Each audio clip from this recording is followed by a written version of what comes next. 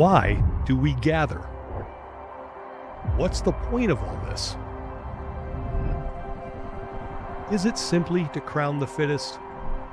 To watch the world's best battle for their place in history? Or is it to witness the extraordinary with all of its highs and lows? Maybe, just maybe, we are here because in him, her, them, we also see us.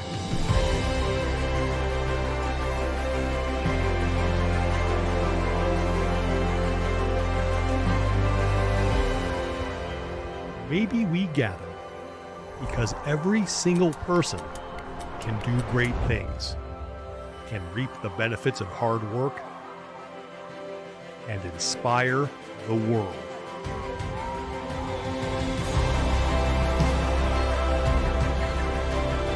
This is more than a competition.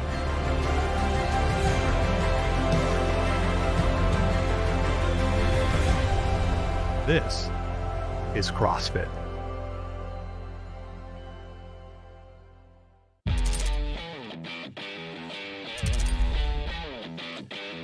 Good morning and welcome to the 2025 CrossFit Games in Albany, New York. We are at Jennings Landing, which usually hosts the Alive at 5 Summer Concert Series and is now hosting the Fittest on Earth. Today's coverage is presented by the United States Border Patrol.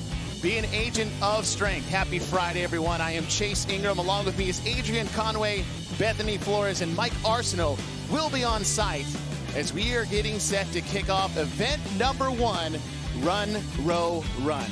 This one's not going to disappoint. We have a 4-mile run into a 3K row and then ending with a 2-mile run. It's going to be fun. Going to be fun at Jennings Landing, though. We have the course and we've got loops, not just a straight 4-miler. Yeah, I really like the idea that there's loops here. This really introduces early on in our weekend the fact that gamesmanship is important. They're even going to get an opportunity coming off that 3K row to look back at the competition and see where they stack up. Adrian, what is your tempo recipe for success here?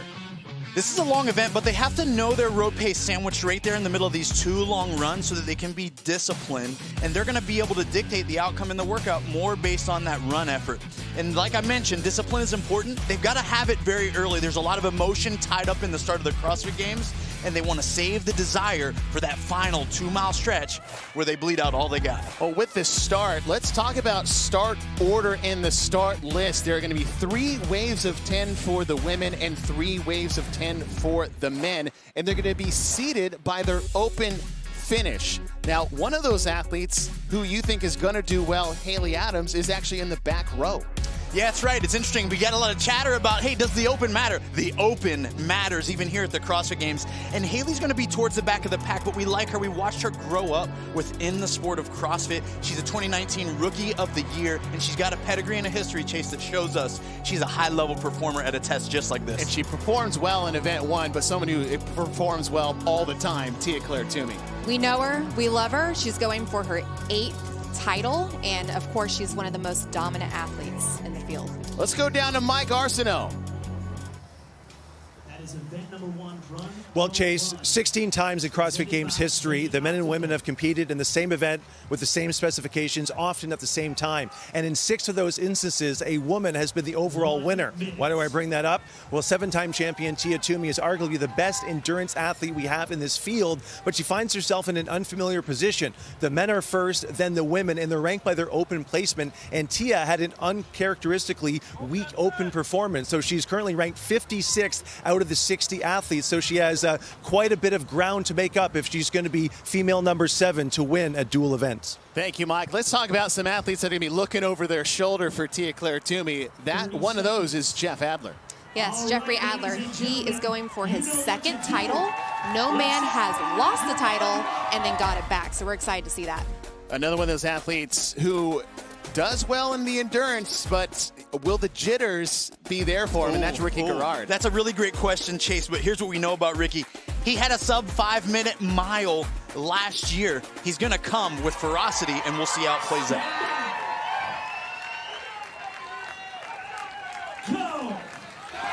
And the 2025 CrossFit Games are underway as we are getting set for run, row, run, and looks more like sprint, row, sprint. Jeff Adler right off the back. Now what's important there's a couple of tight turns right at the very beginning, 60 athletes right at the start. It's good for you to maybe like get out ahead just to get some clear air.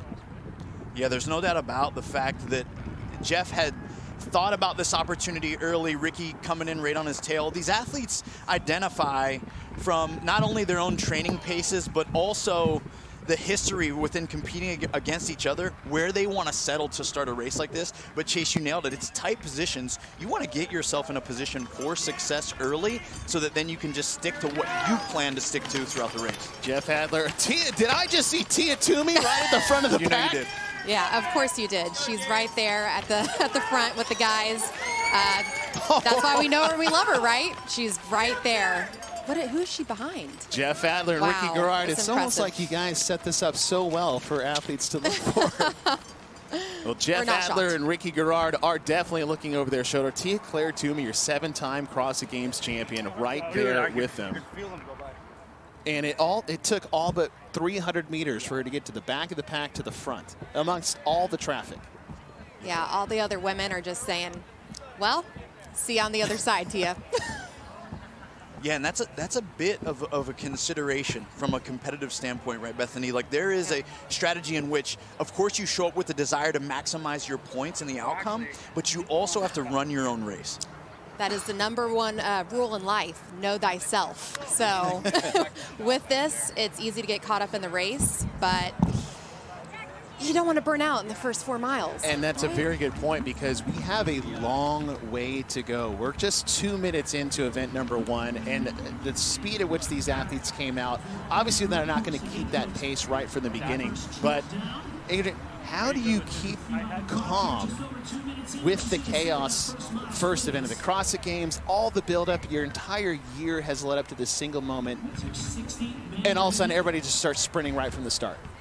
Well, I'll tell you right now, if you're a youngster in the field, more so meaning a lesser experienced athlete, you can easily get drawn out of a tempo or pace that you plan to establish, because these vets will pull you right out of that. So the reason part of this recipe for success is discipline early and desire late is because you really have to go into this test with that mindset in order to give yourself a chance to succeed late. Yeah, I feel like a lot of the veterans are like, normal stuff here. Yeah. Everyone's sprinting. Go, Junior. Yeah, you got it. Get out there.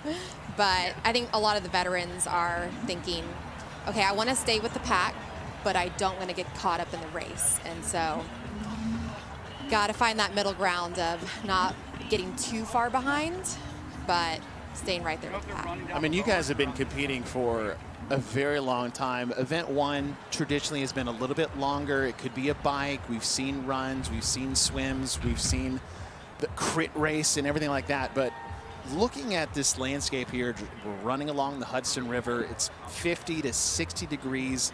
Could you have picked a better location to have an event? It's amazing. So beautiful. I was actually commenting on that before we started. And just running near the water right there with that brisk, cool air, you know you're going to get some good times. Jeff Adler, Ricky Garrard, Roman Krennikov. 3 athletes that all have stood on the podium. Jeff has stood on top of the podium. Roman's finished 2nd. Ricky's finished 3rd. Leading the charge here.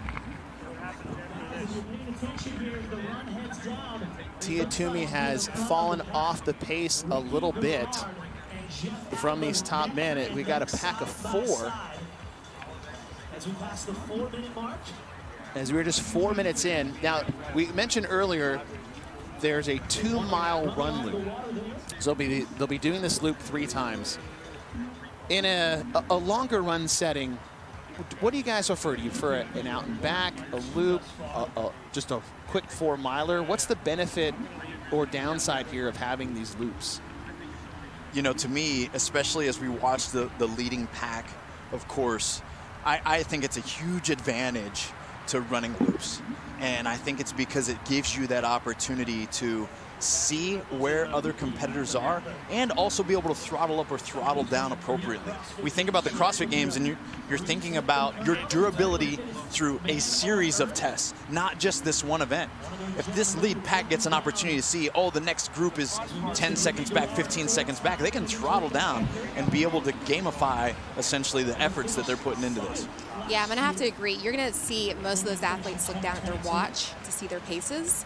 And on that 2-mile loop, they are going to check their paces to see where they're at. So without that loop, it's hard to know kind of where you're at and where everybody else is at. So it's definitely nice to have the loops going on. Speaking of nice, we talked earlier about the weather this morning here in Albany, New York. 57 degrees, low wind. Humidity is high, but with the cool air, you're not really going to feel it as much. 3 days ago, it was over 90 degrees here. So these athletes got very lucky with the weather this morning.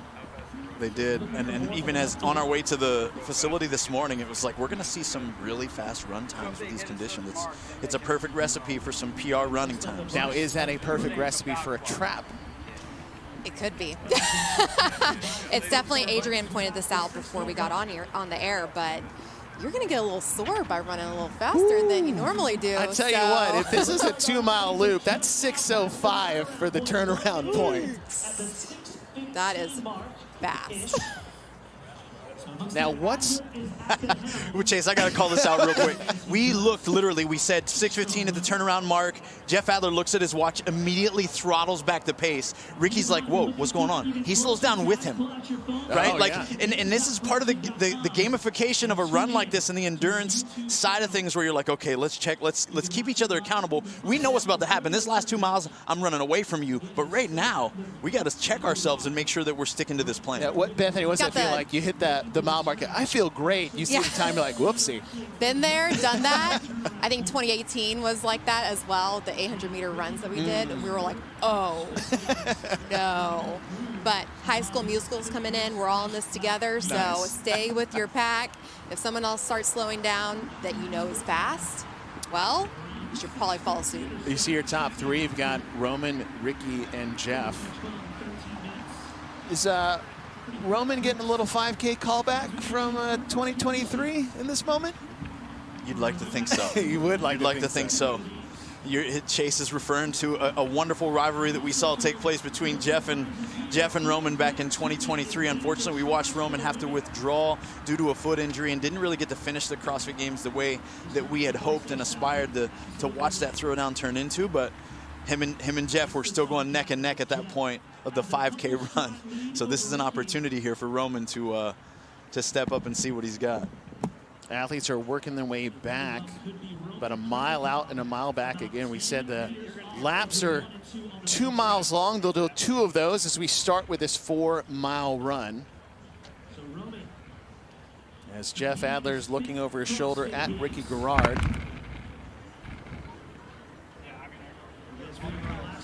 Another interesting talking point for this specific event is that we've known this for a really long time.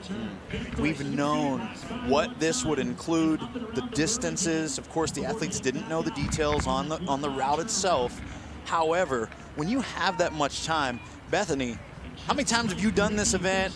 Are you breaking it up a bunch of different times into interval formats? I mean, it's almost like to an athlete's detriment. They've known this too long. Yeah, when you know the workout for a little too long, you start beating your head against the wall. But a lot of these athletes are going to test it out and then do intervals of this. Obviously, they're going to run outside too, just because the terrain, it can mess with you. We saw Adler kind of roll his ankle just a tiny bit a second ago. So it definitely makes a difference running track compared to on the cement terrain. Although I have actually rolled my ankle on a track. I'm not boasting my athletic prowess right now with that statement, but I feel like I've had to come clean with that one. It was one of my more embarrassing moments as a, quote, athlete. And Adrian, you nailed it, that this is the earliest event announcement we've ever had at the CrossFit Games. This event was announced May 20th. They have had over 2 months to prepare for this. This was during the qualifying stages. So people knew what the event was before they even qualified for the CrossFit Games. Yeah, it makes it unique, and it makes it a little bit more of a psychological hump for a lot of these athletes, especially not necessarily the ones that we're watching take the lead and roll from the front. These guys have been pumped about the announcement from May 20th. However, there's a pack towards the back that have been dreading this day and are now having to live this experience out, knowing that they're going to be in a deficit from the points perspective. So it's unique when you know a test this long, but we're watching it. These guys are nailing it to a T so far as they get ready to make their way back towards those rowers. We have Jeff Adler, Ricky Garrard, starting to pull away a little bit with that chase pack headed up by Roman Krennikov. These two other athletes with him, we're trying to figure out who these top 5 are going to be, but Jeff and Ricky, as Ricky takes a look back. Yeah, I'm excited to see what their 2-mile pace is at, what they're going to do, too. Are they going to reel it in a little bit more, or are they going to speed up after these first 2 miles? Right. So just got word, it's Roman, Hatfield, and Bosshard. So your top 3 so far, as Jeff and Ricky are got about a 30-meter advantage on the chase pack, headed up by Roman Krennikov, but Austin Hatfield and Colin Bosshard are in that chase group. Austin Hatfield took 10th last year as a rookie at the CrossFit Games, but a lot of chatter out there is that this guy has potential for not just podium, but maybe a win here at the CrossFit Games. Yeah, what we've seen from him, and from a mentality perspective, it seems like he's got all the pieces there. And this is going to be a great weekend and opportunity for him to actually be able to put that on display. Having a strong start in a long endurance event like this, with the capacity that we've seen from him when he gets into what we would categorize as traditional CrossFit, this is going to be a great way for him to start the weekend. We have Jeff Adler, Ricky Garrard at 11:37 on the first lap split, followed by Roman Krennikov, Colin Bosshard, and Austin Hatfield. Huge gap, about a 9-second gap between them.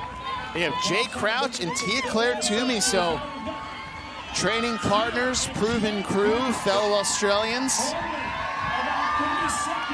And for them right now, there's comfort in this, knowing each other's running paces. They train together in the build-up to the CrossFit Games. This makes a very nice and familiar experience for these athletes to start the weekend. They can push one another. They can pace off one another. It's a great spot for them to settle into the second loop. And then, of course, understand that the rowers are looming. So Callian Souza, Jason Hopper, Harry Lightfoot, Sprague is in the mix there. Your second place female is Amy Kringle, followed by Lucy Campbell and Haley Adams. Yeah, that's pretty impressive. We have some fast times going on. I will like to see how they do on that last 2 miles after the 3K row. That's right. Tia-Claire was at 12:06. Amy Kringle's about 17 seconds behind her, with Lucy Campbell and Haley Adams 7 seconds behind them. So same gap spread we've seen, at least for the men and the women's side, between the top leaders and the chase pack. Yeah, and this is where 13 minutes into event 1, reality starts to set in. And I mean that from a perspective of, hey, it was all fine and well. Adrenaline dump was strong. We kicked off the CrossFit Games. We were all excited. And now we're left to the psychological and physiological tolerances that we've established all year through our training. And so now we're going to start to see who paced that first lap right, and if there's any significant change in the chunks of distance between the leading group and the following packs or not going into the rowers. Yeah, you're going to find out a lot about yourself after that first. Did you pace it correctly? For better like you or were worse, saying? Yeah. that's right. And then, because of all the training that you've had leading up to it, if you did push too hard, can you just hold on? And that's a tough spot to be in, Bethany. When you have that reality hit you emotionally, that I overshot the coverage here, right? Like I put myself in a tough situation, and I've still got another 45 minutes left of this test. How do you reconcile that type of feeling? How do you fight back from that? You got to go back to all those really, really hard training days and weeks and months that you had. Because because you know a lot of these athletes have pushed to that point where they're just like, I'm done. I am done. And you kind of have to just rely on training at that point and kind of be nice to yourself. Can you say some kind things to yourself even when it sucks really, really bad? I think that your headspace is going to be the most important thing as you're fighting through some really hard times on the run. Approach past the 15-minute mark as we are on our second 2-mile lap to kick off this 4-mile run. And they will make their way to those Echo rowers back at Jenny's Landing. Jeff Adler, your 2023 CrossFit Games champ. We have 3 CrossFit Games champions on the men's sides in this field. Your last 3 with Jeff Adler, James Sprague, and Justin Medeiros. Couple that with 3 other men that have stood on top of the podium, with another 3 or 4 that have podium potential. This is one of the most stacked fields we have ever had for the men in the history of the CrossFit Games. Yeah, I have to say, for all the viewers out there tuning in, we are extremely fortunate and blessed to be here to cover this heat. I mean, this whole entire weekend is going to be amazing. However, we've never seen a field of men stacked quite like this. And it literally, we say this in many different instances, but it could be anyone's gold medal at the end of this 3-day competition. Now, we've seen Jeff Adler leading right from the start with Ricky Garrard in his back pocket the whole way. I don't know if that's more of Jeff dictating the pace or Ricky just saying, I'm just going to stay with you, but you're going to do all the pace work. Ricky is notorious for baiting a leader into the position where they feel like they have complete control. And then he just hits you with this final surge within the last 300 meters of an event, depending on how long it is. And he's got the capacity to do that. Not all athletes can play this game, but when you have that aerobic fitness in your back pocket, and then you know you've got the power to have that final stride and kick in any given time of a race, it's going to make Ricky an extremely high-level threat to Jeff throughout this entire thing. That is 101 of being an athlete right there. It's impressive what he can do when it's go time, game time. So I'm excited to see the end of this, even though we're right at the beginning.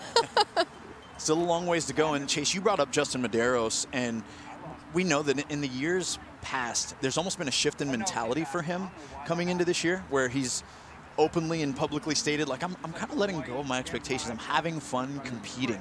And the reason I bring him up is because running was always one of those things that when he has a good running year, his fitness shows here and even the arena at a different level. So I'm interested to see how this plays out for him in event 1. And we saw what he did in the hills of Aromas, California. Now, they didn't have much water out in Aromas, but they do have some here out on the course. And more on that, let's go down to Mike Arsenault.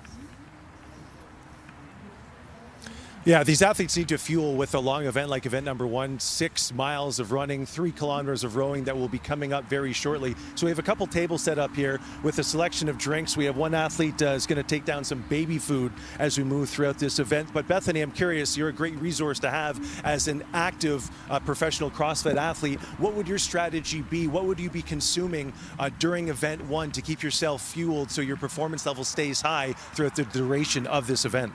Yeah, I think you have to know yourself. Do you have a sensitive stomach? Do you have an easygoing stomach? And then that's going to decide what you use as far as carbs go. But for me, it's easy digesting carbs, quick, easy carbs that you can just use that you know work for you too. And so that's going to be different per athlete and what works.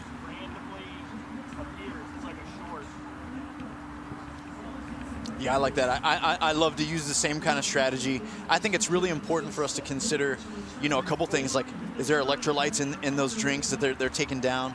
And then also, in the training building up, I mean, there's probably a lot of athletes that love endurance sports tuning in to watch these big, strong athletes. Our athletes carry a large amount of lean body mass, and that's also a different consideration when they're out there doing these long endurance events than even traditional smaller framed endurance athletes, right? So they've got to stay hydrated and they've got to make sure they're getting enough electrolytes to be able to perform at a high level all the way through. Well, another thing is, like, I hope you've prepared for something like this. Today isn't the day to just start pounding goos or or something that you've never tried before. Yeah, I was gonna talk on that, and it's so important. It's not about today, but what did you do yesterday? what'd you do the day before? And what have you been doing during training? Because it's not just one event that they're doing. This is a marathon. They got 9 events that they're competing in. They are for you, right? It's one thing to look at your athletes in the distance, but it's another. Now we are approaching the 20-minute mark, closing out the second 2-mile loop. And this is what is looming at Jennings Landing. It is the Rogue Echo Rower.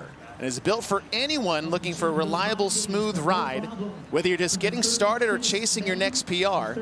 It's a precision-calibrated flywheel, delivers consistent resistance, and the quick-release foot straps make it easy to get in and out. When you're done, it folds up and rolls away on oversized turf tires. So no matter where you're training, the official rower of CrossFit and the CrossFit Games, something to that point is that it is never been used at the CrossFit Games before.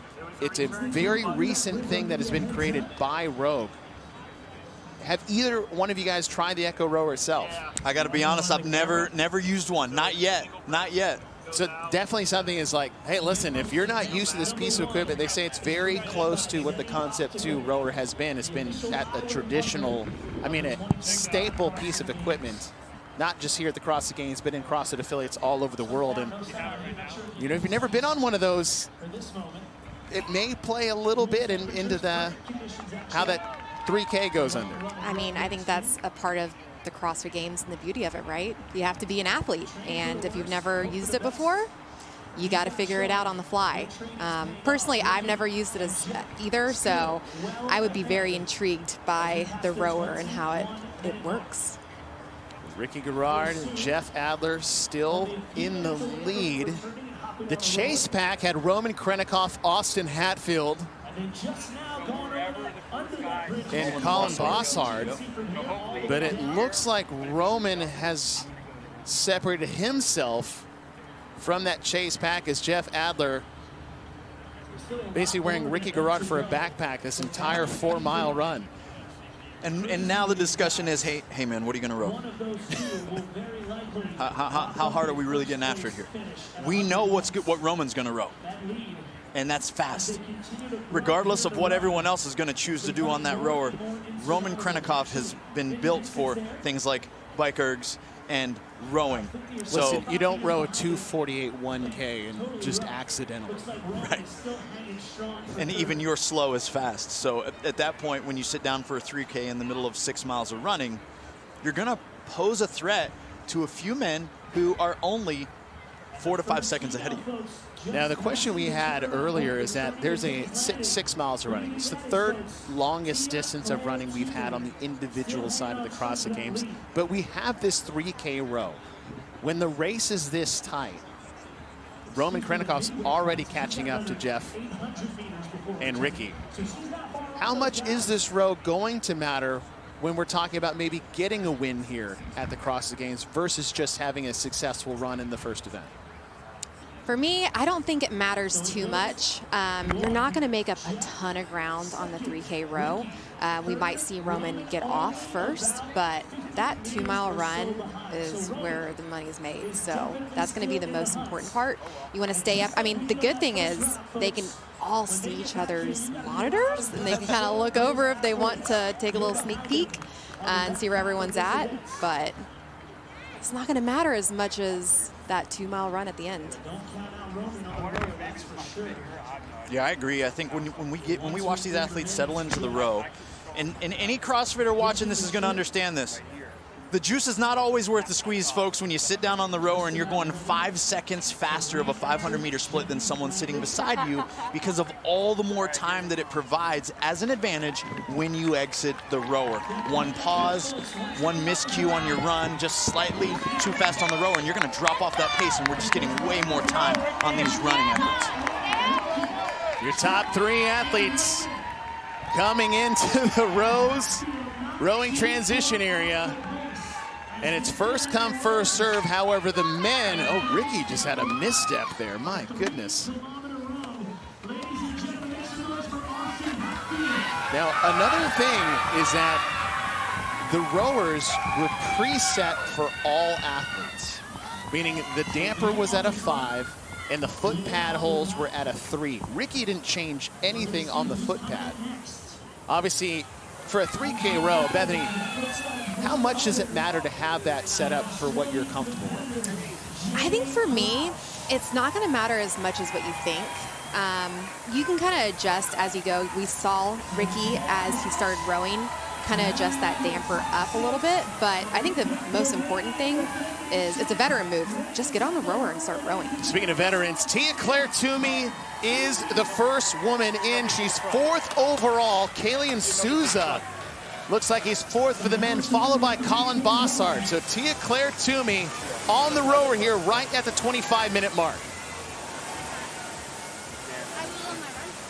James Sprague.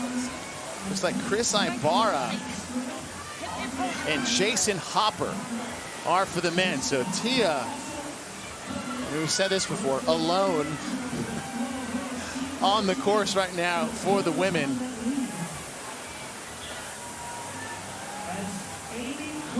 Now it's nice here. I was saying, as Amy Kringle comes in, what's nice here for the women is they get to face the Hudson River, where the men get to face the crowd. But wearing the rocking sunglasses. How about Zenny? A lot of athletes wearing these sunglasses out on the course. These are from our new eyewear partner, Zenny Optical.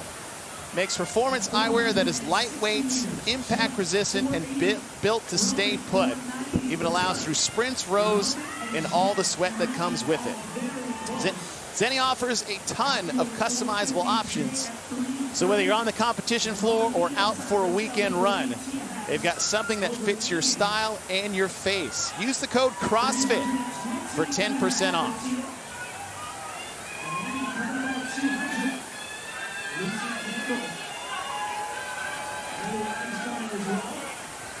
Jay Crouch, Austin Hatfield. And the order of the men that came in will be the order on the row. Jeff Adler is just behind Ricky. Now, Ricky had a little bit of a stumble. I don't know if he had twisted his ankle or not, but coming into the row, but see the women just on the right side of your screen. It is Tia-Claire Toomey, Amy Kringle, Lucy Campbell, followed by Haley Adams. As it looks like Maddie Sturt, as Ariel Lowen just getting the rower.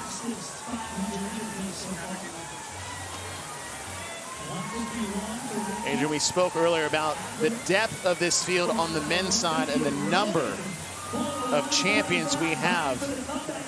3 champions over the last 3 years. One of those men is James Sprague, who is your 2024 reigning and defending CrossFit Games champion. That's right, James coming in, fearless mentality, really knows that he's got something to prove. Coming into this year, even as the defending champ, some people have counted him out, almost gave him a little bit of, yeah, he won it, but it was 2024. And so this year, James comes in with a bit of a chip on his shoulder, even after racking up wins at Wadapalooza and some very big events with some stout competition. I know that he's focused and comes in with that grit mentality that he won the CrossFit Games with last year. Another athlete, thought about pressure or a lot to prove. Jason Hopper burst on the scene back in 2022, won the MAC back in the day, and there's been a lot of pressure, I think, put on him and maybe put on himself about being maybe a podium contender. Yes, we've heard over and over again, he wants it. He wants to win. He wants to be on top. Do you see that veteran move right now that he's doing? Looking over at the rower and seeing what the other paces are around him. It's not a bad idea, but he wants to win this weekend. Harry Lightfoot just to his left, working on his 3K row. As men are approaching around the 1,300 meter mark. Haley Adams, you see just eyeballs everywhere. Everyone's seeing, hey, what's the row pace? Where are we all just going to sit at this row pace? Yeah, and Haley's one of those women who is going to be able to row strong enough to put herself in a threatening position. I think this is the key with the row for all these athletes that are coming in around that top 7 mark with on the side of each sex, is that they want to exit the rower fast enough just to propose a threat on those athletes ahead of them for the final two miles. Again, we are using the Rogue Echo rower, which is the official rower of CrossFit and the CrossFit Games. As Lucy Campbell back at the CrossFit Games for the first time since 2022. And the reason is that wrist injury that took her 2 years to recover from. And now she's back here at the CrossFit Games. Yeah, a lot of doctors told her that she wasn't going to make it back, that she couldn't do this anymore. And so I love those stories. I love it when they're like, I'm going to prove you wrong. And do you see what she's doing right now? That's kind of a veteran move. She's got the towel on because this rower, it gets sweaty. You can actually get blisters on the rower with the handles when you start sweating a lot, and you can tell they're sweating a lot. It's humid out there, but we're excited to see what she does this weekend. She is fit and she is ready to go. I mean, talk about resilience. 2 years, and again, just to recover. She wasn't sure she'd ever be able to hold a barbell in her hand, let alone stand on the competition for the CrossFit Games. And Lucy's a wild card this weekend that has podium potential. No doubt, Chase, she doesn't have a lot of glaring holes, and that's what you're looking for in an athlete that has this kind of grit, tenacity, and consistency, is that can she bring it together on a long event where she can really have an opportunity to create a buffer between her and others in regards to points and establish through the weekend. This is going to be big for Lucy. T-Claire Toomey leading the charge for the women, 7-time CrossFit Games champion, looking for 8. Amy Kringle just to her right is closing the gap on Tia. Less than 100 meters between the two of them. Lucy Campbell sitting in third. Lucy Campbell came back to competition in the off-season, won her first event. Came out in Wadapalooza this year earlier, won that as well. Roman Krennikov, who is probably the best rower in the field and has less than 1,000 meters left. So Roman, who's sitting in third after the 4-mile run, closed the gap significantly on Jeff Adler and Ricky Garrard within about 3 seconds. Yep. And that's what we expected from Roman. And so now the storyline builds as Roman coasts into his final 1K here on the row. Is this going to lend himself any type of advantage over these two great runners that are ahead of him? Not that Roman can't run, but is it going to be enough to put Ricky and Jeff back behind him? Just got where that Amy Kringle, I mean, you can just see her in the back in the pink cranking on that row. She was significantly behind Tia on the run. And she is closed within 50 meters on the 3K. Now, the question is, Bethany, we said, is the row going to matter? It can matter. You don't want it to matter in the wrong way. Correct. And, you know, I was thinking about it with Amy. She is a really good runner, so I don't know if she can get ahead. And that's a key aspect.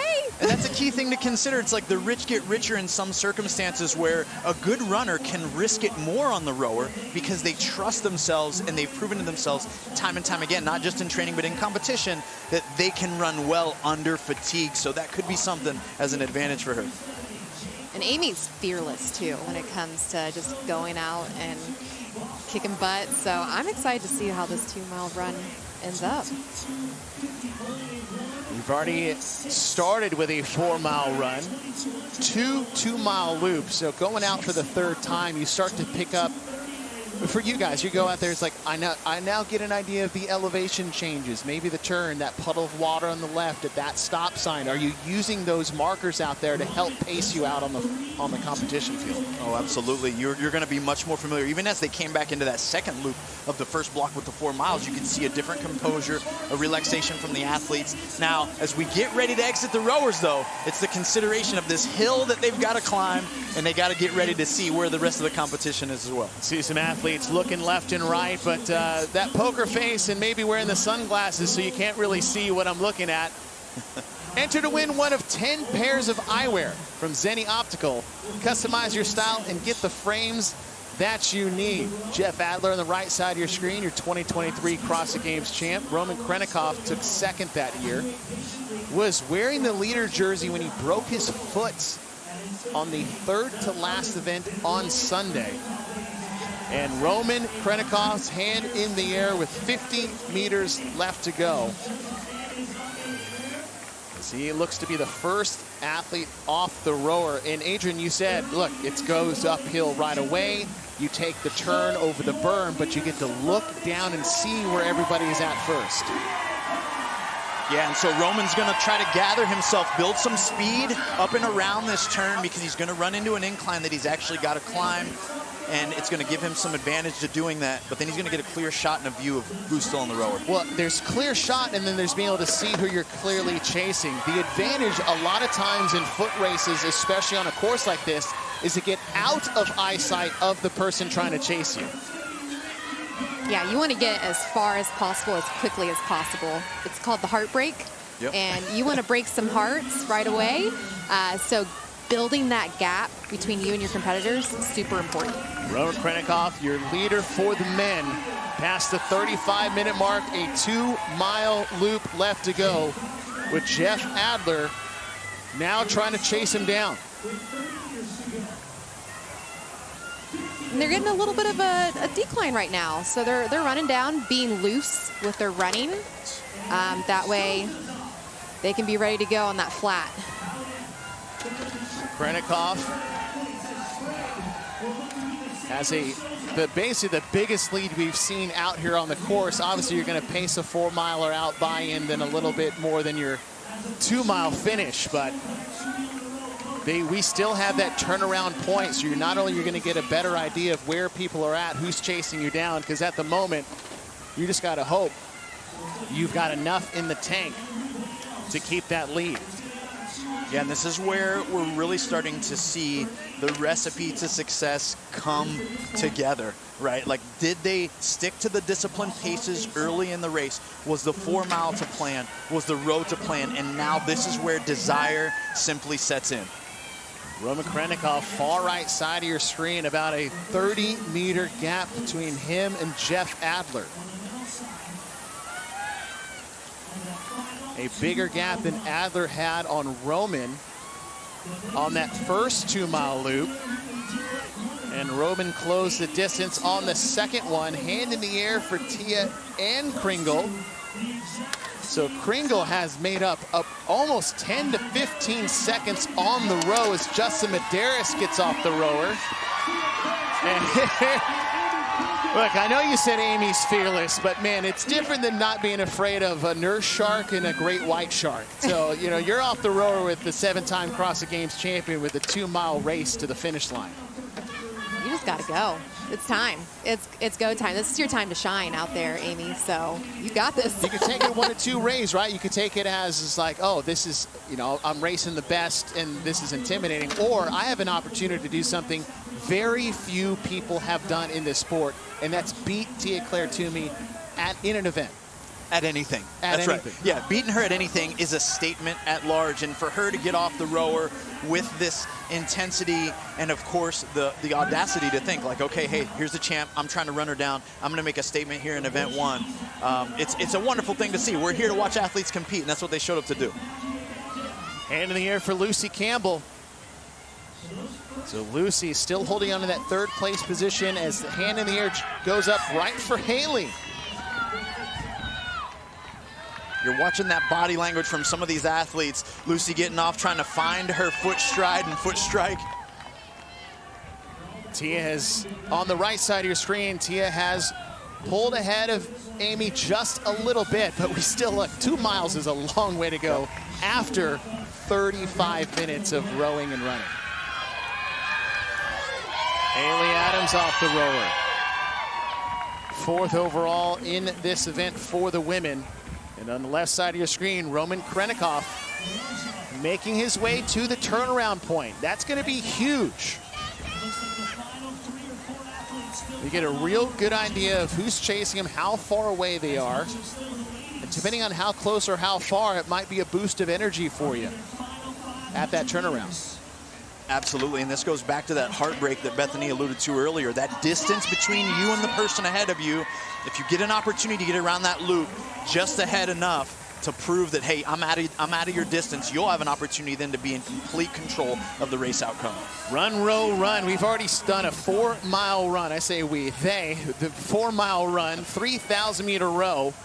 And they're working on their final 2-mile run. Roman Krennikov leading the charge as he's getting close to that halfway turnaround point. Right side of your screen, Danielle Brandon, Maddie Sturt with hands in the air for their 3K row. Approaching the 40-minute mark as Danielle Brandon on the right side of the screen is done. She got off that rower with a pretty fast transition right into a quite fast run. So that, from a body language perspective, shows a lot of positivity. Same with Maddie. Yeah, they're feeling good. Yeah. Which is impressive after 4 miles of running and a 3K row, and they're going up an incline. So it's impressive that they're just getting after it like that. Right side of your screen, your overall leader for the women, Tia-Claire Toomey. Looks like she's extending the lead on Amy Kringle. And that's one of the things with Tia is, of course, self-awareness at an extremely high level. All these years of competing, her chasing number 8 this weekend. But right when she started to run, it was the stride cadence that I noticed that stood out between her and Amy. Tia being a little bit shorter with her stride, but more frequently getting her feet back to the ground, and Amy trying to elongate her stride. Now it seems to be paying off really well for Tia in this back stretch. Left side of your screen, Roman Krennikov trying to hold off Jeff Adler. Alexis Raptis with 40 meters to go. As we are at the turnaround point. So Roman's going to get a good idea who's chasing and how close, and Jeff Adler has closed the gap significantly. Oh, there we go. And we saw this in 2023. Roman looking for a little redemption from the 5K against Jeff Adler. 1 mile back through that finish line. Tia looks alone on the right side of your screen. Let's go down to Mike Arsenault, who's on the course. Thanks, Chase. Yeah, we're seeing a great race on the men's side, but the women's side is a little bit more competitive than we may have originally thought, with Tia neck and neck there with Amy Kringle. Bethany, question for you. As someone who's competed against Tia, what is the mindset when you're up against a 7-time champion, a woman who appears to have no holes in her game? So mentally, what are these other female athletes going through as they approach competing on the same floor in the same event with an athlete like Tia? I think it depends on the athlete. If you're a little bit more on the rookie side, I think, sometimes you have to go for it. I think that's exactly what Amy did in this situation. She went for it on the rower. But a lot of the veterans, they know how impressive it is, and so do the rookies. And you want to be as competitive as possible. Everyone wants to get on the podium. But at the same time, like I said at the beginning, know thyself and where you're at. I would say 50 meters into the row. Starting to see the leaders, or at least top athletes, pacing each other. Tia's passed her first male athlete off the rower. Not often we have the men and women doing the exact same workout. Oftentimes we'll see that in event 1. I love that, though. I love it when we do the same exact thing, because you can just see, not that I'm all about pro women, but it's really cool to see where the women stack up against the men with the exact same workout. One thing the CrossFit Games does so well is just that balance between both across the field. And I think it's one of the most balanced sporting events we do have in the space. Roman Krennikov, left side of your screen.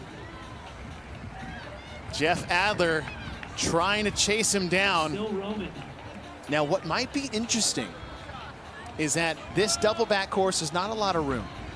I'm curious what that last straightaway is going to look like traffic-wise, with people coming off the rower and 2 athletes barreling down to the finish line. Oh, yeah.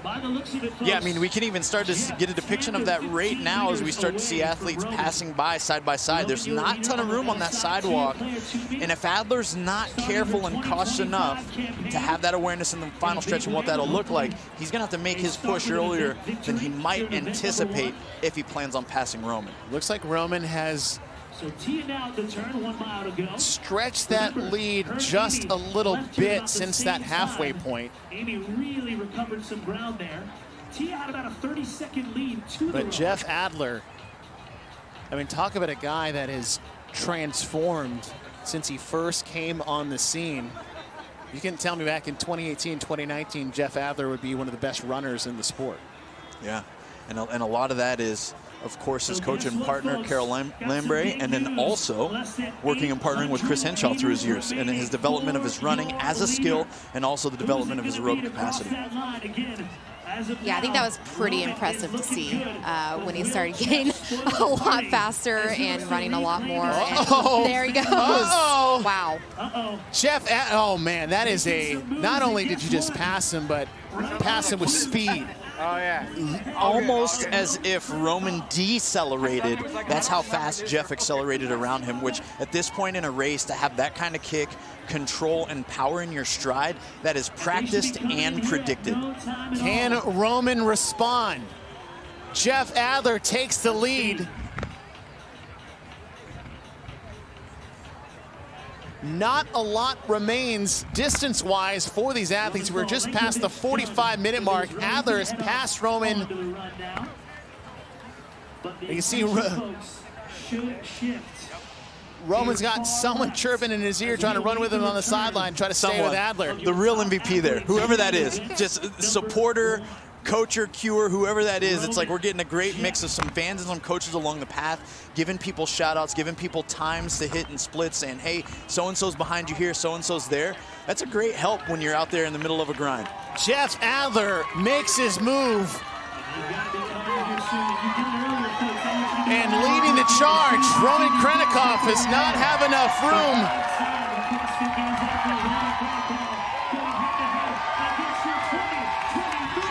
And your 2023 CrossFit Games champ takes event 1 of the 2025 CrossFit Games.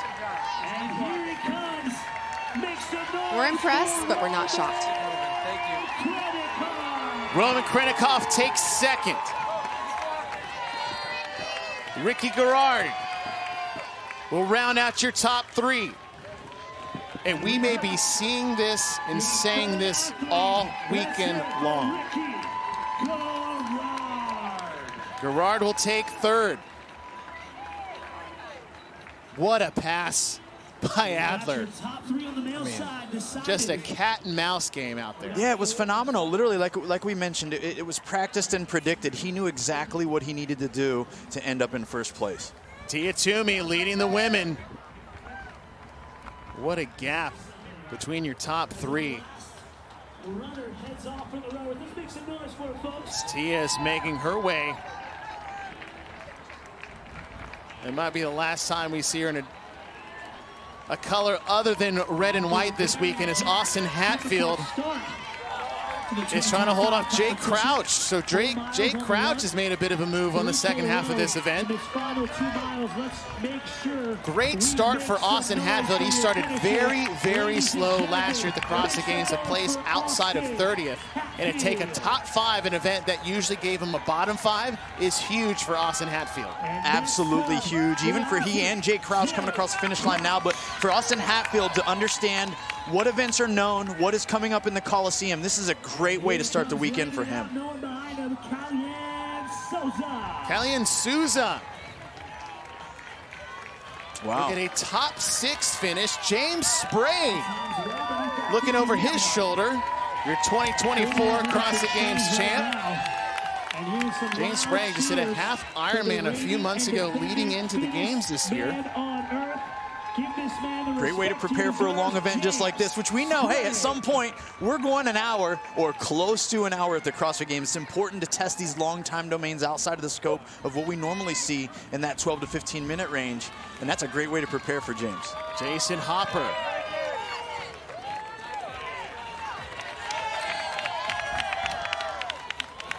Should be good enough for 8th. Good start for Jason Hopper. Jason Hopper, I feel like, is one of those that rides the momentum wave based off his performance on the weekend, so not a bad start for Hopper.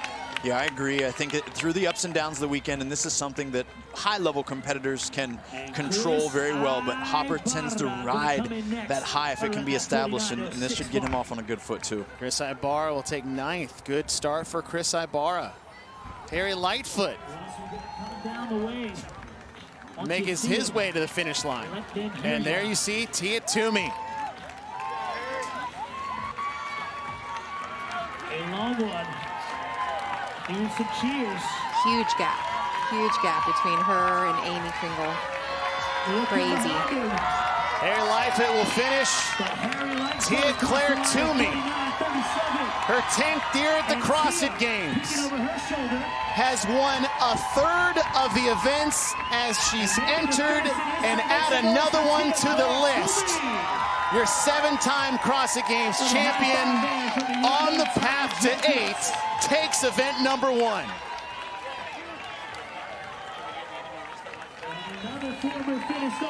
Well, high five to rookie Ty Jenkins. What a way to start. Good start for Justin Medeiros, your 2021 and 2022 Games champ. Amy Kringle will take 2nd. Great start for Kringle this weekend. Yeah, we're going to be talking about Amy Kringle throughout the weekend. I have a strong feeling of that. She's here to compete, and she's showing it right there to start this event 1. Colin Bossard is in. And another cheers continuing, folks. Rookie this year, Isaac Newman. Asking for some cheers. What do you say, folks? Good start for the rookie. 44 unofficially. When you see the athletes pumping up the crowd on the entry, they're fired up about their finish. Isaac. Dallin Pepper stood on the podium last year in 2nd place. One of those athletes we are looking at this weekend to not only repeat a podium finish, but possibly stand on top of it this year. Won the Games 3 times as a teenager. We have 6 Games teen champions now competing in individual competition this year between the men and the women. As he gets it done. And then also Tiago Lucis is in. Zanoni's done. And here comes Lucy Campbell. So Lucy Campbell, welcome back to the CrossFit Games. That's a 3rd place finish for Lucy Campbell. Tudor Magda's coming in. Haley looks like she's running away from the cops. Yeah, she's cooking. There's nobody behind you. You don't have to do that. Yeah, pump your brakes, right? And if you're a coach or a fan, if you know you're saying, hey, let off the gas a little, these contractions can cost you throughout the course of the weekend. We got a lot of work left to do. Haley out here seeing ghosts, but that's a good finish for Haley Adams. It's a good mental win, though. I think when you do that, it's a good mental win for yourself. Looks like she's trying to hold off Ariel Lowen. Ariel Lowen closed the gap pretty good. Her running has gotten significantly better. That 5K that she did a couple years ago. Amazing. Yeah, not only is her running getting better, but she's getting stronger. So when we talk about checking the boxes, there's Bill Leahy across the finish line. That Achilles injury that he had. The turnaround that Bill Leahy has had in the last year from that, as you said, rupturing his Achilles, trying to qualify for the Games last year, qualifies in the same year. It's incredible. Miriam Von Rohr is in. Yeah, background in endurance sports. Von Rohr, the winner of the CrossFit Open. We wondered, how would she perform in competition live in a field like this? But it's a great way to start the CrossFit Games in 2025 for her. Maddie Sturt is in. Where is Danielle Brandon? I thought she was 4th off the rower. Hope Mertens is in. Yonakowski, Maddie Sturt, and there's Danielle Brandon.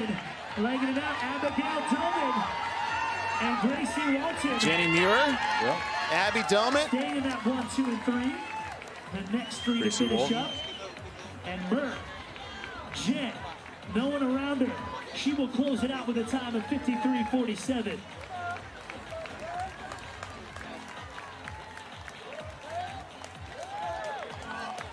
Peter Ellis. Back-to-back CrossFit Games trips for the man out of Australia. Here he is. Make some noise for Peter Ellis. Yeah, we talk about the psychological and physiological adaptations that are taking place out here, even when you compete, not just when you train. But Bethany, it's like when you're bringing in the tail end of a race like this, you're not necessarily as pumped as everyone else that finished ahead of you, so you're more tired and you're a little bit emotionally beat up. How do you balance that as now your efforts and attitude have to be on almost to event two? Yeah, you just gotta, it's the next one, next workout mentality. You can't worry about what just happened, but you just got to move on to the next one. Lydia Fish just crossed the finish line, so that's a top 10 finish for the rookie. That's great. We are approaching the 55-minute mark. Now the team competition will be coming up after this, doing basically the same exact thing, but it's the collective total time of the athletes. There's not going to be a time cap to stop the individual, so everybody reluctantly is going to have to finish this race on the individual side. That's right. It'll be the Wild West out there. Addie Canio's in. Finishing 18th last year in a rookie debut. We can improve upon that. These are all amazing times, though. Like, it's incredible what they're doing out there. That's a great point. I was like, listen, guys, as soon as you guys watch it at home, go hit the run, let us know. But it seemed like forever ago, but Jeff Adler made that huge pass on Roman Karenikov, taking the event. He's down with Mike Arsenault. Not to mention, Well, Jeff, just working through a little leg fatigue there on event number 100 points, tremendous performance. Your running ability is without question, but your tactical ability on running events is very impressive. So can you take me through each piece of that? What was the strategy on the first run, the row, and then the second run to enable you to have that finishing kick to take down Roman at the end? I mean, on the first 4 miles, my goal was just to lead the pack and see what the pace was. And then if I could slow down, I would. If I couldn't, then I would just keep the pace. And the boys held up more than I thought, which gave us a really great race. When I saw Roman was only 10 seconds behind, I knew he would catch up on the row and pass. But I was okay with that, knowing that I can run pretty quick. But I almost threw the towel in on the turn of the second mile. But I mean, gotta go for the 100 points and get as much as I can now, because I'm gonna lose some in the weekend somewhere, so might as well make the most of it. Well, how do you flip that switch mentally? Because it would be easy to not put the hammer down. You just get 5 less points, then the event win. So what is it about your inner drive that allows you to create that kick? I mean, I was thinking about later in the weekend, if there's a tie break, if there's something like that, first place, that 100 points can be really valuable. So might as well take it if I can, and then maybe pull it back when I need to throughout the weekend. Well, great start to your 2025 CrossFit Games. Rest up. We'll see you for event number 2. Thank you. Something so important there, especially this weekend with the field that we have for the men, the programming that we have set for the entire weekend. Those 4 points could be vital come Sunday. Oh, every point, every single point. And it was a complete shock to me, Chase, for him to say, I almost packed it in. Yeah. I almost threw in the towel. It did not look like that whatsoever. As he rounded that turn, that had to be the moment where it was like, okay, I'm going to stay close enough. And then when he made that choice to pass, it was clear as day what was about to happen. That's the beauty of these athletes, though. They make it look effortlessly, and it's just easy for them. But it's really hard. They're suffering inside. We go from one champ to another. Mike Arsenault's down with Tia Toomey. Well, Tia, great start on your march to potentially an 8th CrossFit Games title. Just saw you debriefing with Jeff Adler there a few minutes ago after the race. What kind of notes were you guys sharing? Well, I was just explaining to him at the end there that at the start, because I had such a horrible open finish, I was at the very, very back. So I shot out of the gate, and when we're coming down around the boom, down the little hill, I realized I'm actually at the front of the pack, with the boys, so I can actually calm down. And then Jeff was saying, yeah, I just remember previous years, I've gone out so hot, and he's like, please do it, burn the boys out for the rest of the weekend, I don't care. So, we were just kind of laughing about how hot I went out at the start. Well, that continued throughout the entirety of the 4 miles. You were on the rower well before the rest of the female athletes, although Amy did close the gap on you on the row. Were you aware of that, and did that concern you at all, knowing that you had 2 more miles left to run? I mean, it's definitely something that I was aware of. Like, she made up, I think, like 300 meters on me. And, you know, I knew that very well could be a possibility for some of the athletes that may be stronger rowers as opposed to stronger runners. I just knew that, like, as long as we got off the row the same time, I'm more often than not could actually probably run a little bit harder than the rest of the field. So, honestly, didn't let it catch too much up, like just stay to the game plan. I can't control how fast or slow they go, so it was just a matter of staying in my own lane and making sure, like, you know, when the commentator's calling out where we were, just being engaged on where they are, and we got off at the same time, which gave me a really solid position to, like, run out the heavy legs and get back in the lead. You've had a major endurance focus on your training throughout this CrossFit Games season. I'm curious, do you think 2025 Tia would have fared better than any other version of yourself on this event? Yeah, I think so. I definitely think that my running is stronger than what it has been in the past. And that's just purely, like you said, I have been running a lot this year, and it's definitely been a nice change for the body. And, you know, we'll see for the rest of the weekend if it has, you know, changed anything else in my abilities. But I definitely think that I would have given previous Tia athlete a run for her money. Well, it paid off with 100 points here in event number 1. Tia, congratulations. Thank you so much. Congrats to Tia Claire Toomey. Here's a number for you, 55. 55 event wins at the CrossFit Games as an individual for Tia Claire Toomey. That number doesn't even seem rational. Yeah, that's scary. I think it's also scary that she said that her running is stronger than it was in the past, because she was already significantly way better than most people. So it's scary what she does. It really is. And it's also interesting to see is that she almost got out of her own game plan because she was so frustrated of where she was and that she took off so early, a little bit outside. Actually, 42 wins. Sorry. 42. It's and, still and again, which is still ridiculous. Completely irrational. Again, in my own mind, 42 event wins. As of course we're watching these champs be champs, they're already onto their cooling down. They're getting their mind and their body prepared for event 2 to come. But even in that interview, Tia alluding to the fact that you don't have control over what other competitors do. Jeff shared the same thing. Hey, I wanted to see what the boys would do. The boys came out to compete. They held faster paces than I thought. I almost packed it in, right? But what you're getting a layer into, which Mike is so good at unveiling this mindset of these athletes as he gets into these interviews, is that there's levels even to the achievement that we see here. It's not just physical prowess. These athletes that we often see at the top of the podium are also the most intelligent and self-aware in the competition field. See Jeff Hadler and Tia Toomey talking to Dave Castro, the director of the CrossFit Games, who concocted this event. As on the right side of your screen, I believe that's Bronislav Alenkowicz. Should be your last male athlete still out on the course. Chase, anyone still looming on the course, as we understand, True Fitness has a compromise, right? Anyone still looming on that course is really excited about maxing out their back squat. Let's just be honest.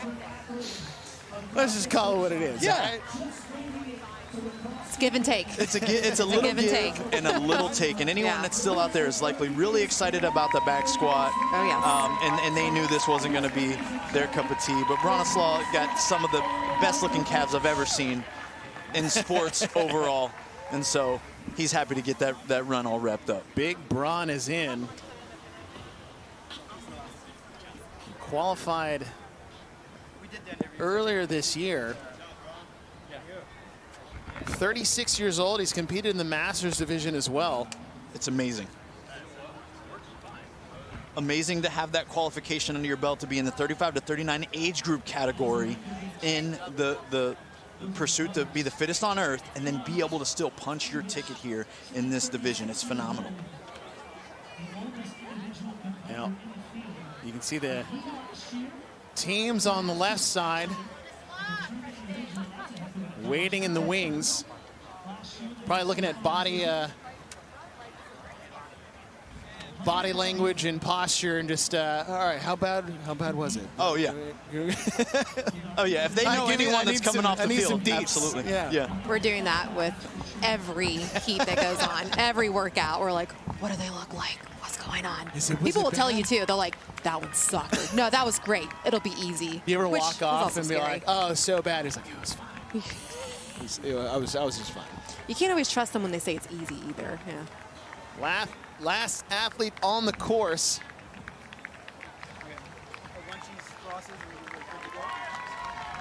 That cheer tells me something. This is your final competitor of event 1 in the CrossFit Games. Ladies and gentlemen, cheer her across that line. Is it Mija? As Luisa Marquez. And ladies and gentlemen, keep that applause coming. Big round of applause. So for that'll all your wrap up the athletes. individuals. As As two champs just having a casual conversation like they didn't row enough earlier. Right. As the individuals will wrap here. And Jeff Adler took the games in 2023.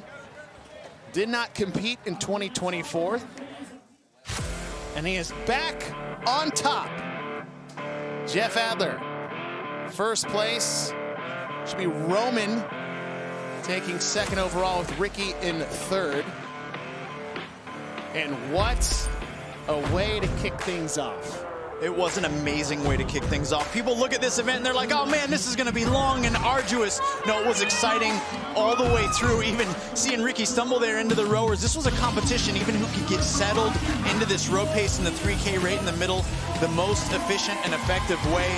We saw Tia-Claire Toomey come out hot, but we saw Roman Krennikov take the lead through that long row, which we expected a little bit, but it was Jeff Adler knowing, trusting, and being very predicted in the way that he passed Roman there in the final stretch for the big dub to start the event.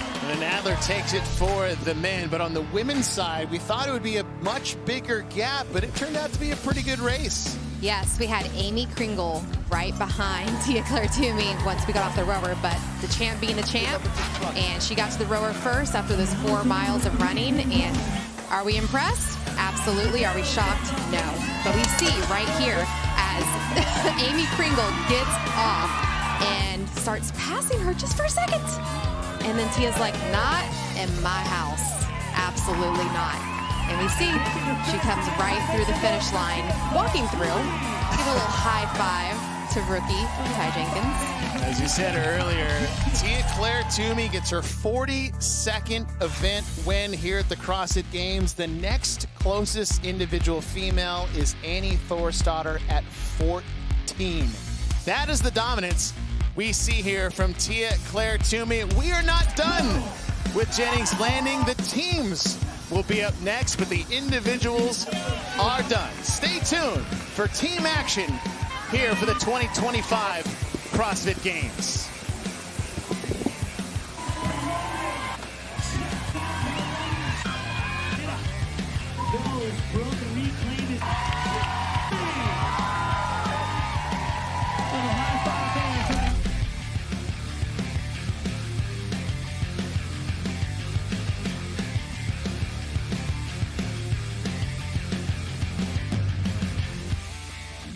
Since I own an auto shop and I work alone.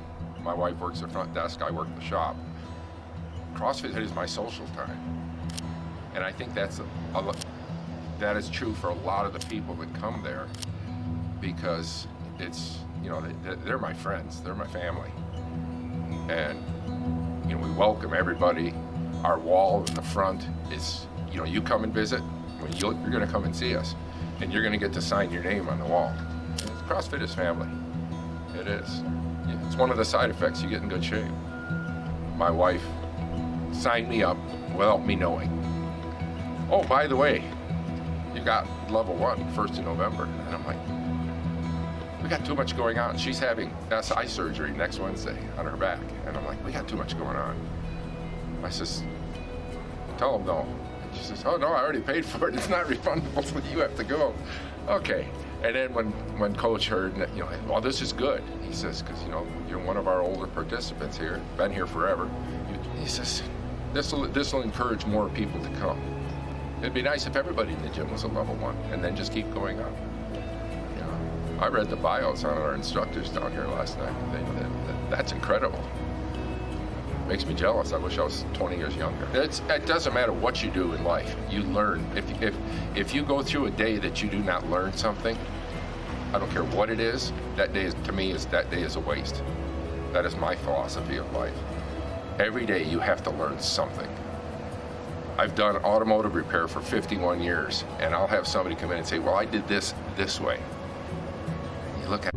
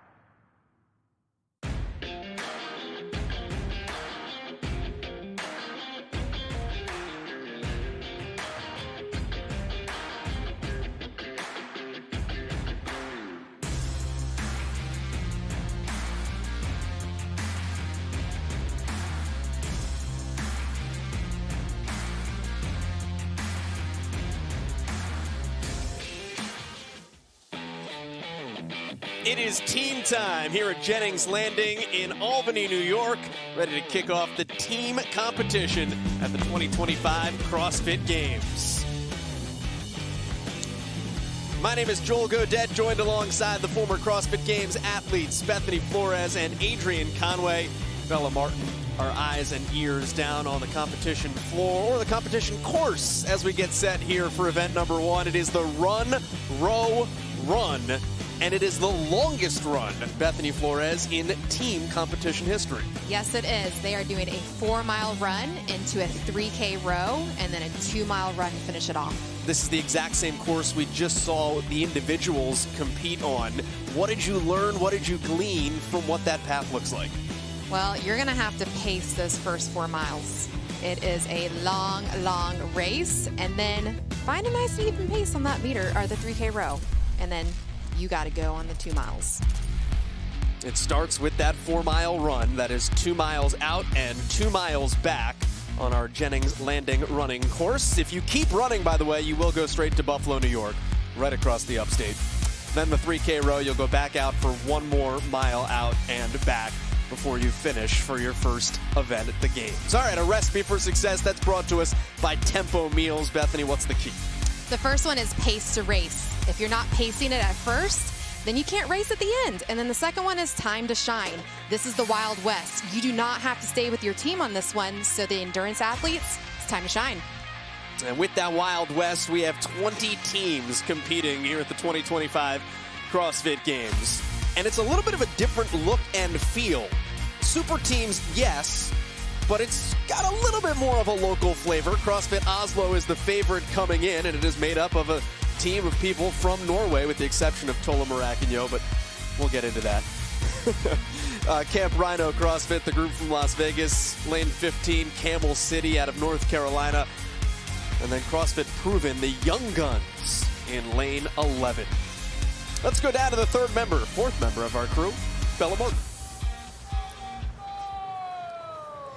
The athletes that I'm watching here are going to be coming out of AOD Blueprint, specifically Carrie Hewitt and Harry Keene. The reason being, they're one of those athletes that were taking on the hybrid fitness racing trend all off-season, continuing their training leading up to the Games. They saw success in it, so we'll see if it pays to play on that Ergen the Run on a course that's not always the same. We'll see how it goes.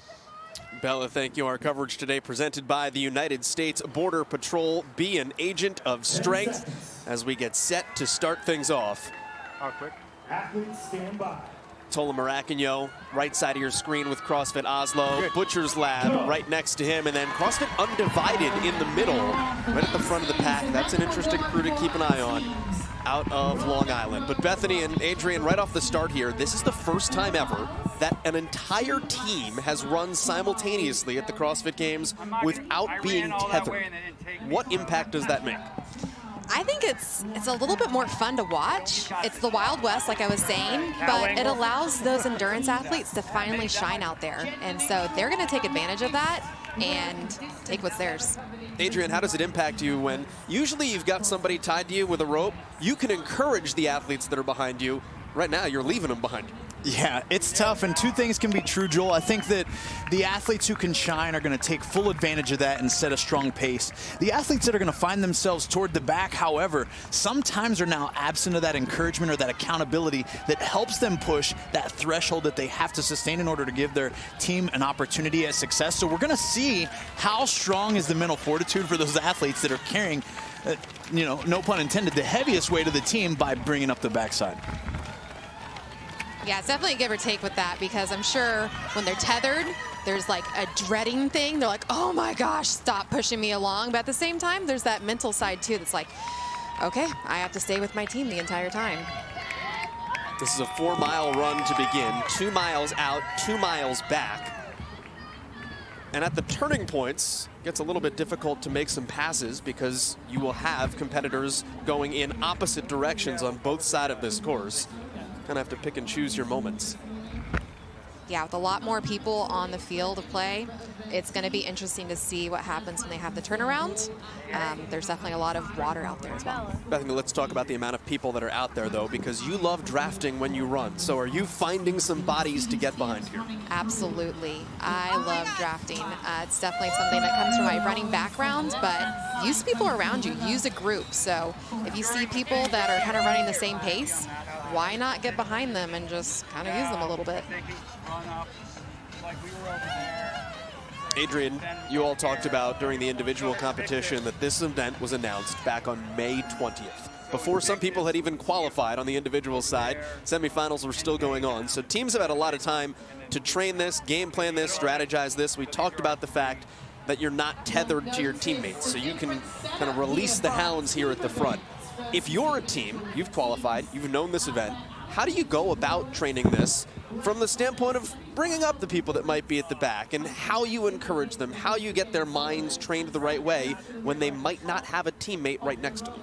Yeah, there's a lot of practice and communication, of course, that goes into it. From a preparation perspective, we're looking at really optimizing each individual's preparation. And so what that means is that, of course, as a team competition, it's important to work out together, to learn each other's body postures and body movements and communication. However, when it comes to this specific test, the athletes had to spend that time developing their own capacity so that then, wherever they started at, they could make some increases in gains, or in this case, reduction of times on the run and the row, in order to give their team the biggest output when it comes to the points on a leaderboard. Obvious question mark here. How do you score this thing if you're not tied together as a team? It's an adding up of your individual scores. So the people at the front, people in the middle, people at the back, you just add those numbers up. Whoever's got the lowest number wins. Campbell City is towards the front. That's Evan Rogers, all green, with the neon yellow wrist wraps as well. Former Philadelphia Phillies minor leaguer, current firefighter out of Campbell City CrossFit in Winston-Salem, North Carolina. He's used to running 60 feet. No, 90 feet. 60 feet, 6 inches as if you get hit. 90 feet to get to the bases. This is a little bit different. Yeah, very different. Very different body posture, composure. I mean, and what I see right now from him, he's looking very composed. So it's not like this is a whiff for him, where we've seen this notoriously on the team side, where teams often choose to go team, Joel, because they have more imbalances than a lot of the individual competitors. They might have some really high capacity in certain aspects and a little bit lower in others, but this seems to be right up his alley in regards to he's nailing a really relaxed, composed body language, at least here in this first mile or so. You can step on it. It's a good morning for a run. It was 57 degrees when the individuals started this morning. We are in the 60s here as the teams get going. Yes, nice and brisk. So that means that we're going to see some really good times on the run. What is a good time for you guys as you strategize this out, knowing you've still got to row and run again? That's a good question, and I think that really brings up the topic of self-awareness a lot for these team members. It's like, no matter how bad you want to support your team and like, I'm going to sell my soul for my squad, I'm going to do whatever I can to get the fast time. It's like, no, this isn't that kind of race. In fact, a lot of the effort that you garner early is going to set you up for failure later. So for us, I mean, we saw some of these individuals come in literally around the mid-40s, 46 minutes being the fastest time. And I think that we'll have some teams here follow probably just a couple minutes behind that time range. Bethany, how many 40-minute workouts are you doing in training? Ooh, I don't know, maybe like 1 or 2 a week. And so, especially with, I don't know, with the running, you're only going to do probably 1 long run a week. But they knew this workout very far in advance, so you know they were hitting this workout over and over again. 6 minutes in, we're looking for that turnaround. That'll give us our mile pace. Saw the individuals. Jeff Adler went in 6:05 for that first mile. Yeah, Ricky Garrard right on his tail. 6:15. Very impressive. They actually slowed down once they saw that. They're like, oh, that was a little too fast. And here we are coming into the turnaround. Not all that much slower than the individuals at 6:27 for that initial turn. And there are a couple of women right behind on the chase pack here. We saw Tia Toomey right at the front of the pack on the individual side. And I can relate to what some of these athletes probably are experiencing as an opportunity. When I was on the team side, we loved pursuing the highest level of all things. But when we knew we were going to get to do an event that would exactly align with the individuals, we were always like, you know, maybe we can beat a few of the individuals that finished at the top of this one, and we want to show our stuff here. Even on the team side, really being able to put on an exhibition of their fitness and capacity on this run, row, run event, I think is really unique in regards to, we love to see events when they align from category to category or across many different age groups even, which we've seen in the games past. So this is a really cool opportunity for these team athletes to see exactly how they stack up amongst the fittest on earth. Yeah, this is a great opportunity for those endurance athletes. Like you said, this is kind of like their really first chance to be able to do that because they're not tethered to anybody. So to be able to see where their runs stack up with indies, pretty exciting. Several teams to keep an eye on here early. Bella talked about that Blueprint AOD squad out of England between OJ Keene and Carrie Hewitt, who compete in fitness racing, training through just the CrossFit methodology, but they are endurance athletes.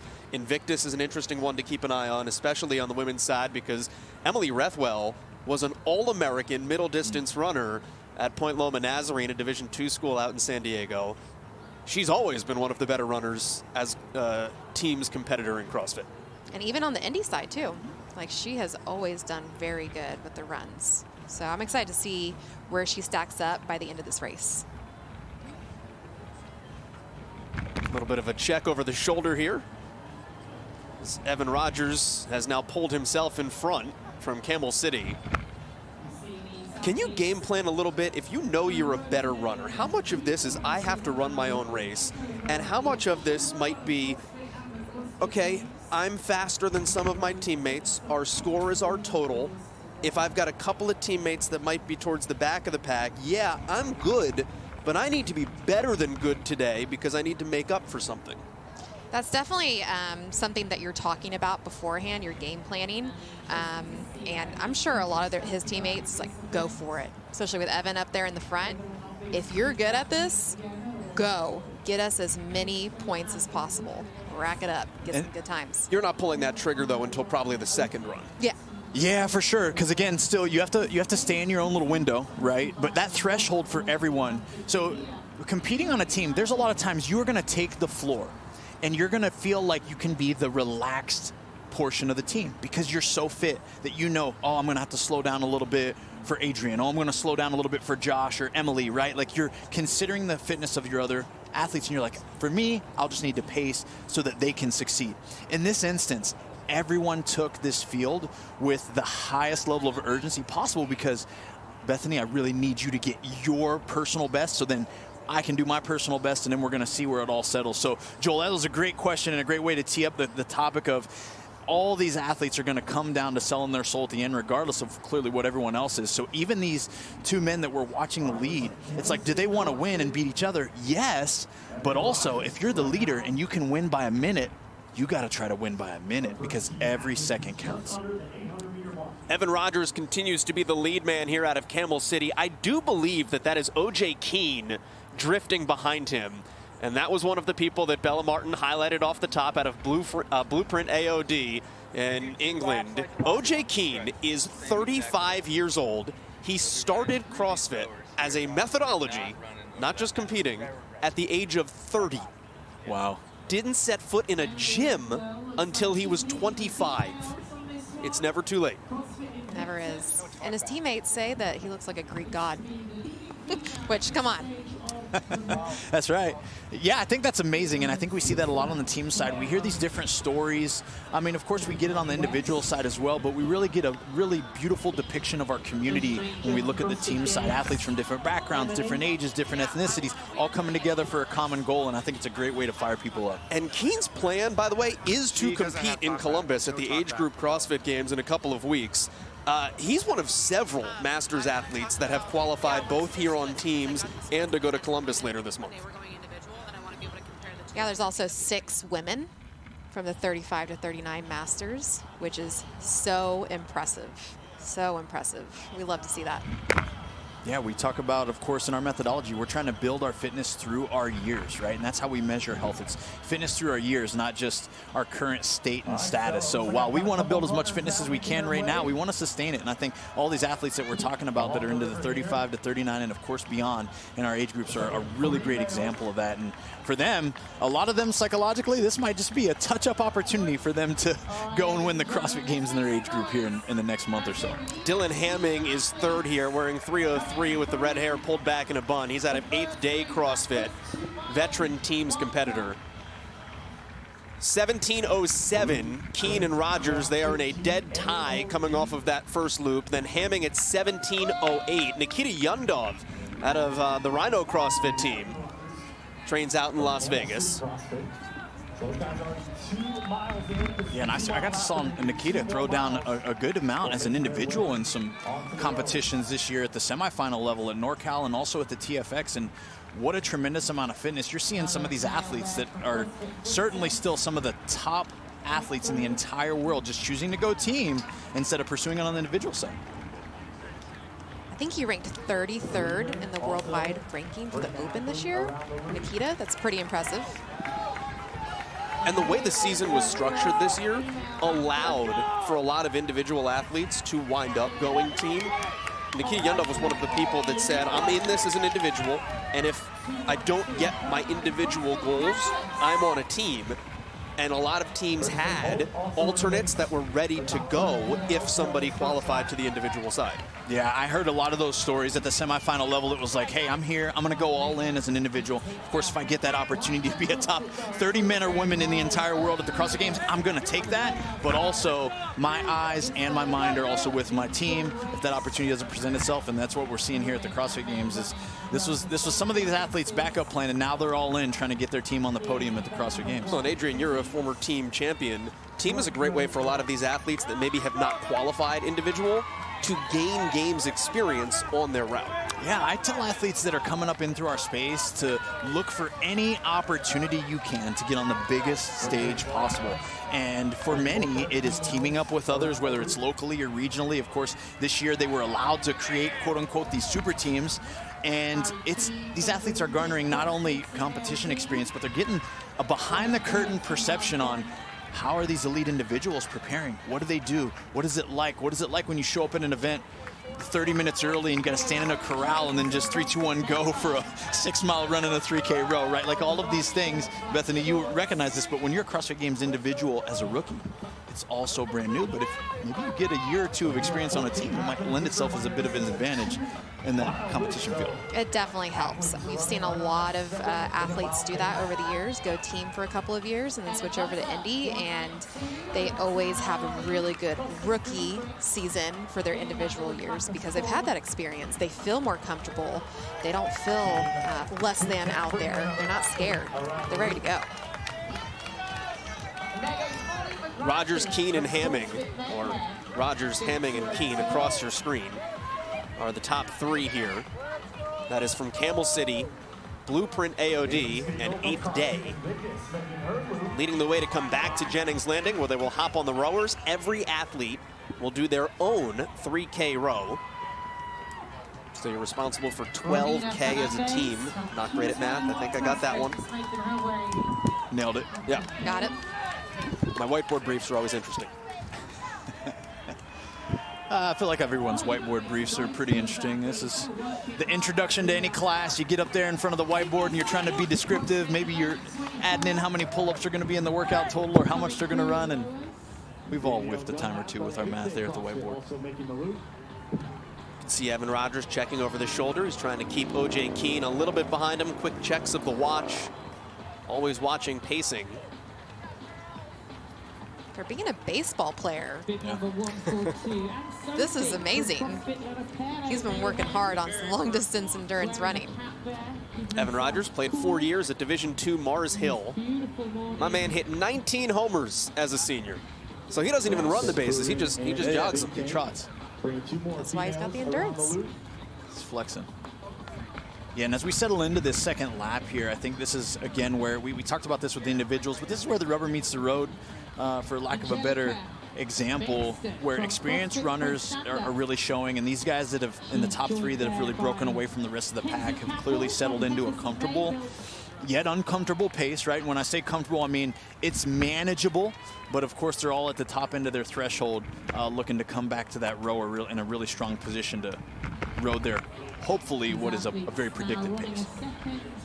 What is that pace typically, you thinking? Well, for the men earlier, we saw them get off that rower faster than 12 minutes. And so we can assume that a lot of these guys, and we talked about this a little bit earlier, Bethany, where it's like we don't know how competitive you really want to push to be on the rower. We saw Roman Krennikov make a pass. He passed 2 individuals. He passed Ricky Garrard and Jeff Adler, but then Jeff Adler was able to reconcile that on the back half of the run. So much of this time is spent on this run. We can expect these guys to be off the rower in just under around 12 minutes total time, and then they'll be right back on the course. Yeah, you're going to make up way more time on the run than you are on the row. So almost having a more relaxed pace on the rower is going to help you with that last 2 miles of just kicking butt and taking names, because those last 2 miles are going to be tough, especially when you're going a little bit uphill right at the beginning. You just have to, you got to go for it.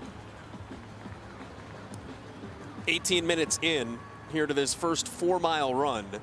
Just for perspective, again, reminder that your total team score is your total team time. And we do have some athletes that have finished lap 1 here coming back into Jennings Landing. So as you're looking at a handful of athletes that are probably coming to about 3/4 of the way through this opening run, they've maybe got a full, almost lap advantage on some of the rest of the field. So the math will be interesting at the end of the day. Yeah, we're going to see such disparity here from the leaders to the final finishers. It'll be quite wild. But again, it's just an example of what you get when you're competing on the team side, right? Like there was a great amount of variability on the individual side when we're talking top 30 in the world, men and women. So on this, it's going to be even greater. And yeah, like you're mentioning, Joel, it will be quite a bit of math to see exactly how this all shakes out. However, it's going to be exciting because I think there's going to be, some of these teams, what I'm getting to is that some of these leaders in the front are the ones that know they have to run really fast because some of their runners are going to really struggle. What is interesting, though, and we're here on the second turn, so 3 miles in for these gentlemen, Dylan Hamming, who right now is running in 3rd for 8th day, is their strong guy. And he is running 3rd right now. So either Dylan Hamming has put in a lot of work, or he's been telling us he's really good at the wrong things for a couple of years. Yeah, he's lying to us. Yeah. Look at this. This is that's some good paces right there with the run. Yeah, and you love to see it, right? That's the development of an athlete in a proper way. If he's been having a strong history in strength development and he's got a really good resume in what he's built through his years, then finding this test out months ahead of time really lends itself as a great advantage to him. I mean, we can understand that a lot of athletes can kind of peak their what we would categorize as anaerobic/aerobic threshold right around that 8-week mark. It doesn't take much longer than that to reconcile where you're currently at and really optimize it. And so hopefully someone like him has been able to do that because he doesn't have to do the same type of strength training like all the other athletes leading into the game. So he can lean into that weakness really hard and let it shine here. I'm good, thank you very much. Hamming is a CrossFit legacy. His father, Steve, competed as a Masters athlete. Not only that, he won back in 2014. Wow. I love to see it when athletes do that, though. I love it when they're really strong at something and they decide to work on their weaknesses over and over and over again and make them a strength. It's really impressive. Kind of go into strength maintenance mode. Yep. Yeah, and then that's all you everything need. else gets lifted up. Must be nice. Those are some, when it's nice when you got really good strength numbers and you can kind of put your hands behind your head and relax a little bit on that and just work on the running. Yeah, and it's a beautiful thing. We've seen it. We categorize this in CrossFit as like the black box theory, where we've sent athletes into a training program where it might be biased or it might be slightly leveraged on what their weakness is, and then somehow through like an 8-week cycle, they come out and they're better at even the things they were good at already. right? Like, and it makes no logical explanation, but it's like they find a way, and our body responds in such a way that that overall increase in GPP or general physical preparedness allows you to be a better specialist at times. Quick note, by the way, this is an open public course, so they just ran past what is clearly a group of people that are trying to go canoeing. They're probably like, what is very going confused. on?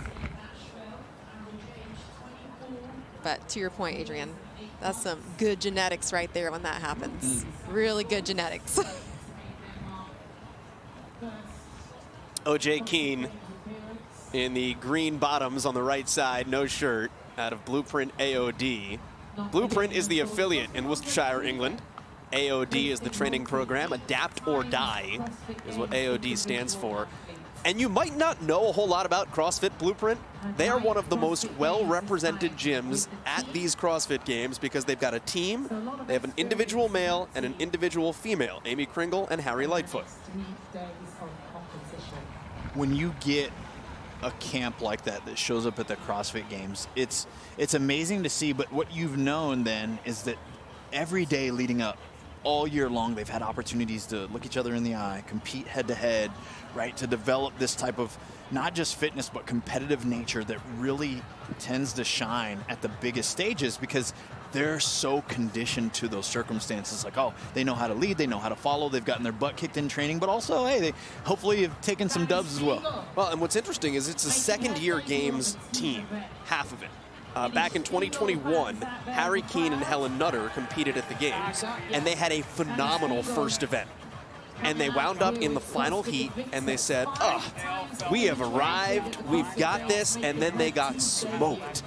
And they wound up at the back of the pack, and then the third event, they had to turn around because they wound up back in the first heat and compete again almost right away. So it can be very humbling when you come to the CrossFit Games, and that's a good experience to have. That's resilience right there at the finest level, right? You gotta find it, you gotta dig deep, you gotta be ready to rock and roll. Did either one of you guys have one of those moments? Oh, yeah. I think the first year at the Games, I got a little slap in the face. So I was like, oh, gosh. Yes. Mine came in the form of a paddle swim event in 2015 where we were on the prone paddle and had to swim a mile out and back after swimming 250 meters around a dock, right? Like, and so it's like I was out there in the ocean looking side to side. I'm like, I'm pretty far from everyone else, and this isn't where I wanted to be. It wasn't a terrible finish for me, but it was humbling to be out there in the ocean, and actually part of me was afraid for my life, to be honest with you. I'm like, what was that under my foot? I don't know what that was, but great white. Yeah, great white, no doubt. Well, it's just like the things that you're really good at, people are 10 times better than you. And it's just a very humbling experience. I think for everybody at some point in their career when they get to the Games, they're like, wow, I thought I was really good at this. And then you see other people that you're competing against, and you're like, I got some work to do. Yeah. And that's the beauty of the evolution of the sport of fitness, I believe. And CrossFit offers this opportunity. It can be for anyone. The beginning stage, the CrossFit Open, is for anyone across the world that can understand what it is, how to sign up, and throw their name in the hat, do their best. What this allows it to be is that we see these names come, we've never seen. Who's this guy? Who's this person? Who's this woman? And they come out of the woodworks because everyone has the opportunity. And so, yes, it leads you to think like, I'm one of the best in the world at this. And then 2 years later, you're like, no, this person's got me now. And I didn't even know who they were. Rogers, Keene, and Hamming coming in.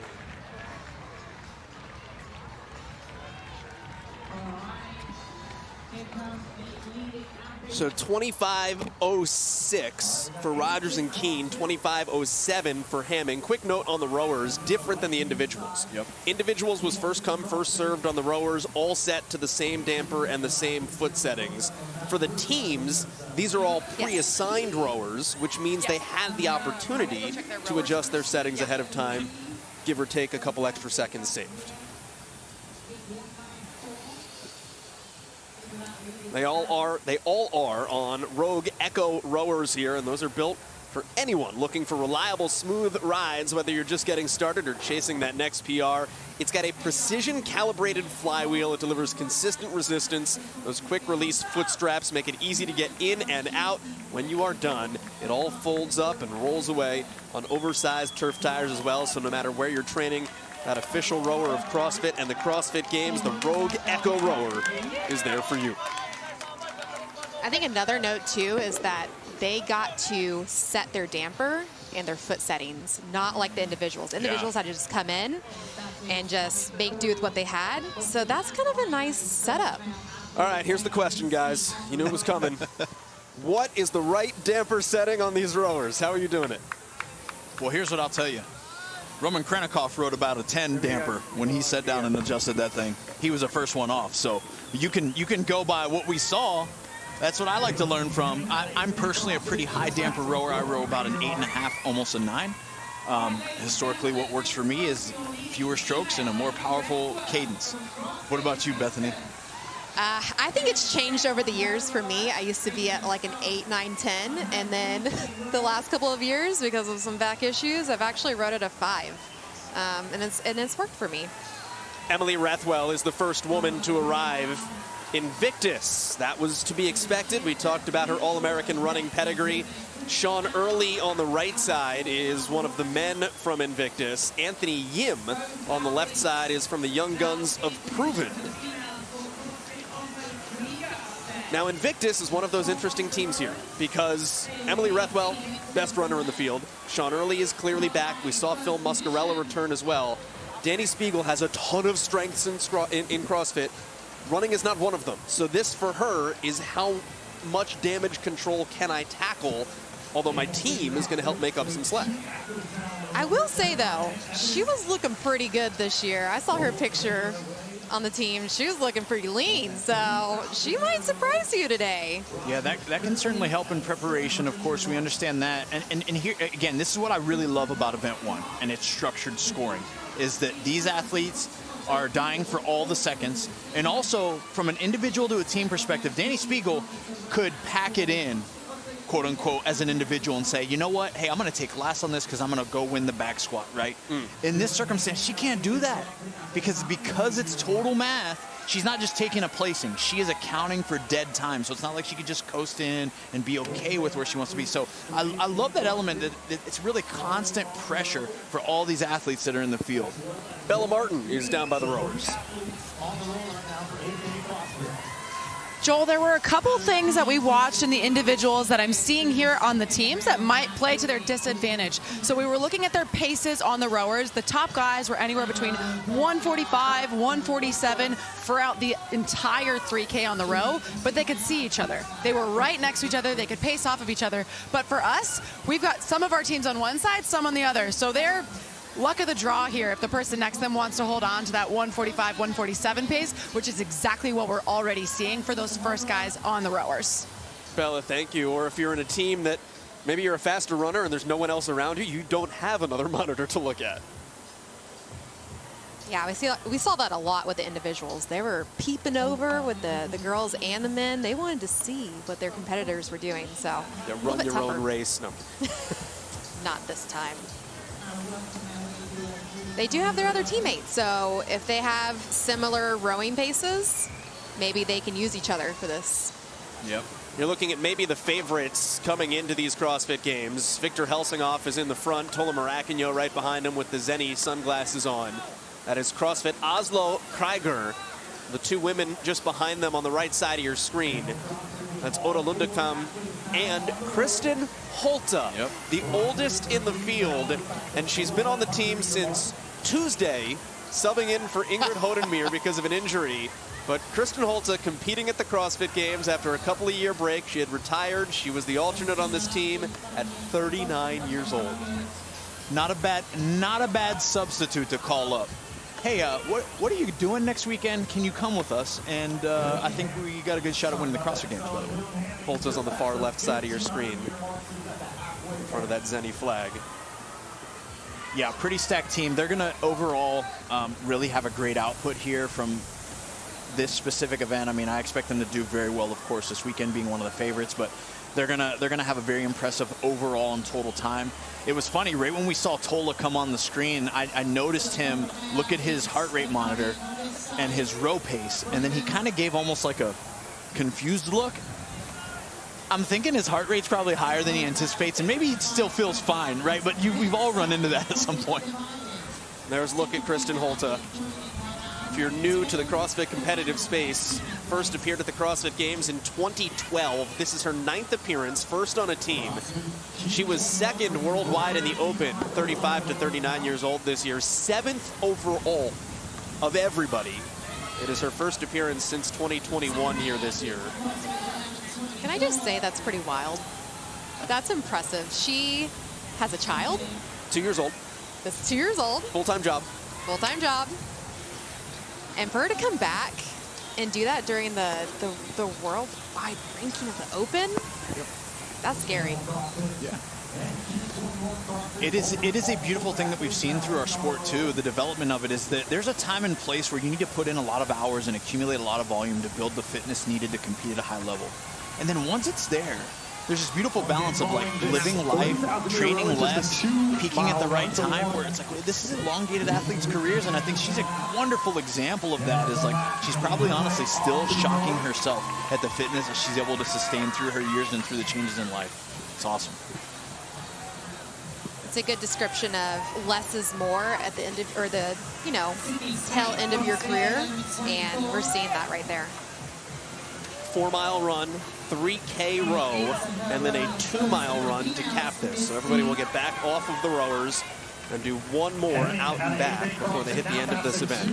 Your team score is the total time added up for all 4 of your competitors. Evan Rogers on the right side of your screen. He led on the run coming in for Camel City CrossFit. A lot of athletes wearing these new sunglasses out on the course from Zenni, our new eyewear partner, Zenni Optical. Zenni makes performance eyewear that is lightweight, impact resistant. It's built to stay put, even through sprints, rows, all the sweat that comes with it. Plus, Zenni offers a ton of customizable options. So whether you're on the competition floor or out for a weekend run, Zenni has something that fits your style and your face. Use code CrossFit for 10% off. Final 700 meters here. Christine Best from CrossFit Undivided, full-time school teacher, has also qualified for the Masters Games coming up in a couple of weeks. 1 of 6. 1 of 6 women. 1 of 6. 5 on teams, 1 individually. Carolyn Prevot.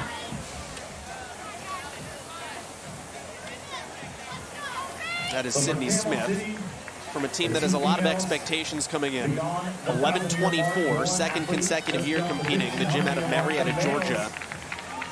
Came in 13th a year ago. And they actually did compete in person, which a lot of these teams have not because of the online semifinal. But 11-24 did go to Syndicate Crown and win.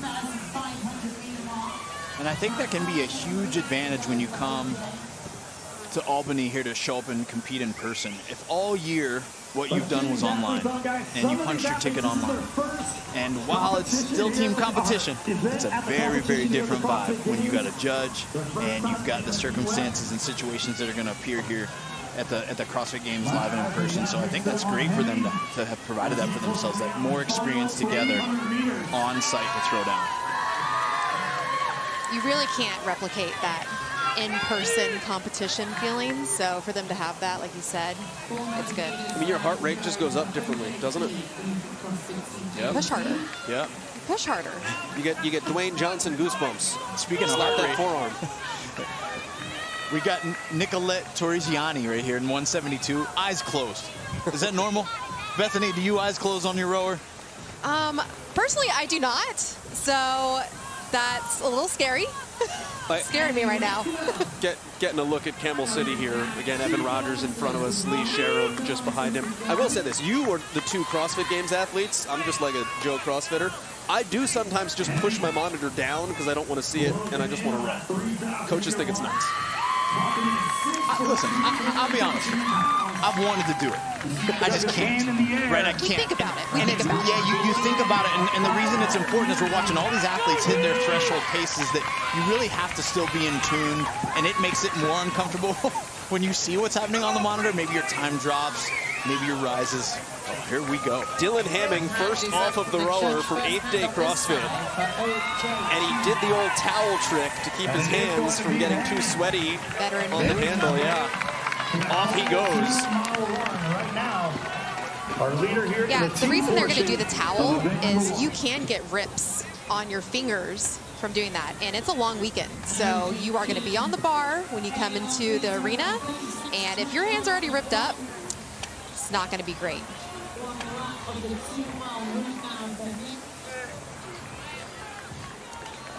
So Dylan Hamming, who we said, hey, maybe hit a great first run, crushes the row.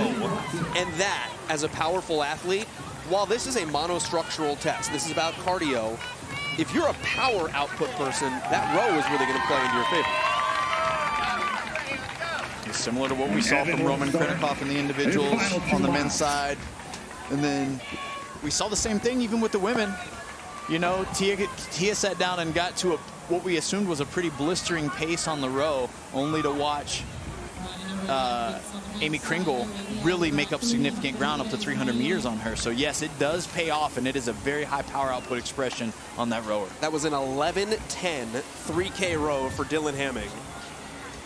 11:26 for O.J. Keene and 11:52 for Evan Rogers. Jeff Adler was 11:20 on his route to his Event 1 win for the individuals. Roman Krennikov had the best row at 11 flat, 11:03 for James Sprague, the defending CrossFit Games champion. So we are, I mean, for 11:10, Dylan Hamming, you're in the group. Oh, yeah.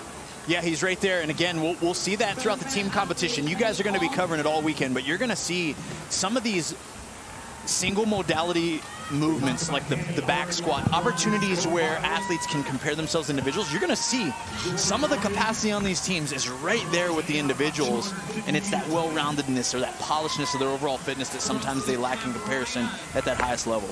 I want to go back to that power conversation, though, with the rowers, where Hamming is really able to excel, put himself out in front.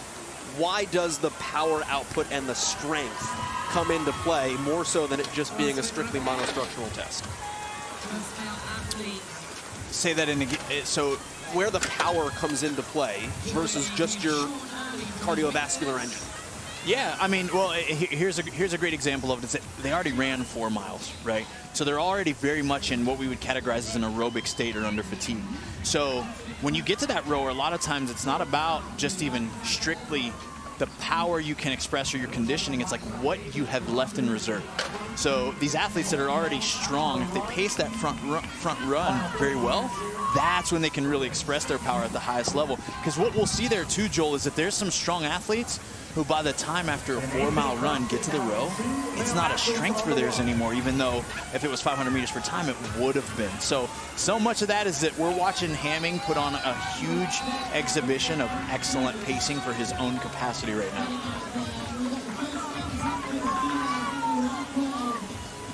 Hamming, Keene, Rogers are your top 3. Victor Helsinghoff from Oslo Krieger is right in behind them. Then Nikita Yundov, Samuel Paquin out of CrossFit Le Repair, Sean Early out of Invictus, Angelo DeChico, first time we've mentioned CrossFit Mayhem, Alex Alebro out of CrossFit Prestanda, one of the more veteran men in the field. Those are your top competitors right now at the front of the pack. This is our Zenny event description: 4-mile run, 3K row, 2-mile run. What's left on this 2-mile run? Whatever he got left. I do like seeing him still out in front because I was like, OJ is going to catch him. But we're going to see when they do the turnaround where they're at with these 2 miles left if Dylan can stay in front. Yeah, it's funny. We're almost watching exactly what we saw from the men's races on the individual side. This is Roman in the front. This is Jeff in the back. And, of course, now we're referring to Hamming and OJ here in this specific situation. But it's like that distance is very synonymous with what we saw in regards to separation. And, yeah, we'll really start to see around this turnaround how they've paced it. Various hands are in the air on the 3K row. There's a small competitive part of me that is like, can I get back from my run before everybody's off the rowers? And to be honest, the answer is probably going to be yes. Yeah, there's going to be some people still in those rowers, I would assume, when these guys round the corner and make the turn all the way back to that final straightaway. All right, so here's the critical piece that we've been talking about. We're looking at your individual leaders, but this is a team event. The first team that is advanced completely off of the rowers, so all have the lowest times, although there might be some fluctuation with highs and lows for some other squads. But the first team to get all 4 off the rowers, Oslo Krieger. And that's, as we discussed, right, a favorite. They're led by some really savvy veterans, both on the team side and individual side. It's like that lends itself as such an advantage, even in a test like this, of self-awareness, start the weekend. And, of course, we know now we're getting a taste of really how well-rounded they're going to be all weekend.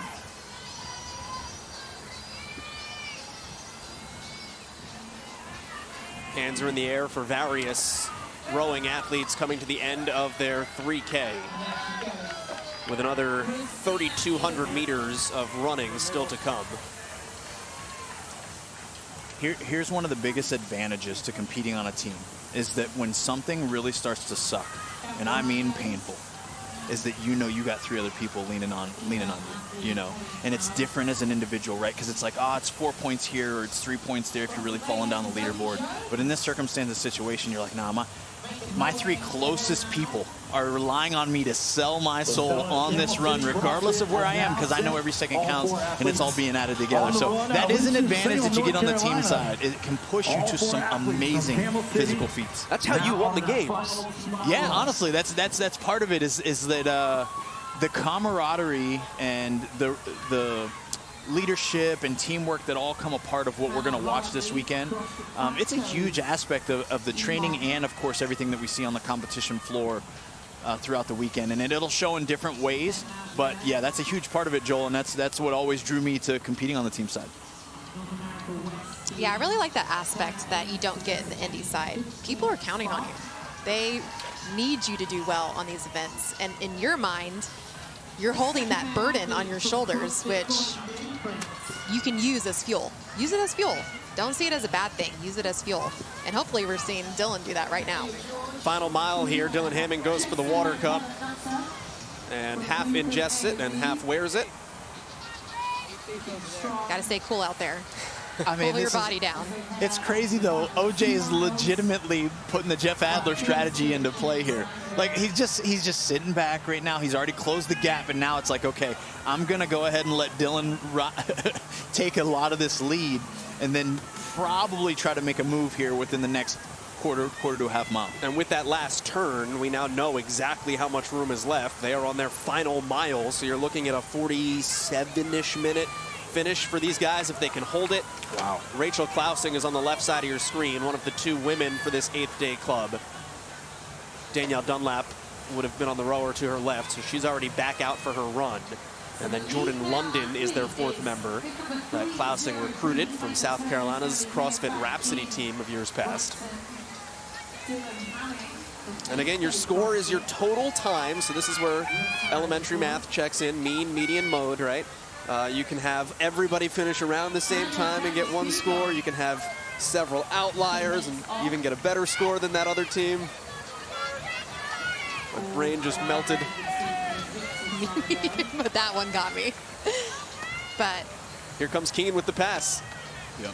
Yeah, take advantage, though. Like, even though you may not be one of the top teams, if you're a really good runner as an athlete, this is your time. This is your camera time. That's true. Take advantage of it. Well, but this is what we also talked about earlier, right? If you are an exceptional runner, this is the stretch where you hit the gas and try to pick up as many seconds as you can. Yes. Yep. That's what we're seeing OJ do right now. He's kind of passing Dylan. So we're going to see how this race ends. But I can see Mr. Veteran OJ giving a little kick at the end to finish her off. Again, OJ Keene running shoulder to shoulder with Dylan Hamming here, making his first appearance at the CrossFit Games, has also qualified as a Masters CrossFit athlete, has been inside of a gym for the last 10 years of his life. Not before. He walked in a gym for the first time at 25. It's not fair that he looks like that. He's been doing CrossFit for 5 years, and he has been like a sponge to water. He's got to thank mom and dad for some good genetics there, yep, and then putting them to use.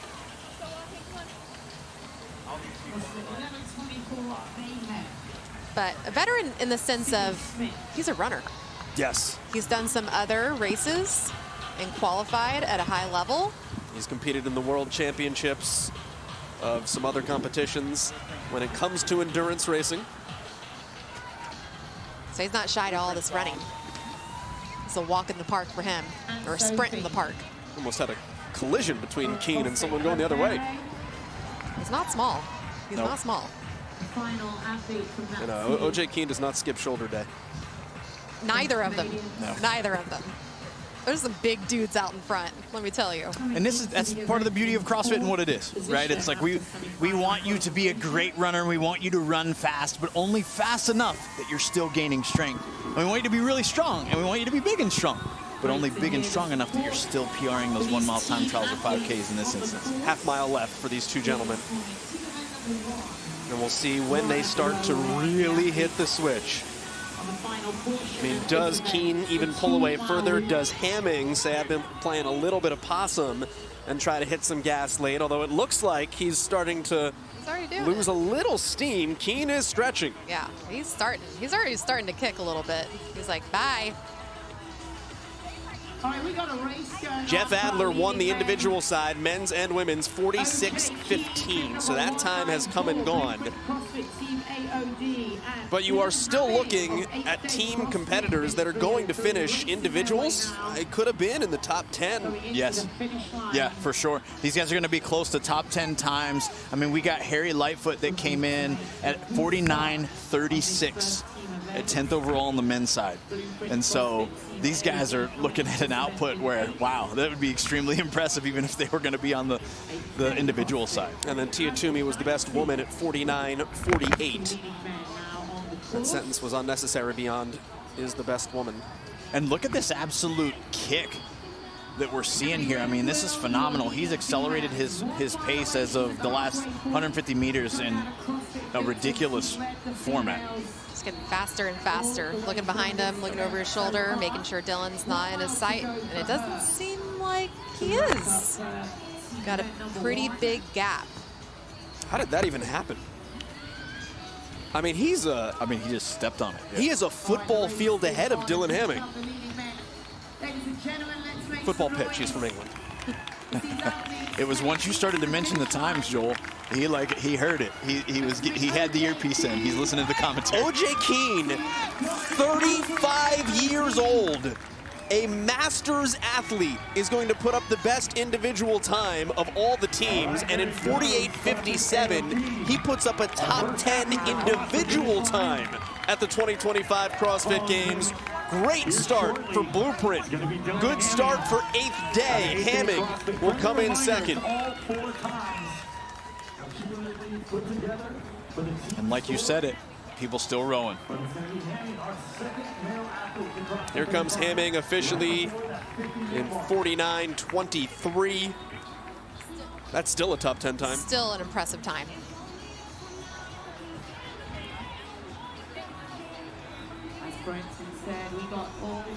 Right to the ice.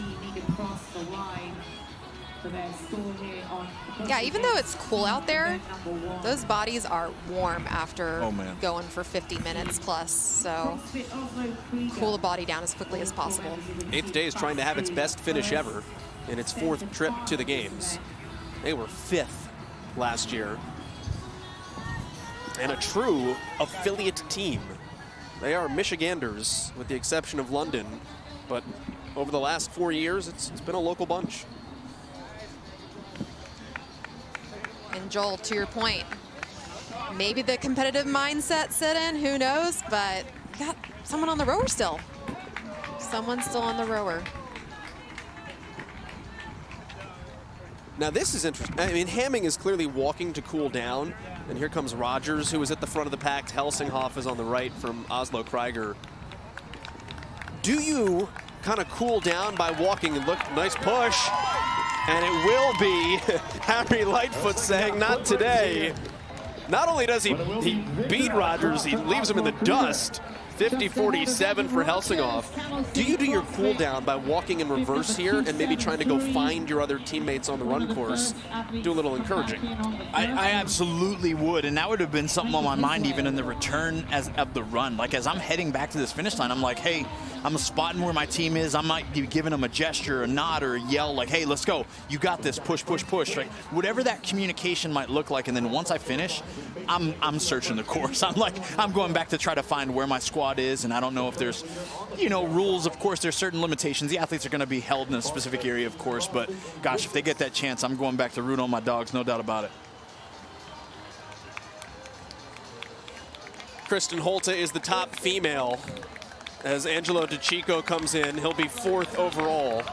But the top man and top woman in this event for the teams, both Masters athletes, 35 and 39 years old. First score across for Mayhem is going to be just over 51.50 with DiCicco. And here comes Yundov for Rhino. We've had some athletes run faster last 2 miles than they did second 2 miles, if that makes sense. So they're the miles 3 and 4 when they came back in. I mean, Helsinghoff did that in 13:45. He ran his last 2 miles in 13 flat. He's going to run across the finish line. Here is Yundov. A little cramping. Yeah, a little cramp for Nikita over there. And the first woman to come across will be Kristen Holta on the left side of your screen. Sam Demister from Mayhem. Sam Demister, that's a good sign. So Mayhem now has 2, and the first team to bring 2 people across the finish line. Yeah, that's what you like to see when you think about accumulation as the overall score. That's really important. Raf Durand is going to come racing across as well, so the Rhino team going to have a phenomenal start. Yim is through, Proven. Early is through, Invictus. Fighting for every second we just crossed the 53-minute mark, and I see our first female now making her way down. This is Greater Heights Ascends Casey Strong, the captain, in front. And then Kristen Holta will be the first woman to come across from Oslo, so they will have 2 done. Casey Strong has to go back. He just lost his timing chip. What? Because your timing chip is your bib. His bib came off. So he has to go back. It costs him a couple of seconds. At least there wasn't a bunch of people around. That would have sucked even more, but still, that sucks. Mike Needleman on the right side, Jordan London from 8th Day, so they'll have 2 coming across at this point. Blueprint has another finisher. That's Kerry Hewitt, who we talked about like O.J. Keene, phenomenal fitness racer. London done from 8th Day, Mike Needleman in from the Long Island team out of CrossFit Undivided. 54 minutes, and I think, there's Lugman coming across for Invictus. I think we saw Rachel Clausen coming up here as well, so she's had a good kick, and that's a really good sign for 8th Day. Phenomenal time still coming in. These women are all still coming in just outside of the top 13. Oh yeah, that's Clausing on the right side. Wow. So 8th Day has 3 finished athletes at the 54:20 mark. Dylan's like, yes. He's happy. Uda Lundekvam also finishes for Oslo. Here comes Tola Maracanyo. Oslo, Krieger. They are going to be in a phenomenal spot. Wow. And here comes Keene, not to be confused with OJ. This is Harry, spelled differently. He is the captain for that Blueprint AOD team. So they are in great shape, regardless of how he feels in this exact moment. He's hurt. Oliver Todd crossing the finish line. We had a Tola come across too? Yep, Tola's done. He came about 10 seconds ago. Oslo is done. All 4 of them have come across. And honestly, if I'm Tola Maracanyo, I mean, that man is the strongest person out there. Yep.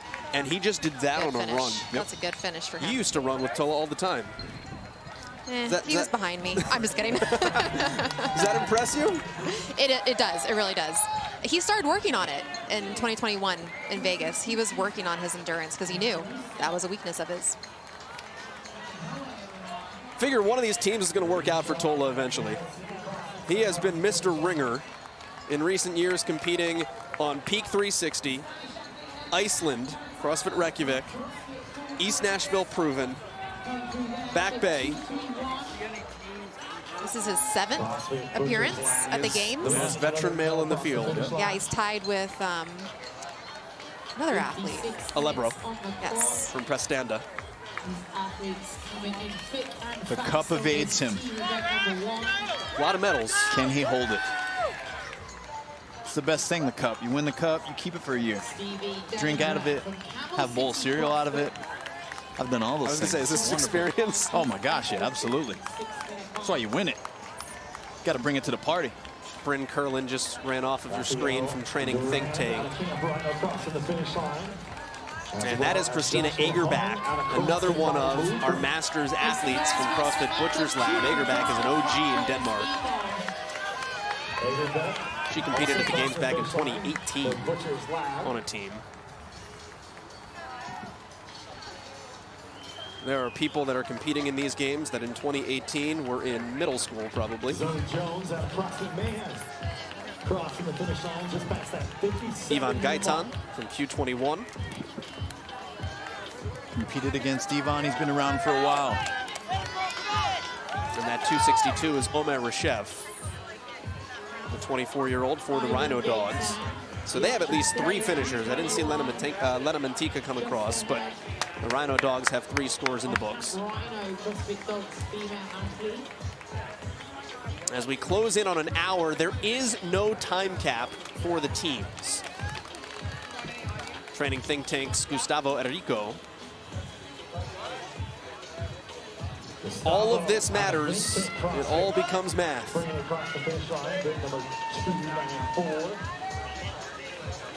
58-minute mark. Once again, this event is 4 completions and no time cap. We're going to officially see the next wave of athletes cross the finish line here. We've got a couple of females now making their way. And Blueprint AOD. Okay, so now this is where things get interesting. That was just Helen Nutter, 192. This is Ava George in the pink for Proven. So Helen Nutter is going to be the final to come across for AOD in a 58-ish time. That is going to bring down a little bit the scores of the other 3, but were her teammates high enough that the maths, and things work out in AOD's favor. Jordan Adcock from CrossFit Body Blueprint, not to be confused with CrossFit Blueprint. If you put them into your GPS, you'll go to different continents. Be a little confused there. One is in New York, one is in Britain. Just a reminder, they ran 4 miles. Here comes Hannah Hardy from CrossFit Franco's. Brandon Luckett is their coach. He competed on the last CrossFit Franco's team.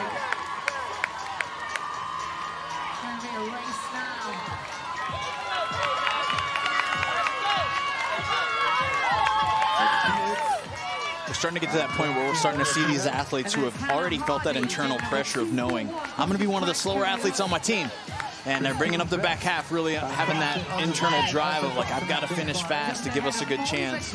But you also don't know kind of how these teams were thinking about their position coming in. So maybe some of these athletes know it's not great in the scheme of things, their time, but maybe it's great for what they were aiming for. Hey, like I overshot my expected performance today. Sure. Or maybe they didn't. This is the first of 4 announced events that these teams will be competing in today. So we saw Danny Spiegel there trying to close out things for Invictus.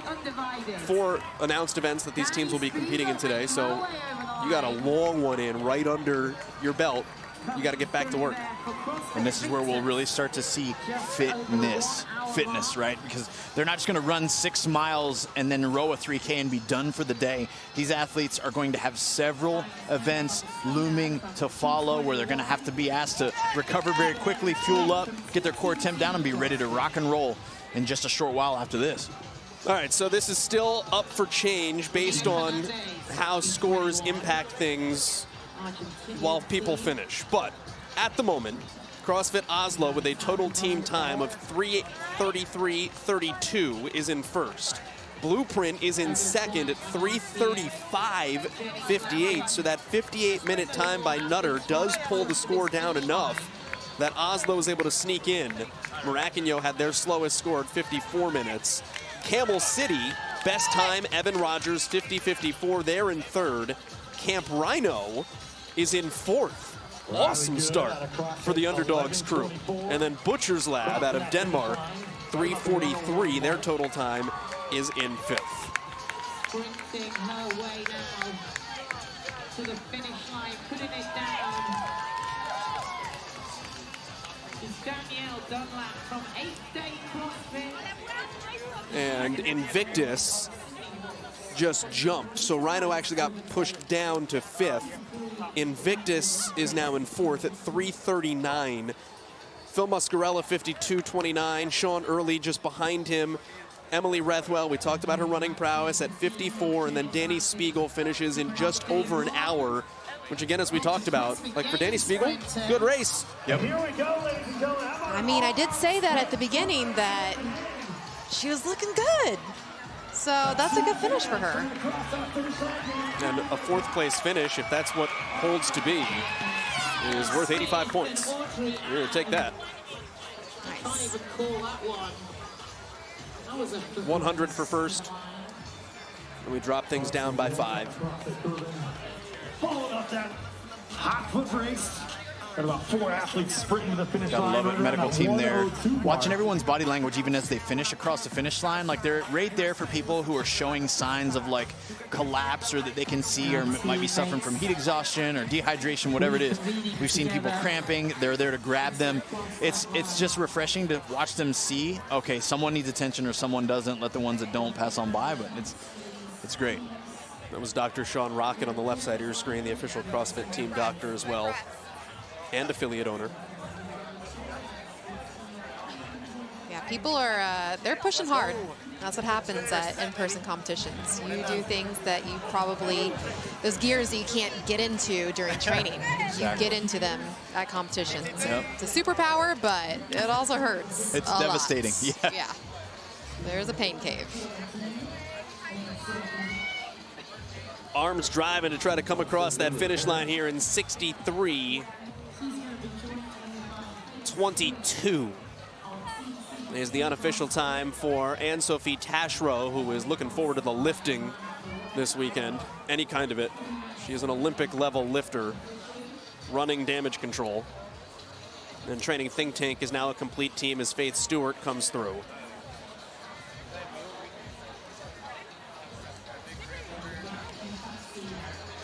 And this is Griffin Raleigh. And this is a tough pill to swallow early for Undivided, who had some podium and championship hopes early. We'll have to see how Raleigh's score impacts the total. Griffin did tell Bella Martin out there that he kind of seized up a little bit on the first run. So he's been fighting through. And CrossFit Thor does finish in 64:13. And now it'll be recovery mode for a former individual games athlete. And that's a really, really hard situation there, Joel. It's like you've got expectations for success. You run into muscle cramps or seizing up, and you know the first 3 miles of what you will know eventually accumulate 6 miles of running. There's some realities there that you must face, and then you just have to simply adapt and do the best you can with what you got. CrossFit Hendersonville seeing its first female come across with Kenzie Campbell. The Mayhem team that trains out of CrossFit Hendersonville. It's being an athlete, right?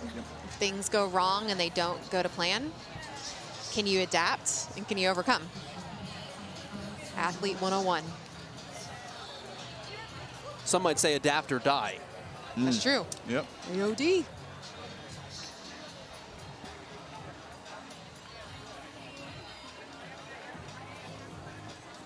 Still some athletes out there on the course.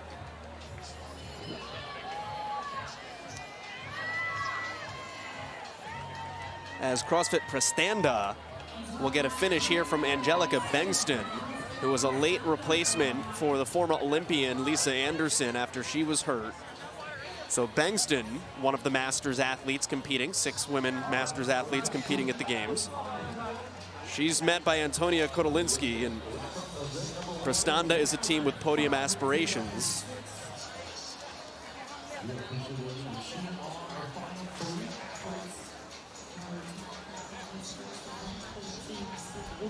Got a mixture of spectators, teams, coaches, and some people that were walking around Albany and saw something cool and wanted to come on over. Let's take you back to the start of the race, though, and take a look at our highlights presented by Rogue. And here is the start of the race. It was a little bit bigger than the individual, as we can see, and you just got to get out there and go up in front. We saw OJ and Dylan getting there as OJ actually makes his way to the rower first. Dylan started making a move, though, because he is a pretty strong athlete. He had a lot of power. And we saw Oslo with the women. They are keeping pace, which we were really impressed about. And then OJ with Dylan. They were battling it out, but I think we saw OJ Keene start pulling away right at the end. As a veteran runner, we love to see that. OJ Keene at 35 years old finishes, and then you can see the bib fall. And then we got Kristen Holte is the first female athlete across the finish line. And her teammate Tola Maracanyo helping Oslo finish with an overall event win. Blueprint right in behind. Great start. Camel City, Camp Rhino CrossFit. We got some teams that have thrown down the gauntlet here amongst our top 5, but it is CrossFit Oslo Krieger that is in the overall lead. All right, as a 38-year-old myself, I can say this. Let's go down to Bella Martin with the 2 individual best runners in this team event, the Spring Chickens of OJ Keene and Kristen Holton. Joel, I'm here with 2 legends at this point. OJ, we've been standing around for a while. You look pretty solid and recovered now. You were out the door from the jump with Dylan. It was a race to the end, not something you usually want for a 40-minute test, but congratulations. Top 10 time for the individual males would have gone to you. Were you watching those guys in the beginning, or did you just run your own race? Just run my own race. Running and rowing are probably 2 of my stronger movements, so kind of just hoped I didn't just cross that line on each stage of the event, basically, and then had enough at the end. We were talking about your team early on with being very good at this based on your hybrid racing performances this past year. Is that something that you think played well to your team's advantage? I mean, 2nd team overall in this event. Sounds pretty good. Yeah, I think sometimes we doubt ourselves, or at least half the team doubt themselves, a bit more like strength athletes, but we always seem to do quite well in the running events, no matter what it's paired with. So, yeah, should probably be a bit more confident going into it as a whole. And you're training for not only the Team CrossFit Games, but the Masters CrossFit Games as well. Are you going to take some of those learnings, especially a event win for yourself here, going into the end of August with you? Yeah, I think it should build a bit of confidence. It's my first CrossFit Games as well, so yeah, pretty stoked. Speaking of another Masters athlete herself, Kristen, I'm excited to see you here. A little bit of a surprise. Most of these teams have been practicing this event since it was dropped. You just got thrown into the mix. How did event number 1 go based on your limited training for this one? Yeah, luckily I've been running quite a lot, so I felt confident doing that. We kind of thought it was going to be like share the row. So didn't love that I had to row the 3K by myself, but I like to run, and it was just like trying to push myself as much as I can. It's really fun to see you on a team as well. Your time would have been also one of the top 10 times for the females overall. Is that something to you that builds confidence that you can bring back to your team, knowing that, hey, you can still hang with those individual females, which is a tough field? Yeah, well, on workouts like this, I should, but the rest, not. Like, I'm not training that volume anymore, and I don't feel like I need to prove myself that I belong there. I've been there, done that, and now it's just fun to be a part of a team and share this experience with the 3 others. Guys, well, it's been really fun to share it with both of you, top 1 and 2 teams. Event number 1, long day left, but we'll see you guys later. Bella, thank you. 35-year-old OJ Keene, 39-year-old Kristen Holte. To paraphrase one of the great literary films of all time, Old School, our competitors keep getting older, but we stay the same age. Age is but a number. Phenomenal start to the team competition here at the 2025 CrossFit Games. Women's event number 2 is coming up next.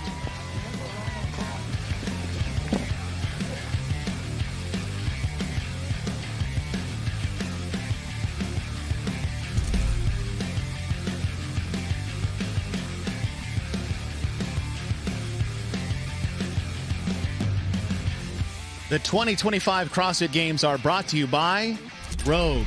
Don't weaken. the official equipment supplier of CrossFit and the CrossFit Games. Fittest. We are Fittest, and we are made, not born. The United States Border Patrol, being an agent of strength. And Sattva. Unlock the superpower of restorative sleep. Since I own an auto shop and I work alone. My wife works the front desk, I work the shop. CrossFit is my social time. And I think that is true for a lot of the people that come there, because it's, they're my friends, they're my family. And, we welcome everybody. Our wall in the front is, you come and visit, you're gonna come and see us, and you're gonna get to sign your name on the wall. CrossFit is family. It is. It's one of the side effects. You get in good shape. My wife signed me up without me knowing.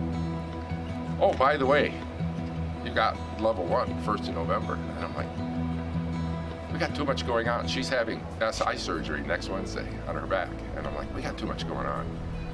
I says, tell them no. She says, oh no, I already paid for it. It's not refundable, so you have to go. Okay.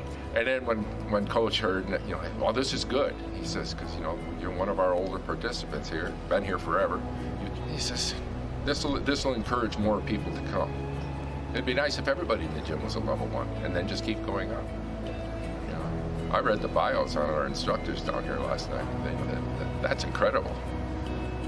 Makes me jealous. I wish I was 20 years younger. It doesn't matter what you do in life. You learn. If you go through a day that you do not learn something, I don't care what it is, that day is a waste.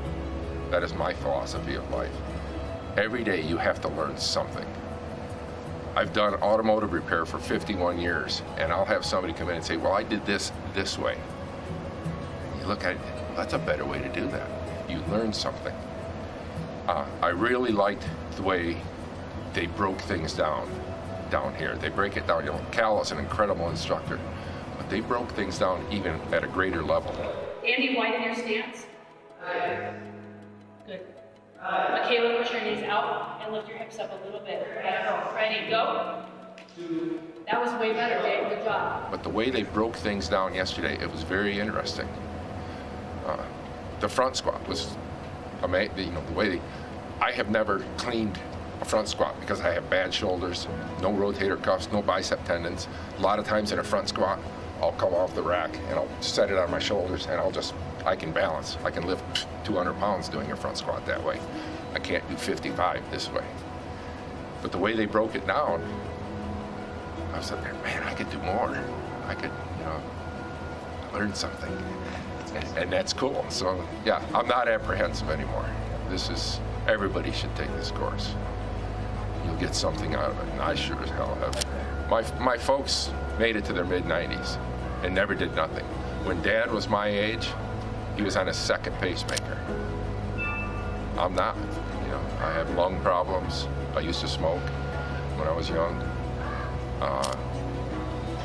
I owned a martial arts school for many years.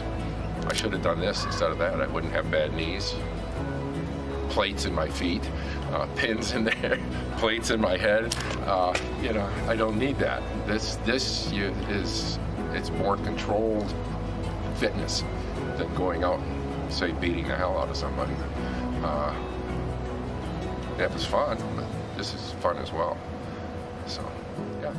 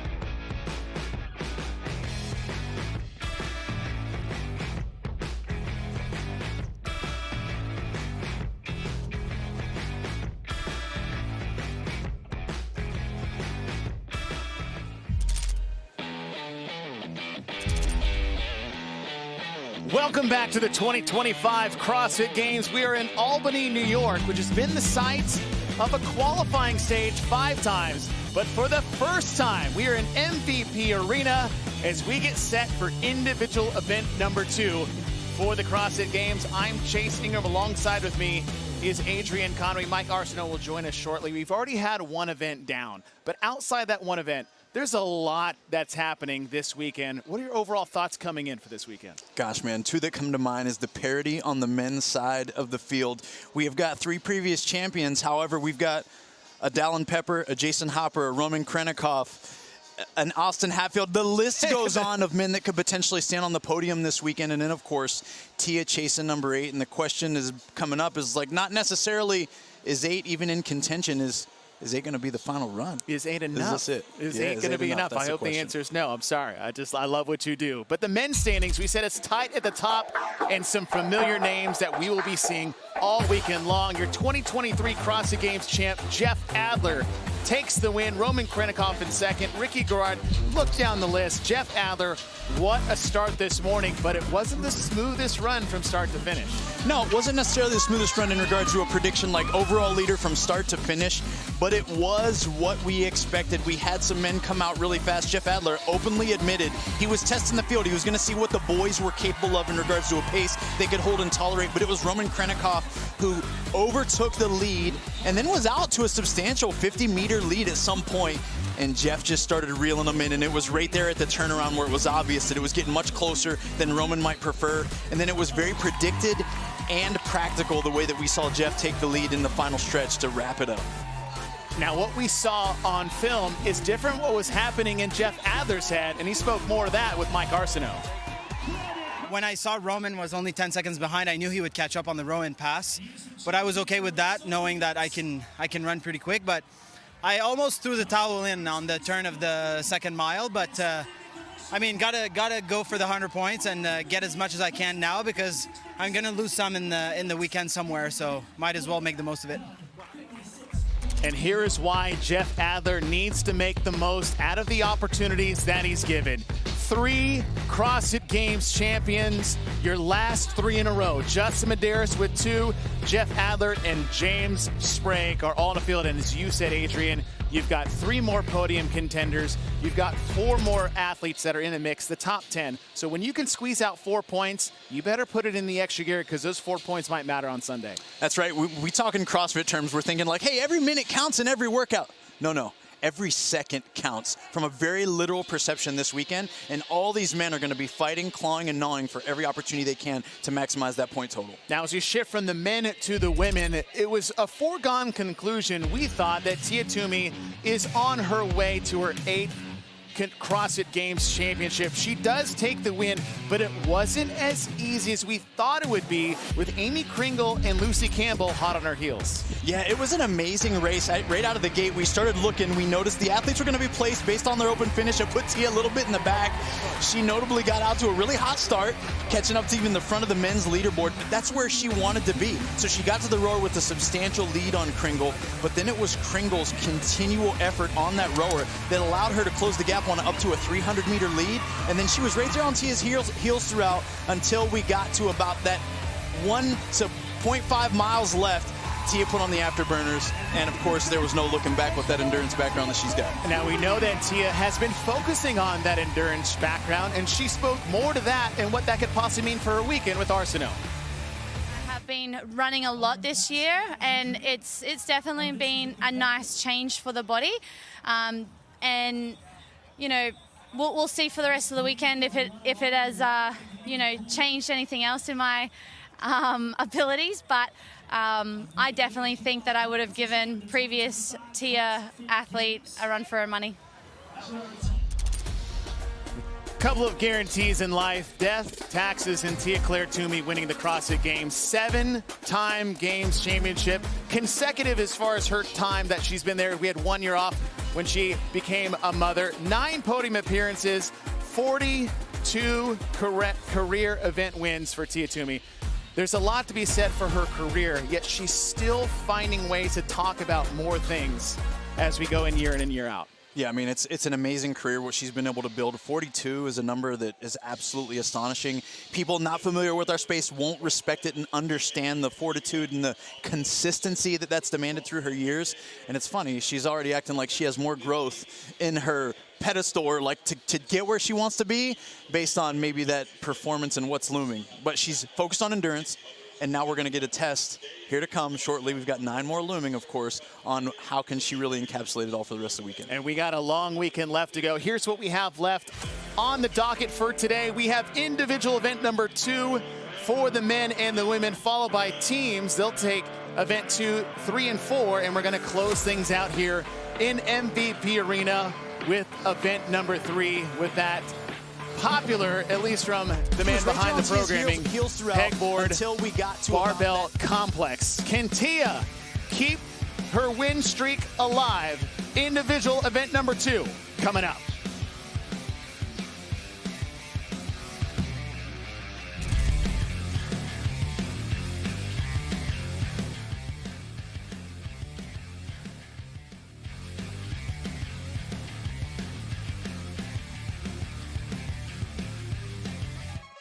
Results lead to the good life. What is the good life? Increased fitness, increased health, joy, positivity, anything that's going to get you out there and make the world a better place. And we use CrossFit. What if 2 days could redefine your health and your life? Welcome to your CrossFit Level 1 seminar. Our goal is to give you guys a better understanding of our definition of CrossFit. When we talk about CrossFit, the definition is constantly varied functional movements executed at high intensity.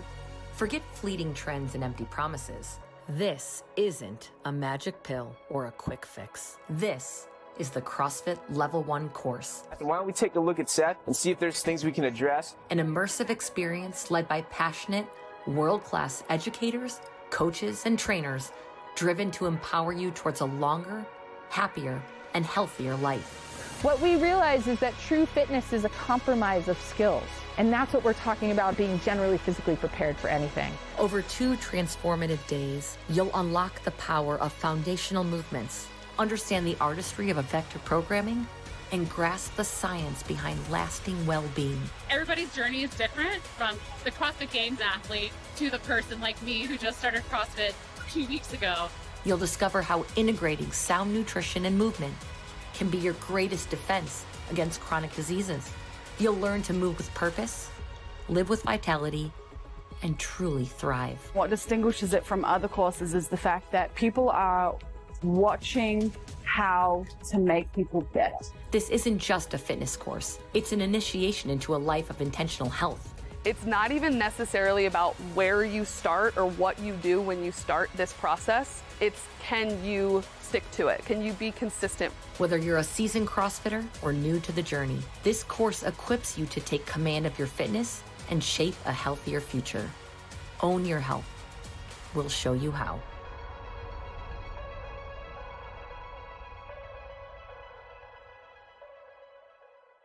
Our prescription for wellness in CrossFit is meats and vegetables, nuts and seeds, some fruit, little starch, and no sugar. And what that is a prescription to eat real, whole foods. At the CrossFit Level 1 course, you won't just learn about moving well. You'll learn about living well. And living well starts with eating well. Because at CrossFit, we believe that nutrition is the foundation to a healthy lifestyle. There's this theoretical hierarchy in the development of an athlete. It looks like a pyramid. At the bottom of it, we've got nutrition. The theoretical hierarchy of the development of an athlete. So really, when we think about this, like in our training, nutrition should be the first thing that we focus on. In this course, you'll find inspiration not only to move better, but to fuel better. Because you can't outwork a bad diet. If your nutrition sucks, these things will not be where they could be if it were more solid. How we eat either supports or undermines our fitness over time. And all of this will help you own your health, optimize your fitness, and thrive.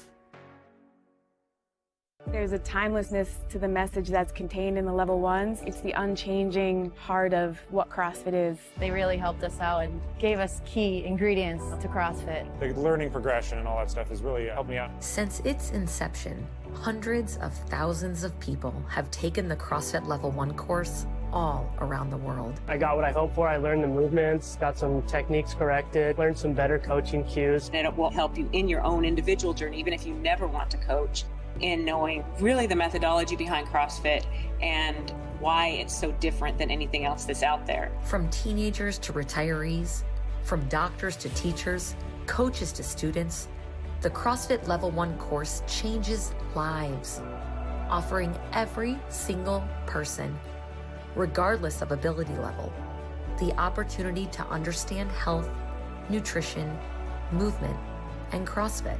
The best learning experience I've had. I really liked the way they broke things down. Everybody should take this course. The way that they taught, it built a desire to really want to be part of something that was bringing that more into other people's everyday life. In short, our members have the tools they need to approach their health and fitness more productively, more effectively, and more confidently. It's about how we're serving our community and trying to empower them with more skills and tools in order to be able to take this back to their communities. It's worth every penny. You get so much more out of it than what you pay for it. Empowering you with the knowledge, confidence, and tools to live better, healthier lives. Own your health. We'll show you how.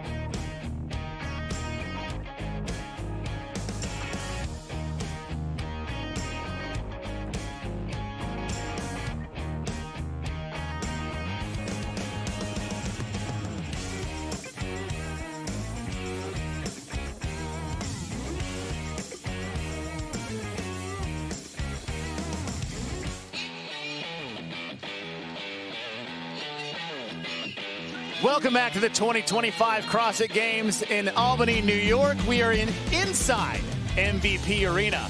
For the first time this weekend, I'm Chase Ingram. Along with me is Adrian Conway. Mike Arsenault will be joining us on the floor shortly. Adrian, we've got individual event number 2, all crossed up. All crossed up it is. We're opening this thing with 20 wall walks. Then we get to 10 dumbbell shoulder overhead with a single arm, 20 double under crossovers, 30 toes to bar, another 20 double unders. Then they're back to that dumbbell shoulder overhead, and then they sequentially work through one each time of the movements remaining. Again, it's 100 pounds for the men and 70 pounds for the women that we're about to watch. A lot going on, but what is your tempo recipe for success? It's who's got the BC double A's, and what I mean by that is the balance, coordination, accuracy, and agility. These are all going to be tested elements within this specific event. And then this is a pressure check. You're either going to be a diamond or you're going to bust under the pressure that will be present on the competition floor. Now, with that dumbbell, there is a very important piece to this puzzle when it comes to the dumbbell standard. Let's see who's going to be in that first heat. We've had reseeding after every event, which is not as common as we've had in years past, which is a big, big deal when it comes to the overall competition. And in lane number 4, for more on Caroline Prevost, let's go down to Mike Arsenault. Thanks, Chase. Carolyn is actually the oldest competitor in the women's field at 35 years old. She's also the only woman who competed as an individual back in 2018 when the East Regional was held here at MVP Arena. She actually wasn't aware of that stat when I told her in the warm-up area, and she went wide-eyed and said, wow, I can't believe that. I didn't know that. And she was just so proud of herself, of her longevity in this sport, as she's retired as a professional hockey player, but her CrossFit career is still bright, and she's still very competitive here as one of the top 30 fittest women in the world. And we'll see for the rest of this weekend if she can make that climb up into one of the higher heats. And Prevost actually getting a backfill from the NorCal Classic because Alex Kazan's unfortunate injury. Olivia Kerstetter sitting in 28th, but this is where she's going to start to climb up the leaderboard.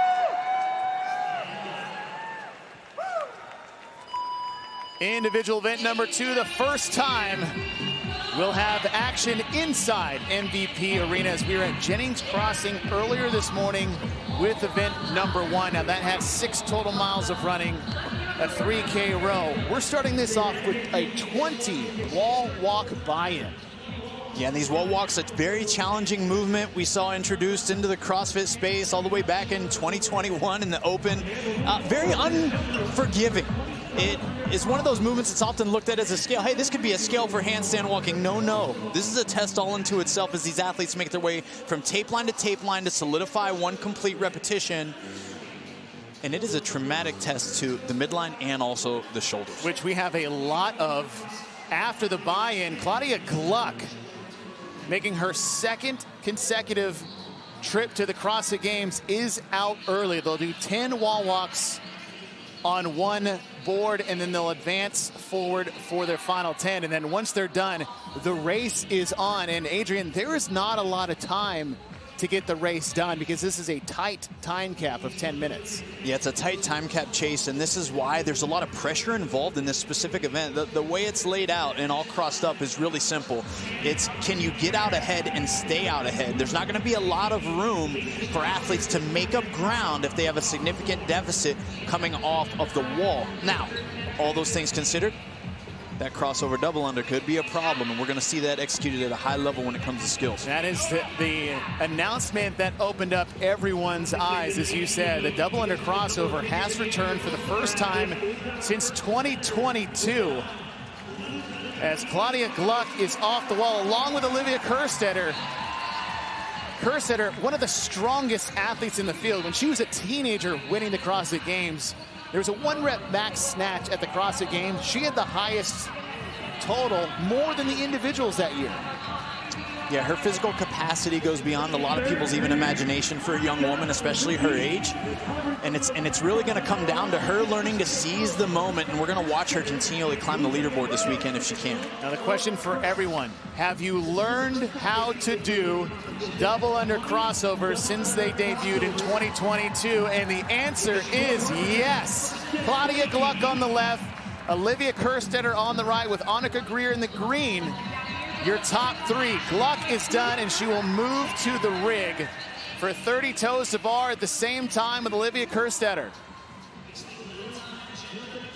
Athletes going unbroken on that first round. Really an amazing thing to see, watching the evolution of just a few years ago, that movement being a huge stopping point for almost everyone that tried.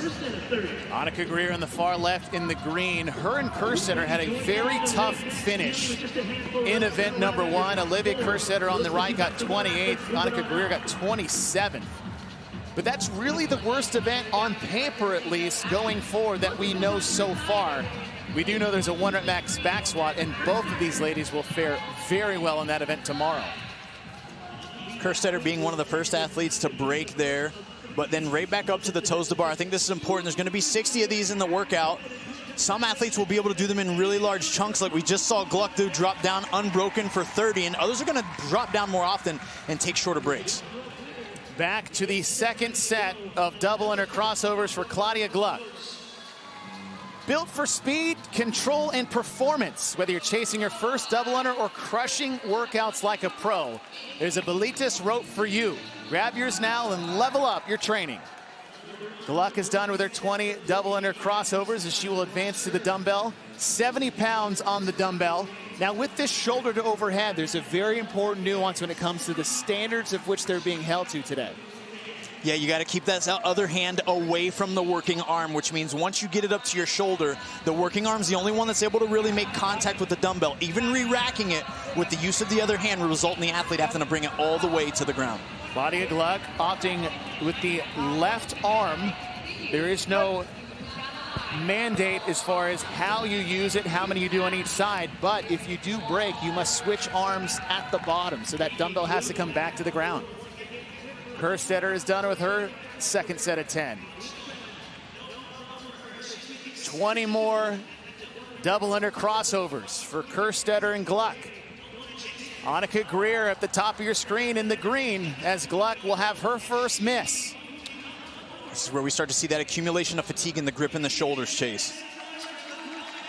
The double under crossover debuted in 2022, but there's only 25 at the end of a gymnastic medley event, and very few got to it, even fewer got to accomplish it. But it's no surprise to see the comeback a couple years later and see how well athletes have figured out this movement.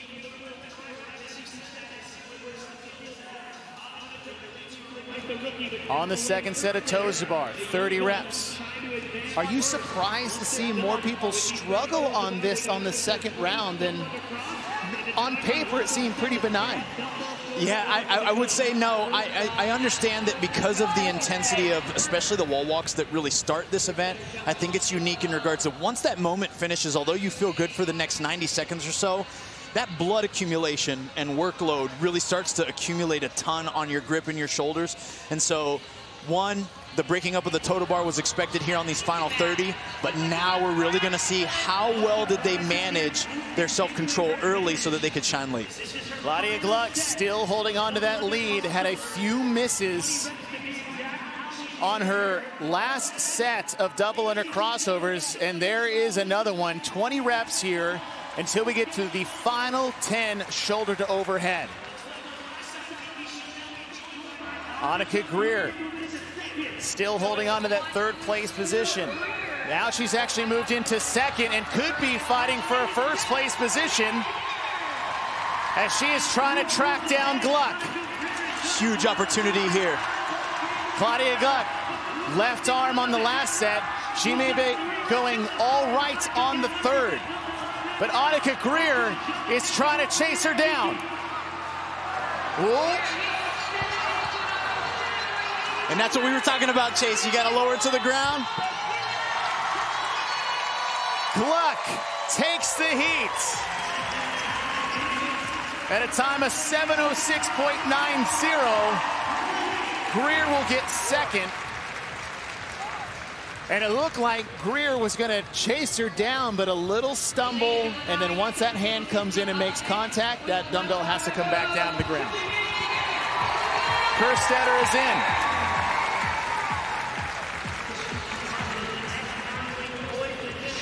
Time cap on this event is a very tight 10 minutes.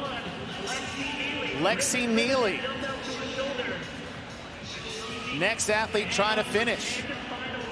Lexi Neely in her second CrossFit Games, actually had a event win last year in push-pull 2.0. 2 minutes before we hit the 10-minute time cap. Time's in the upper left corner of your screen. Lexi Neely is in.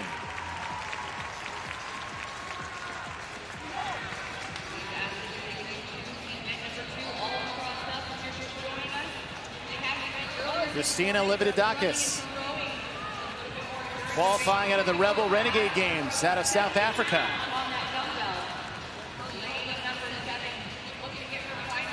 And in the top three, this is what we didn't see, the managing of the pausing and the waiting and transitions. And that's some of the difference that really starts to accumulate, especially in an event with so many transitions like this. Christina, handful of reps left to go. Representing the country of Zimbabwe. Talk about the global reach of the CrossFit community. There are a few countries that are being represented for the first time here at this year's CrossFit Games. As we have just 1 minute left to go. Luisa Marquez gets her final rep. Luisa did a great job at saving that last rep there, stabilizing under the load. Carolyn Prevost, as Mike said earlier, the only athlete in this field on the individual side that actually competed in this arena back in the old regional days. As she will make the switch at the bottom. Again, you cannot switch at the top. If you're going to switch arms, that dumbbell has to come to the ground, which really makes you start to calculate, is it worth the switch? 15 seconds before the time cap. Mariana Mesa and Maria Camila Quintero trying to finish before We have that 10-minute time cap, and a lot of the speed you'll see these athletes will be dictated by the double unders. Claudia Gluck, 7:06.90, your new time to beat for heat number 1.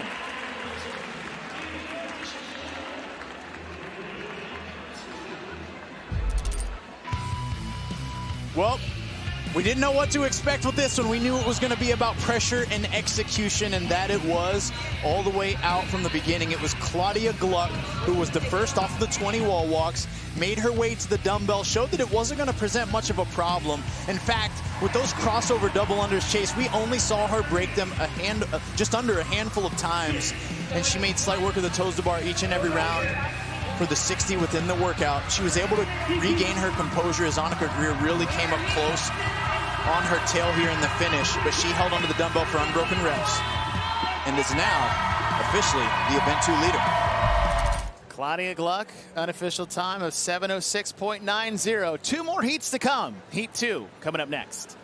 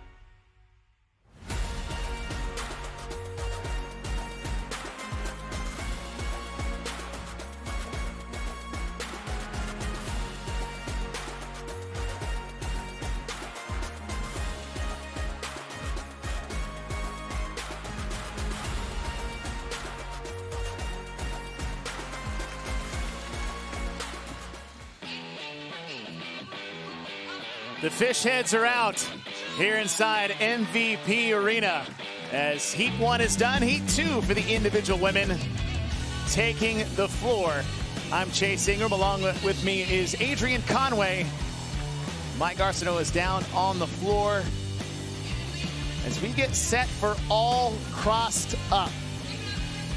All crossed up. We saw it go down once. This will be the second time. We'll see if an athlete can beat that 7:06 time established. It's 20 wall walk buy-in, and then we're going to get through a chipper-style format of 30 total, shouldered overhead with a 70-pound weight and 80 crossover double unders, and that also includes 60 toes to bar. We've already seen the double under crossovers stop some athletes in their tracks. Your lane assignments for heat number 2. Down in lane number 3, your Vision Fuels Victory athletes to watch, Brooke Wells making her 10th and final CrossFit Games appearance. 10th and final. We take that lightheartedly, Chase, in this space, because some athletes get ahead of themselves saying, hey, this could be my last, and then they surprise us. However, Brooke, a tenured athlete we've seen grow up in this sport, tremendous physical capacity, and what a bright light within our space through her years.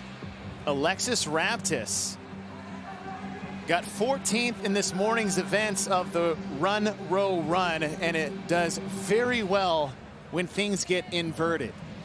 Alexis on the come up in our space, looking to really get onto that podium, and this could be a step in that direction today.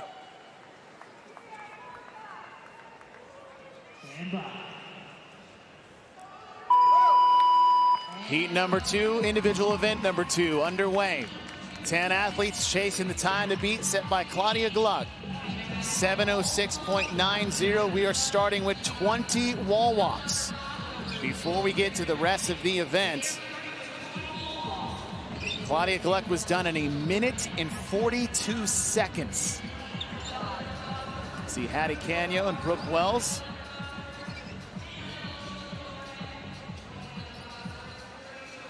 Jen Muir and Lydia Fish. Saw those Nemo fish heads out in the stands a little bit earlier. Yeah. That is the Lydia Fish fan base as she makes her rookie debut here at the CrossFit Games.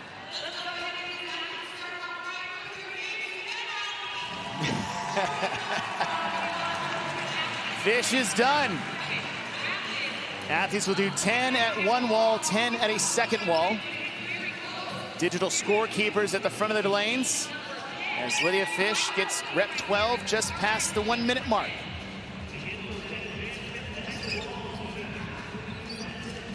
We saw this in the last heat. This is where a lot of that accumulation of fatigue begins. It's 20 consecutive wall walks is a long time under tension for the upper body, the triceps, the shoulders. And of course, these women are doing it with urgency. They want to get on to the rest of this chipper as quickly as they can. And like we saw in the last heat, once the lead was established, there was not a lot of back and forth nor opportunity to pass athletes by if they don't struggle with the crossover double under. Alexis Raptis, 2 reps left to go. Alexis Raptis in her rookie debut made a name for herself when she took Echo Press, as she is first off the wall along with Lydia Fish. 10 shoulder overhead, 70 pounds on the dumbbell. You cannot use your other hand at any point in time from the floor to overhead. If you do, you have to put the dumbbell back down to the ground. You'll notice a few different preferences here. Some ladies more of a pronated palms forward grip like we see from Alexis, and Lydia holding more neutral so the dumbbell on the head of the dumbbell rests away from her body. It all depends on what works for you. Athletes now advance to the 20 double under crossovers, and Lydia Fish doesn't get a rep in before we hits her first miss. The same with Alexis Raptis. So any part of your screen is Syria Mahan. If you don't know that name, not only is she a rookie, but she won the in-affiliate semifinals this year, and probably one of the biggest question marks coming into this weekend. Where did you come from? Who are you? And how are you going to fare here on the floor at the CrossFit Games? That's right. It's a big difference, especially when we see someone we're unfamiliar with hit a home run in a test like the online semifinals against the world, and then they get to come here in person. We really get to see how they operate and how they compete head-to-head. Fish fans out there, the Nemo heads. There's a still close between Alexis Raptis, Lydia Fish. As we are past the 3:30 mark. Again, this is heat 2 of 3. In the previous heat, Claudia Gluck set the time to beat at 7:06.90. After the toes to the bar, Gluck was done at the 3:30 mark. So Gluck well ahead of the pace. 25 seconds ahead of Lydia Fish as Fish advances to her second set of double under cross unders. And we'll see how these double under cross unders go, because that first heat nailed those 20.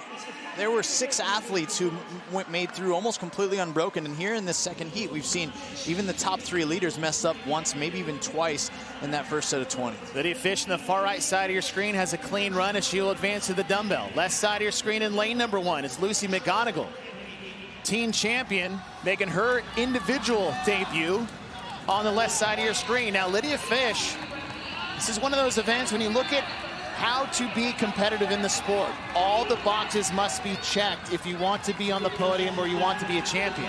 Lydia Fish is very, very good, borderline elite at things like gymnastics and endurance. It's the weightlifting portion where she's going to take the hits. Yeah, and so that means, hey, in a unique combination of things in this circumstance where a 70-pound dumbbell is totally manageable for her, she's really got to go for it all. That means she's got to do the best she can to lead out front, which she is, and hold on so she can get the best placing as possible. Lydia Fish is done. Now, aside from her first set of double under crossovers, she has been near flawless. She was 25 seconds behind the pace set by Claudia Gluck. She has now closed that time to 15 seconds as Lucy McGonigal over in lane number 1 is keeping pace with Lydia Fish. 2 rookies leading the charge here in heat number 2. 2 different styles of toes to bar too. McGonigal keeping a longer lever with her legs a little straighter, starting to soften the knee now. McGonigal breaks a lot more at the lower leg, kind of kicking towards the rig. This is going to get McGonigal a faster cycle rate and probably off this rig much sooner, as it looks like she just went unbroken. Pulling away from the field, Lucy McGonigal on your left, Lydia Fish on the right. Top part of your screen, we're just at the 6-minute mark. Time to beat 7:06.90, just 1 minute till we hit the time step by Claudia Gluck. Lucy McGonigal has pulled ahead of Lydia Fish. McGonigal's first set of toes to bar took her just over a minute, where Fish is about 1:08 and 1:02 for McGonigal, so only a half a second slower as McGonigal has now taken the lead. This is where they start to feel that pressure, Chase. They know where each other are and they feel the presence of the judges. Can they hang on? McGonigal's to the dumbbell. 2 reps in. Fish has yet to pick it up. She's now 4 reps behind. McGonigal has about 10 seconds to get that time to beat. So she was behind early, but she has closed hard late. Lucy McGonigal takes the heat and sets the new time to beat. Great finish there for Lydia as well. Tough break when you lead kind of the whole heat and then someone comes and snags you right at the end, but a great finish nonetheless by her. Both times are under the time set by Gluck. Fish out-touched Claudia Gluck's time by 14/100ths of a second. Addie Canio on her final 5 reps. She'll take a break. One of the few that we've seen to actually break intentionally and switch arms in the middle of a set.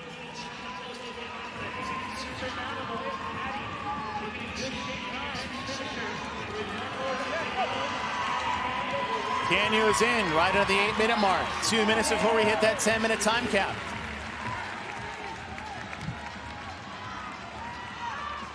Fisa Coffee, who qualified this year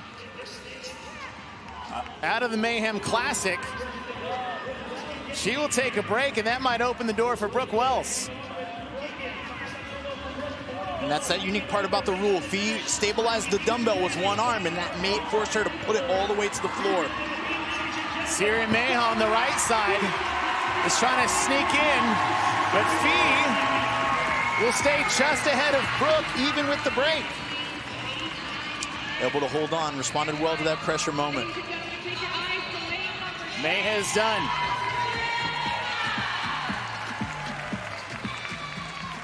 Cindy McAlishan, who had to pull a rabbit out of a hat at the TFX Invitational on that final event just to get here. Sung Young Choi and Alexis Raptis, as Raptis seem to be struggling a bit with that dumbbell. And one thing to note too is that you see the dumbbell dropping. If it drops from overhead, not only will that not count, but you'll have to do the rep over again. And that's going to be very important when we see those tight races at the finish line in later heats. Yeah, absolutely. We knew how big it was going to be from a tight race perspective. As we got Choi across with 30 seconds left. But when we watch this final heat coming up, that's certainly going to be something, because it's going to be a matter of seconds for likely several athletes, and they're going to have to be mindful of that rule to uphold that. Last athlete on the competition floor, rookie Jen Muir, representing Scotland. Scotland being the new home of the Rogue Invitational. They'll be back this year for the second time.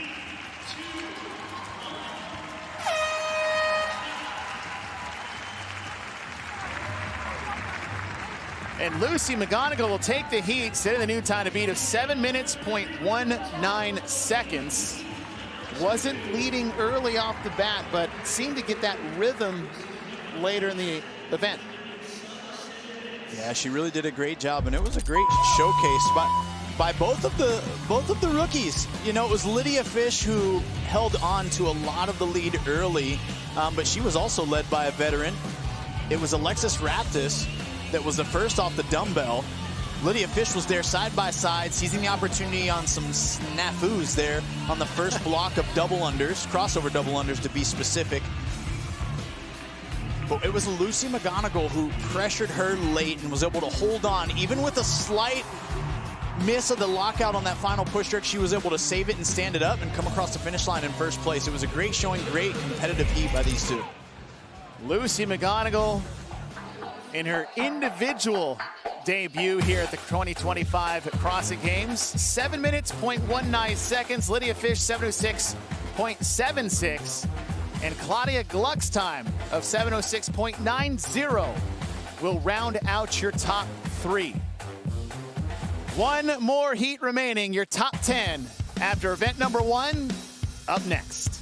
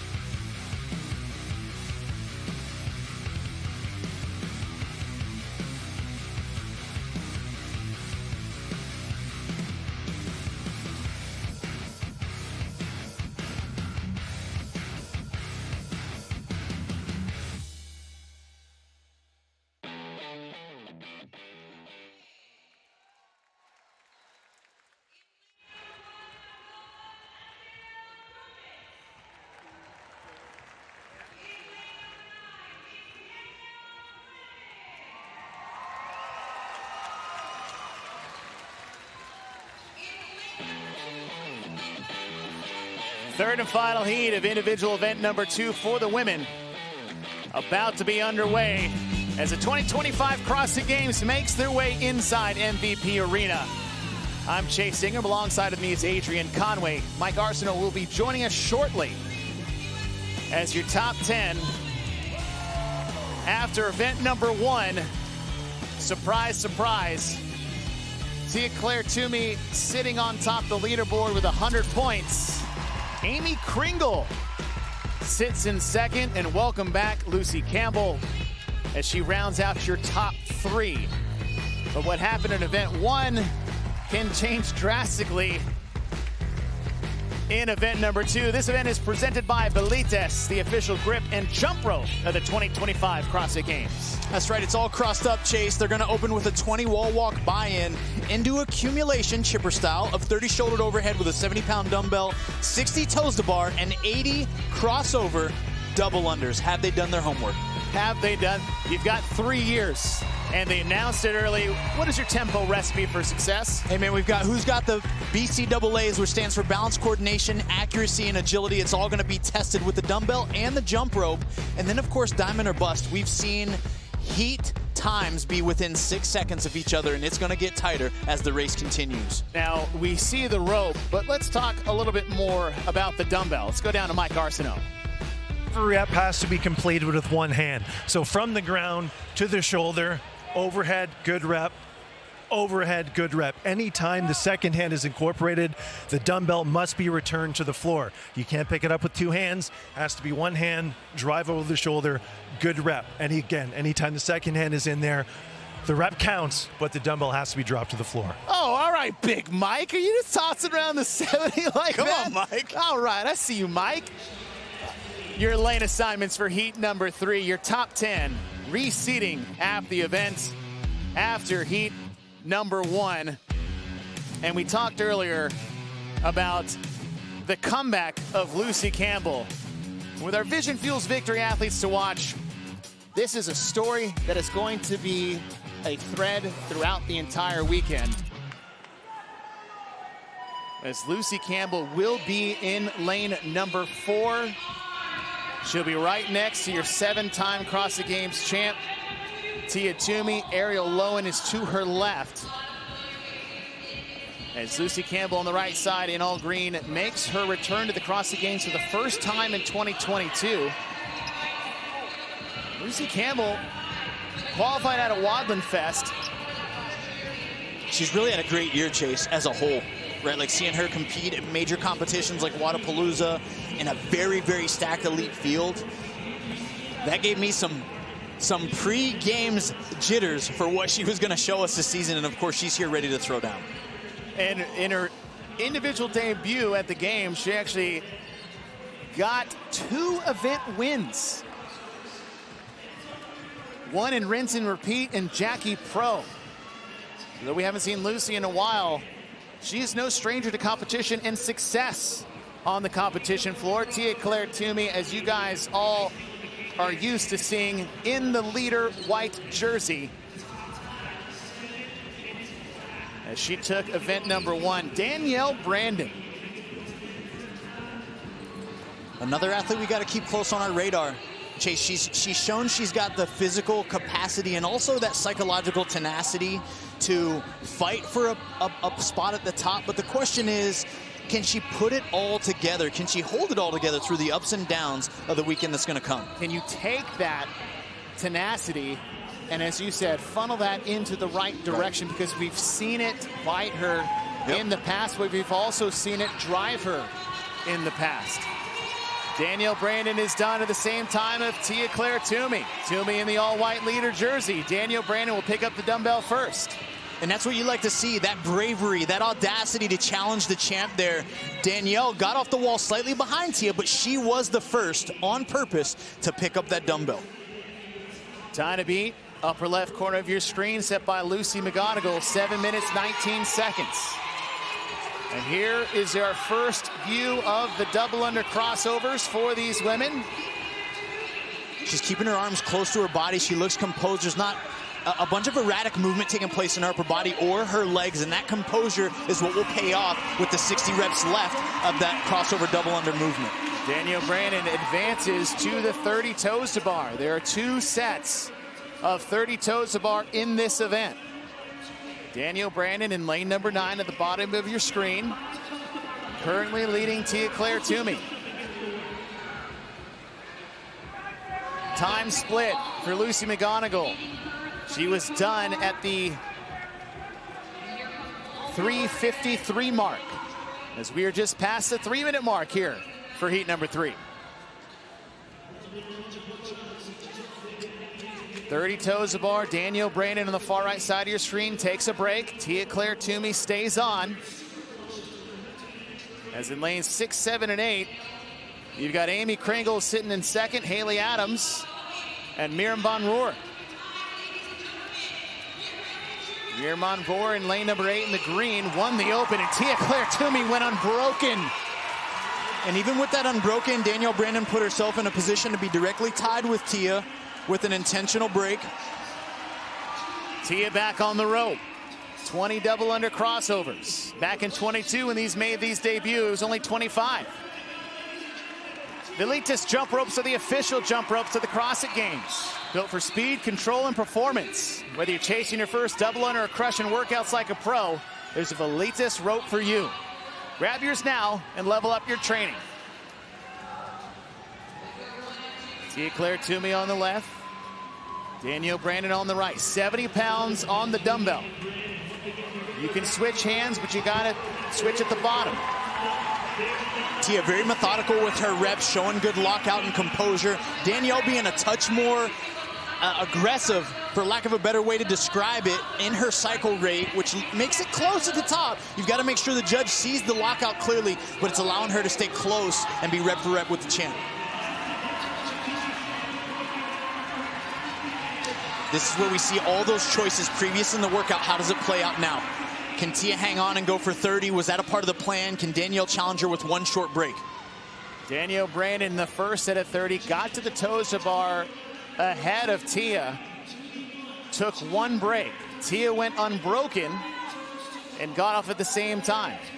And here we have lane 6, Amy Kringle, just hanging around in the top 3 again with potential to hit another point home run here.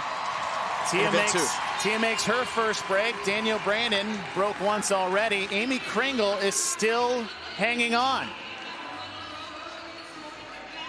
Danielle Brandon will take her second break. Kringle her first. Tia Claire Toomey. Tia with a hand in the air. And Tia just about maxed out everything she could to do that in 2 sets. Tia Claire Toomey is ahead of the pace by Lucy McGonigal. She has 20 double under crossovers and 10 shoulder overheads left with 1 minute and 10 seconds to do it. Danielle Brandon on the rope. Toomey's done. Advances to the dumbbell one more time.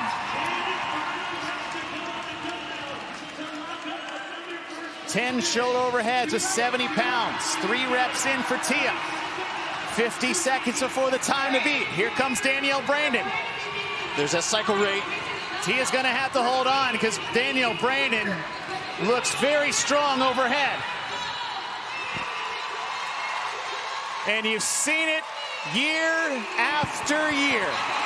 Tia Toomey gets back-to-back event wins to start the 2025 CrossFit Games, and Amy Kringle looks dangerous. Very. Danielle Brandon will take second all times underneath that time to beat by Lucy McGonigal. As you see Maddie Sturt, Ariel Lowen, and Lucy Campbell trying to get to that dumbbell for the last time. Miriam Von Rohr has won the Open back-to-back years and making her debut at the CrossFit Games. We are now past the time set by McGonigal, Fish, and Gluck. So times from heat 1 and 2 now a factor in this third heat.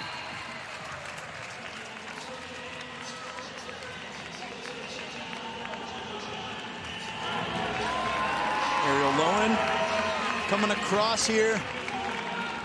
Dumbbell not presenting too much of a challenge for any of these women so far. Some switch is happening.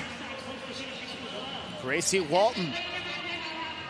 Dumbbell very outside the shoulder. So far from much more difficult to do. Absolutely. And you wonder, is she avoiding a pain point? Is there an injury? Is there something that might be, because we know from all logic, something's lighter the closer it is to your the middle of your body, your midline. Haley Adams,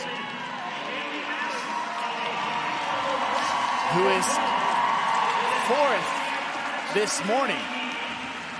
Now just trying to get a top 15, top 20 finish again. There are only 30 athletes competing at the CrossFit Games this year. It changes the way we have to approach every workout, Chase. There's more urgency. There's less points available when you look at the whole scope of the weekend. It's going to be crazy. Haley Adams is in. And that will do it for heat number 3. And for the 4th time in her career, Tia Claire Toomey wins the first 2 events of the CrossFit Games. Yeah, and we'd love to say, wow, what a surprise. The champ is out for blood. But she's always out for blood, Chase. And she started this thing fast and furious, first off the wall walks. But Danielle Brandon was right there with her for the vast majority of all crossed up. They were rep for rep. But it was late that Tia allowed her stamina and endurance and that bit of fortitude that she just carries as the champ, that moxie, the ability to look left and right and know exactly where she needs to be, when she needs to be there in order to get another event win. And with your leader, Mike Harson. Well, Tia, we talked about your endurance focus after event number 1, a much different event here, 6 minutes and change. So how are you feeling about the focus on endurance, but still able to put a performance like that in a shorter time domain? Well, my coach is Shane Orr, so that's all I got to say. I mean, no, like, we train, when we decided to come to the CrossFit Games, knowing what we were signing up for, and my team have definitely helped me leave no stones unturned. So what went into that decision? What was the ultimate catalyst in deciding to come back here and compete for an 8th title? Well, you guys. So T, I have a stat for you.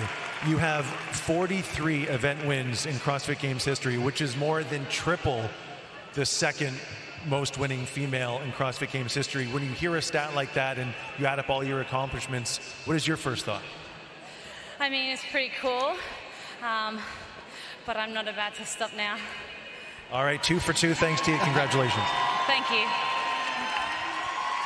No stopping in sight, at least for this weekend. This is the 91st white jersey Tia has worn in an event as she takes event number 2 at a time of 6:23.98. Daniel Brandon takes second, and Amy Kringle back-to-back top 3 finishes to start the weekend. That's how you do it. Individual action for the women in event number 2. It will be the men's turn for their first action inside MVP Arena coming up next.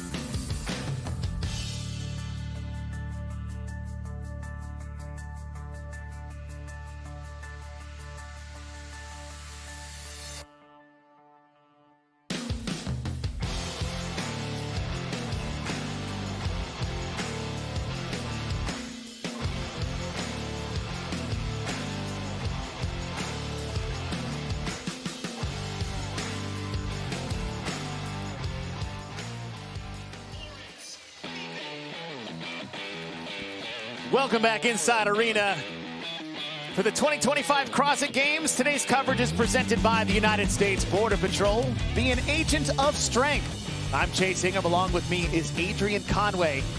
Mike Arsenault will be joining us shortly on the floor as the individual event number 2 for the women is done. But it is the men's turn to take on All Crossed Up. All Crossed Up. Did they do their homework? We're going to find out. It opens with 20 wall walks as a buy-in. Then chipper style format, they're going to accumulate 30 dumbbell shoulder to overhead with 100 pounds in a single arm, 60 toes to bar, and 80 crossover double unders. What are your tempo recipe for success? Well, the question with the recipe to success is who brought the BCAAs? That stands for balance, accuracy, coordination, and agility, and they will all be tested from the dumbbell to the jump rope. And then also, we are going to talk about the pressure check. Dumbbell or bust. This race is going to be extremely close, and we're going to see can they rise to the occasion. Your lane assignments for heat number 1 as we reseeded after event number 1. So these are your bottom 10 on the leaderboard after one event. And from making his appearance for the 10th time, let's go down to Mike Arsenault with more about Jonakowski.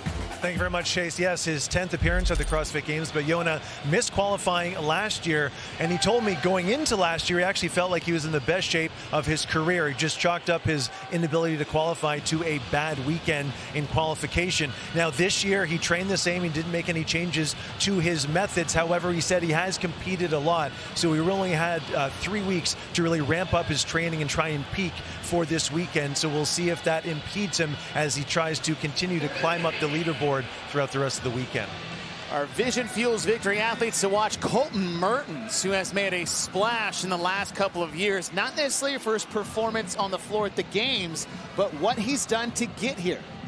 That's right, and we saw him. He was a qualifier out of the Mayhem Classic this year, did a great job. He has to seize the moment here in workouts just like this to make up for what we saw this morning.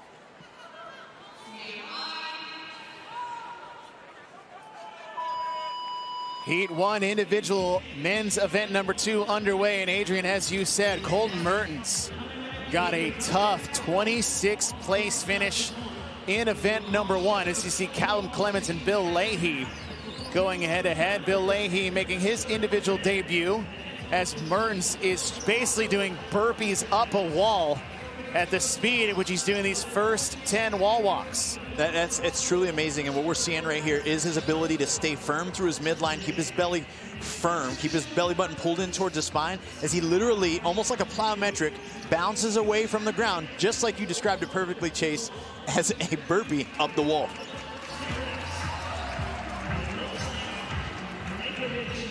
It's like Mertens is done as they will do 10 wall walks at the first wall and advance into the next.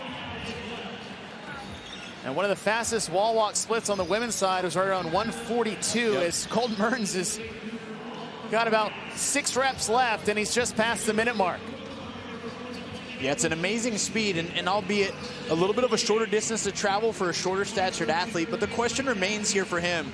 When you push so hard and build that amount of fatigue, do these crossover double unders then present a unique challenge for you the further that you go in All Crossed Up? Colton Mertens in the center part of your screen has 1 rep left to go as we're at the minute 30 mark. And before we get to that rope, we will move to the dumbbell. 100-pound dumbbell, 10 shoulder overheads as Mertens is done. And hot on his heels is Bronislav Alegowicz. That is not what I expected from Bronislav, to be quite honest. Like he was equally doing burpees up the wall. Look, we got 2 thick boys here with spelled with 3 C's between Mertens and Bronislav Alegowicz.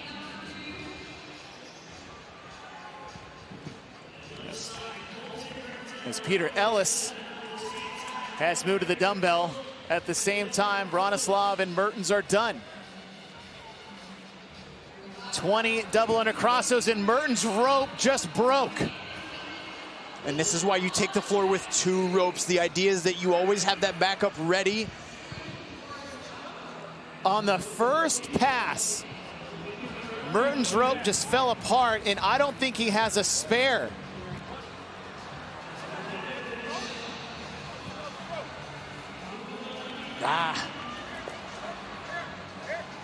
Now, typically athletes will bring out 2. I don't know if Mertens did.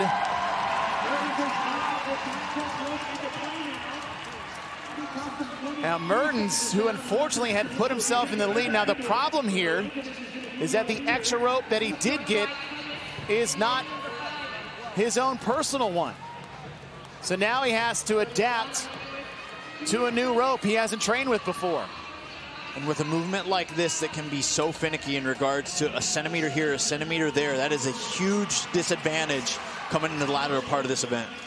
Mertens will advance his rope ahead of the rig. Most athletes have brought them to the rig. And in the midst of all that, Bronislav Alenkowicz is still holding a lead in this first heat. 30 toes to bar. Very composed and methodical by Big Bron here, just running his own race, very casually. 20 more double under cross unders.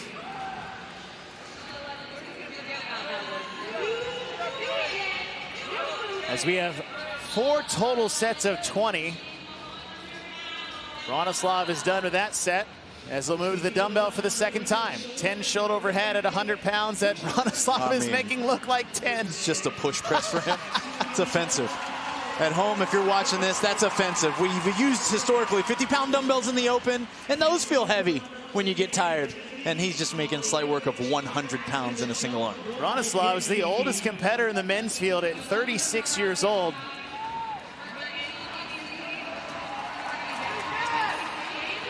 $20 more double under cross overs.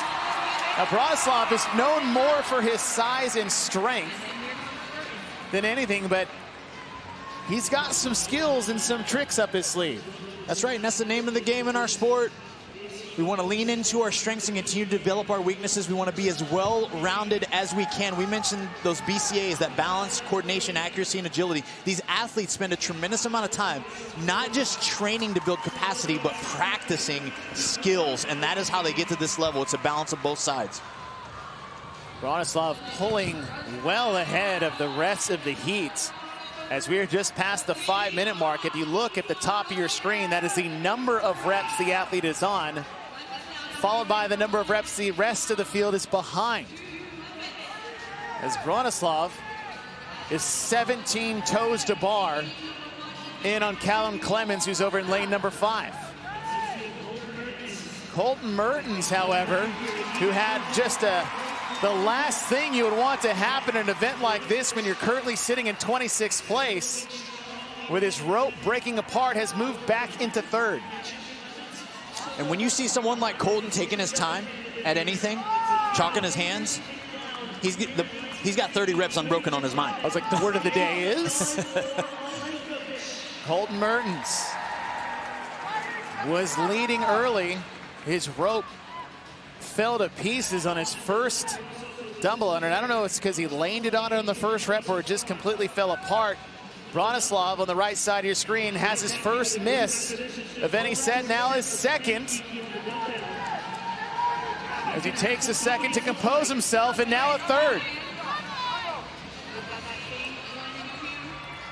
Mertens takes a break. So Callum Clemens, who's just outside your screen, still in 2nd, has an opportunity. Well, maybe not. Bronislav picked up the dumbbell. Let's just call it what it is. Aside from Bronislav's arm falling off his body, he should get these 10. As he'll take his first break. Callum Clemens has also moved to the dumbbell. Bronislav is done. Bronislav is in. And Bronislav has the time to beat. 6:59.25. Callum Clemens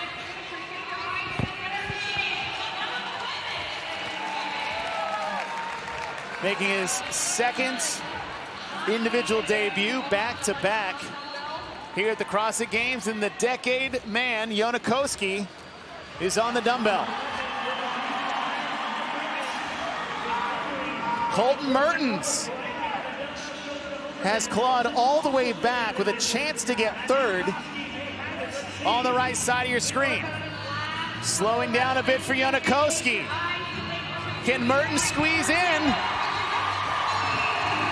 And he might have just fallen behind as a time of 7:47. And when you look at that, it's about 48 seconds.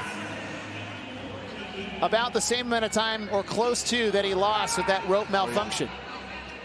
Yeah, what a comeback by Colton there. What a way to stay focused and continue to trudge along, even though he broke the rope and, of course, didn't have one readily available, because he lost easily 40 to 45 seconds in that.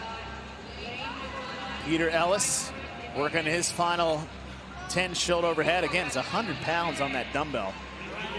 And some people make it look more like it should, other than Bronislav Lankwitz.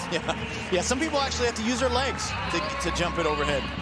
Bronislav made it look like a minor inconvenience with his 10 shoulder overhead. Time cap's 10 minutes. So we have 2 athletes left on the floor.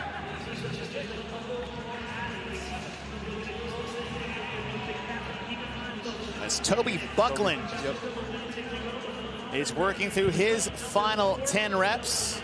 Toby out of the United Kingdom.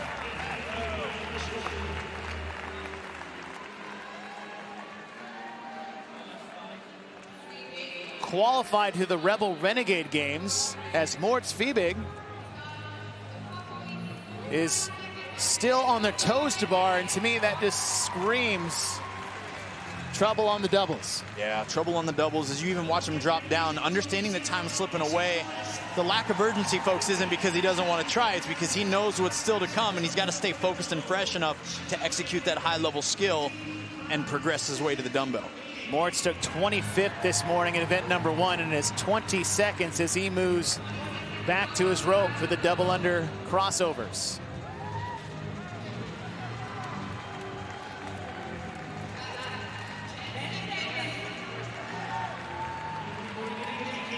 Five seconds remaining.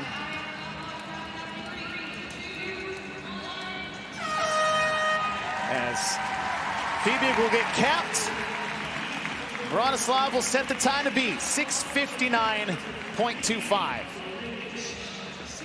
Now, though Bron takes the time to beat, the stories with Colton Mertens.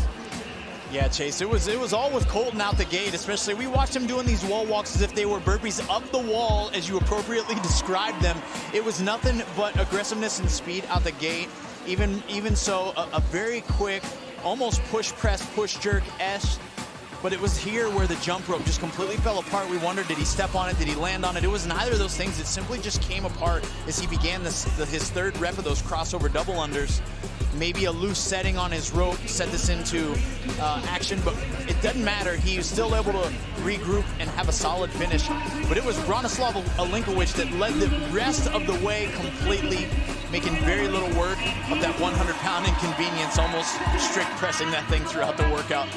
But like we mentioned about Colton, he was able to regroup and still come with a very close finish there to Janikowski, but I think Koski out-edged him right there. Bronislav will take the heat in heat number 1, setting the sub-7-minute time. Now, the average of those double unders were about 25 seconds. It took Mertens a minute and 12. Heat 1 is done. Heat 2 for the men coming up next.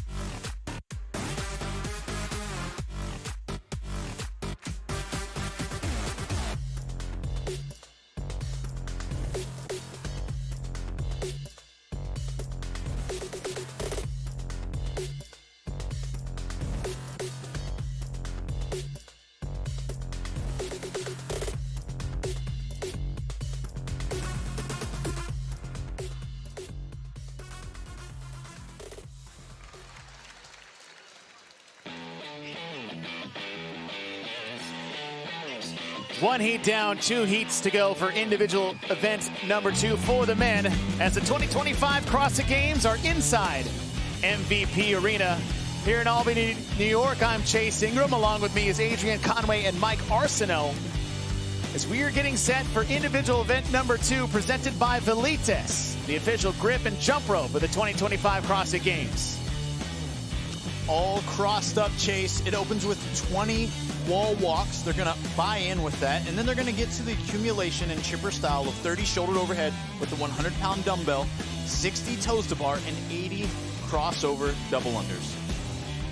Your lane assignments for heat number 2. We've got a games champ, we've got a games podium finisher, 2 teenage champions, and your Vision Fuels Victory athletes to watch. Your 2-time CrossFit Games champ, Justin Medeiros. Hey man, it's a packed house in this heat, and this is what we came for, folks. Medeiros historically is good at these crossover double unders.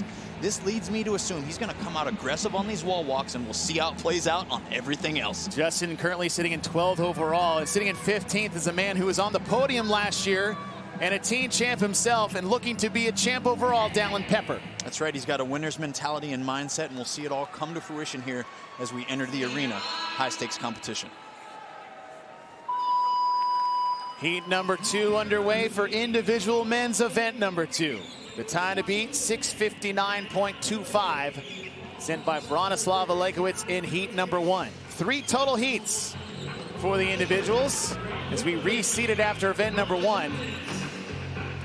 And as he said, there is champion pedigree in here to a degree, unlike we've seen Justin Medeiros back-to-back individual CrossFit Games championships. Ty Jenkins, team champ. Dallin Pepper, team champ. Tudor Magda, team champ. 6 total CrossFit Games team champions between the men and the women this weekend as Justin Medeiros moves into his 2nd set of 10.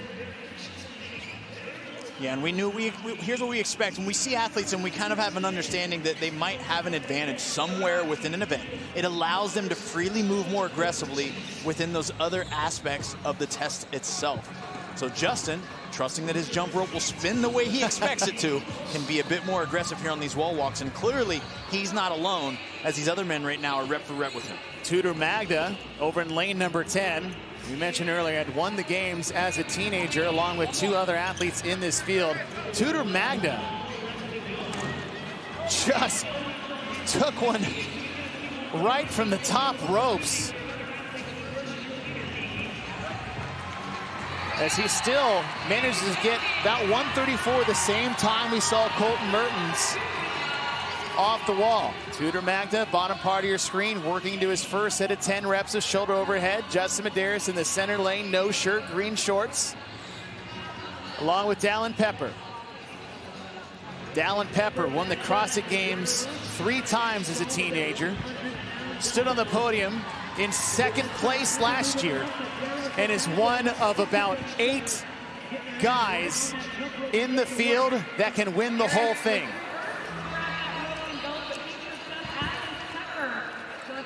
Yeah, and we watched both Dallin and Justin have a missed rep on these crossover double unders to start. Will they be able to make the appropriate adjustments to stay composed? Tudor at first to advance and went unbroken on that set. Done with his first set of double under crossovers. Now to the rig for 30 toes to bar. Tudor Magda on the right, Justin Medeiros in the center screen, and Dallin Pepper. 30 toes to bar. As we saw from the women's heats earlier and even in heat 1, it's about who can control the fatigue accumulation. As we enter this first set of toes to bar, it's really tempting for athletes to kick up and go 30 unbroken. It's not necessarily one of those races where you have to in order to win the heat or even come out with the top time. But if it breeds that personal confidence for athletes, that can be a big precursor for the success on the back half. That's important on the back half is we get a clean run. None of your 3 leaders have had a clean run. Tudor had the mistake on the wall walk. Justin and Dallin both missed on the double under crossovers. Medeiros has moved into the lead ahead of Magda and Pepper. Justin looking smoother on this second set here. Does some of the pre-fatigue of the wall walk really affect that first set? No doubt, and in it just being the first set affects it as well. I'm sure everyday gym members can relate to this. You rip off your first 10 double unders, you mess it up 5 times, you want to chuck it across the room, and then all of a sudden you hit a 50 set of unbroken reps. Justin Medeiros, who made his individual debut at the 2020 CrossFit Games, where 5 athletes took to the hills of Aromas, California, and made a name for himself. We weren't sure what that meant, getting a top 3 finish in his rookie debut.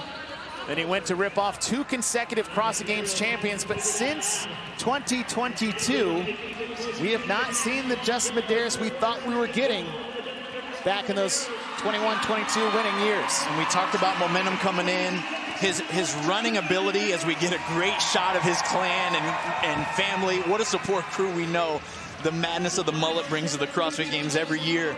But he even started out this weekend about where I think he considers a favorable position in a 12th spot in a predominantly running event, and that's given him some good momentum here going into event 2. Medeiros alone on the toes bar as Tudor Magda over in lane number 10 on the far right side of your screen joins him.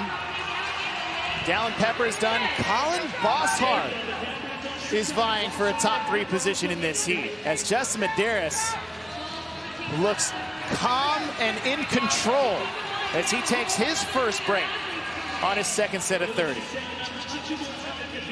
Time to beat 6:59.25 for the upper left corner of your screen by Bronislav Alenkowicz. He was done with the toes to bar at 5:57, and Medeiros is 30 seconds ahead of that pace. This is where that champion's mindset comes into play, Chase. Feeling the pressure of the high skill here. Can he answer the call and stay smooth and unbroken to keep his lead? Set a great time to beat. Last set of crossovers for Justin. Final 10 reps.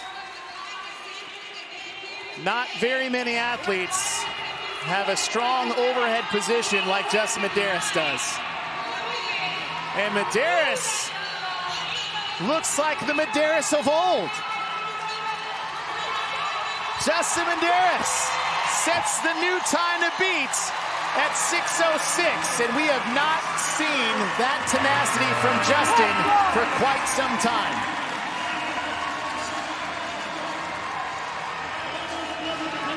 Tudor Magda trying to hold off Colin Bosshard and Dallin Pepper. He'll move to the dumbbell for the last time. Bosshard has actually moved in front.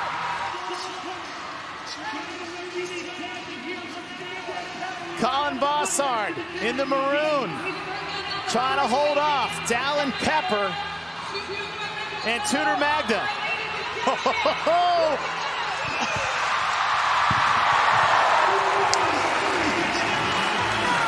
And Dallin Pepper snipes Bosshard by a 1/10 of a second. Tudor Magda 2 seconds behind them. We've talked about it, Chase, those small adjustments that you can make mid-workout that accumulate throughout the course of the weekend in a field this competitive, that's gonna matter.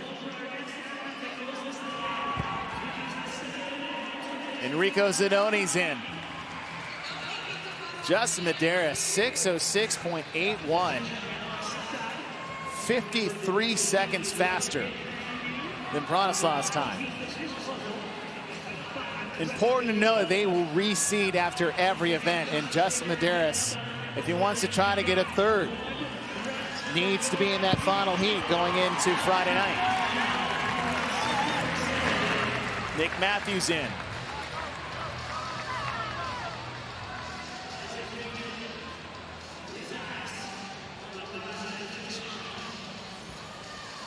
You see some of the athletes really starting to have trouble with that dumbbell. Saw Jorge there at the bottom of our screen actually switch arms after 1 repetition. Doing it again, not being able to control the descent of that dumbbell. It's Isaac Newman. Ty Jenkins. 2 rookies here along with Jorge Fernandez. Jorge Fernandez is on that Invictus team. Has a CrossFit Games championship under his belt for the team, as this is his first year as an individual. and just having a massive amount of trouble with that dumbbell. More so with the return than it is the overhead. Yep. And that's a unique skill. I mean, it's unfortunate for all of us viewing that these athletes all make it look so easy, right? This is a 100-pound dumbbell, and these athletes make it look like it's 50 pounds. And that leads us to believe, like, oh, well, it's not that hard. No, no. This would punish most people and, in fact, make us all sit down on the floor when our legs are under the fatigue of a 6-mile run and a 3K row that we already went through today. So these men have put on a clinic in regards to technique and execution. Tiago Lucis will cross the finish line. The man from Portugal. We got a backfill late to the CrossFit Games, but it is Justin Medeiros, your two-time champ. Set the new time to beat in heat number 2 at 6:06. Highlights brought to you by Rogue Fitness. Hey, and highlights we have. We talked about Justin Medeiros. We talked about this heat being really stacked with that champion's mindset. Previous teen athletes, previous podium athletes. Justin Medeiros, a two-time CrossFit Games champ, though. And knowing that he's got the skills to pay the bills with this jump rope, he came out aggressive. He had a few early errors that actually surprised me. But like we mentioned, he settled himself. He settled into the mechanics and consistency, and then was really able to finish strong with the intensity that we know he's got in droves. We talked about building momentum, and he did that with a 12th place finish early this morning. And now we see that the champ is back, and he wants to be back on top of the podium. And then that wasn't it. We saw Dallin Pepper. We know what he wants to do when he shows up to compete, and that's win. And he edges out Bossard by 1/10 of a second with that champion's mindset of, hey, which foot got the chip? That one. And we talked earlier after event number 1 with the move that Adler made just to squeeze out 4 more points. And with the field that we have and what we have left from a programming perspective, those are going to matter. Justin Medeiros takes heat number 2. Will it stand for one more? Heat number 3 coming up next.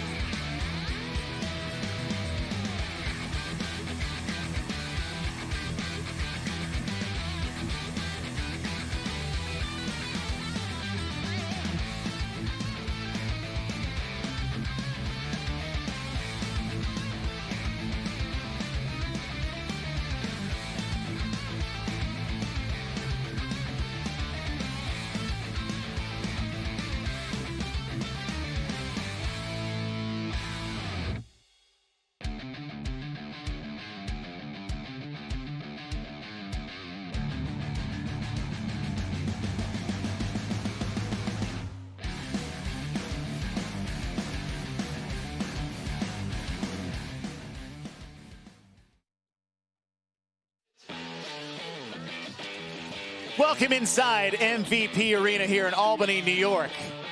As event number 2 for the men, third and final heat for the 2025 CrossFit Games is about to be underway. I'm Chase Ingram. Along with me is Adrian Conway. Mike Arsenault will be joining us on the floor shortly. We've had one event down, and your 2023 Games champ looks to be in championship form. Yeah, he's in rare form. What we know is that he came to battle and he came to get on top of the podium. It was in 2023 at semifinals at the Atlas Games. I saw Jeff Adler compete, and he said, I came to win, and I won. And it looks like he brought that same kind of mindset to this competition.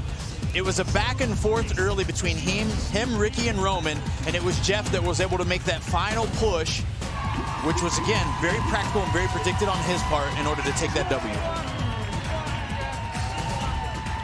Jeff Adler sits on top of the leaderboard after one event with a 4-point lead over Roman Krennikov. Ricky Garrard sits in third. These are your top 10 men after event number 1. Individual event number 2 is presented by Fittest, the official grip and jump rope of the 2025 CrossFit Games. He has the skills, but does he have the double unders? And that's going to be an important question to answer, because in this workout, in order to have success, you got to ask yourself, who brought the BCAAs? And that stands for balance, coordination, accuracy, and agility, as they will all be tested by those two implements, the jump rope and the single arm dumbbell. And then this is a pressure check, man. Diamond or bust. What's it going to be on that final 30, 20, 10? And can you seize the moment? Well, you've seen some, you got that 100-pound dumbbell in the background. More on that standard. Let's go down to Mike Arsenault. Well, thanks, Chase. I don't have the 100-pound dumbbell in my portfolio, so this will have to make do. But for a clean rep, it has to be fully overhead and locked out. Once you bring it down and if the hand touches, the rep is good, but the dumbbell has to return to the floor. So again, the rep is good as long as only one hand is involved, but as soon as you return to the shoulder and the second hand touches the dumbbell, you have to go to the floor before you can complete another good rep. Thank you, Mike, and fantastic overhead position for you, sir. Good on you. Your third and final heat for the individual men for event number 2. Vision Fuels Victory athletes to watch. It's the man, Austin Hatfield, who's sitting in 4th overall. Better known as the former rabbit farmer, who is now turned full-time fitnesser. And he is all of those things, man. He ran well this morning. We know he will squat well later in the weekend. And now how will he place it all together? The man who wore the leader's jersey almost to the finish line in 2022, Roman Krennikov, sitting 2nd overall. Heat number 3 underway. Jeff Adler face-to-face with Roman Krennikov. These two have history. Roman is going to try to see if he can get the best of Jeff this year. 20 wall walk buy-in to start. And again, shame on us for only watching this visually. And if you've never done a wall walk, go try one right now in your living room. You don't need the tape lines. You don't need anything. Put your hands on the ground, then walk your feet up the wall. Maybe take your socks off. Apologize to your mother later or your wife, sir. But, guys, this is extremely taxing on the midline and the shoulders, and that's going to come into play with the grip fatigue and the blood that goes into the arms. That's going to certainly interfere with the shoulder to overhead, the double under, and the toe to bar. And you bet, yes, this was all considered when they designed this test. Jason Hopper leading early. Athletes will do 10 wall walks on the first wall and finish up with 10 on the second wall. We've seen about 1:35 is the fastest split time here. However, we haven't seen the first person off the wall be first person across the finish line yet. It's true. You got to pace it just so you know. You got to make sure that you save the right amount of energy in order to execute strong towards the end.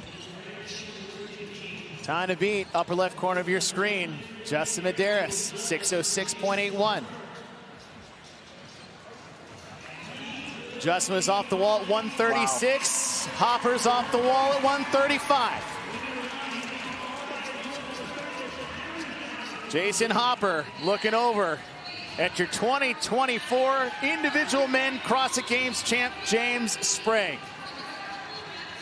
And it is a crowded house at that dumbbell. 10 reps, 100 pounds. Chase, there's a lot of the guys in this heat that are pausing at the top longer than in the last heat. I don't know if they recognize that intentionally or not, but that's a lot of time loss that can really add up. Ricky Garrard has moved up to challenge Jason Hopper. He's in the center lane, yellow shoes. The Fittest jump ropes are the official jump ropes of the CrossFit Games, built for speed, control, and performance. Whether you're chasing your first double under or crushing workouts like a pro, it's a Fittest rope for you. Grab yours now and level up your training. Jason Hopper, Ricky Garrard on the rig for the first time, 30 toes to bar.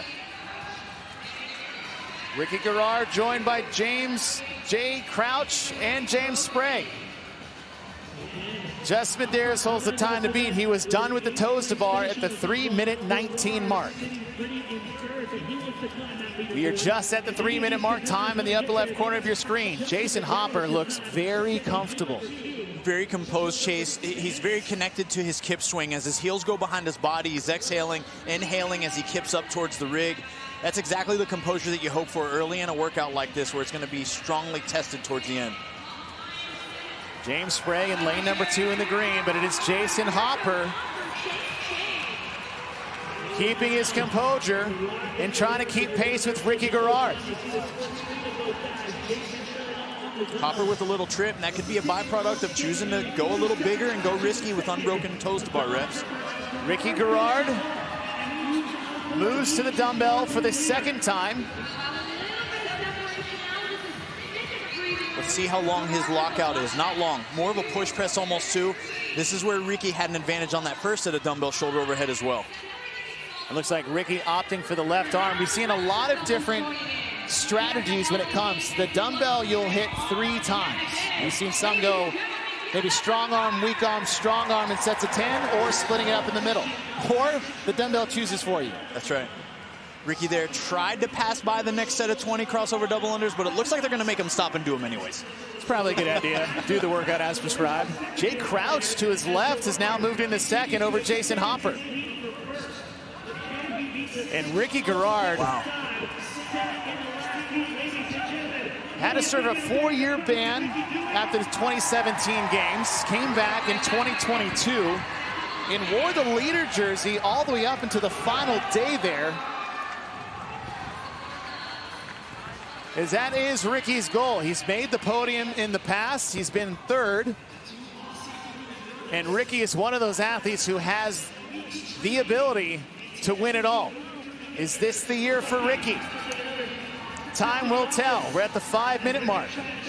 Justin Medeiros' time of 6:06 still stands. He was done with toes to bar at 5:21. Crouch the first to break. Okay, Ricky breaks. Will Hopper go unbroken here? Jason Hopper on the right side of your screen still holding on. Jay Crouch and Ricky Garrard are only separated by about a rep, yet they're about 5 seconds behind the pace set by Justin Medeiros. Ricky Garrard sits 3rd overall with 92 points. These two athletes are training partners, go way back. Been training together in Tennessee at the Proven Compound.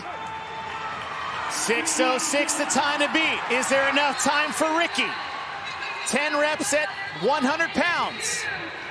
10 seconds before the time to beat. There's a window. Final rep for Ricky. Can he get in? 6:06.46. He does it. Ricky Garrard takes the event. Wow. Jay Crouch is in second. He'll take 3rd overall in the event. Jason Hopper still has an opportunity for a top 3 finish in this heat. Hopper's in. Great finish there for Hopper. Should be good enough for a top 5 overall finish. Harry Lightfoot making his 2nd appearance. Heck of a finish for Harry after this morning's run. And Jeff Adler is still on the floor. Adler's in. Bronislav Olegowicz time from heat number 1 at 6:59 has an impact. James Sprague is in. We said earlier after the first event, and we'll keep saying it, the talent pool is so deep. The points are scarce. And with Medeiros taking 2nd, Ricky getting the 1st place, your top 3 guys now sitting outside right in the top 10. And Ricky Garrard, 3rd place in event 1, 1st place in event number 2, and he may be donning the white jersey again in event number 3. Highlights presented by Rogue Fitness. And the chances are likely, Chase, you nailed it. 3rd place and then to a 1st place. But it was Hopper early in this, hanging on big, going 30 unbroken on the toes to bar. And what looked to be a very composed and collected body language came back to bite him. He ran into a little bit of a rope snafu there, and that's where Ricky was able to garner a little bit more of the advantage. And then it was the second set of toes to bar where Jay Crouch came on strong to challenge his training partner out of the proven camp. But it was Ricky who was able to seize the moment and hang on tight. He had a wonderful shoulder to overhead throughout the entire workout, almost push pressing that 100 pounds every rep. And by 0.35 seconds, he was able to sneak on in. Your results for event number 2, Ricky Garrard, as you said, 0.35 seconds.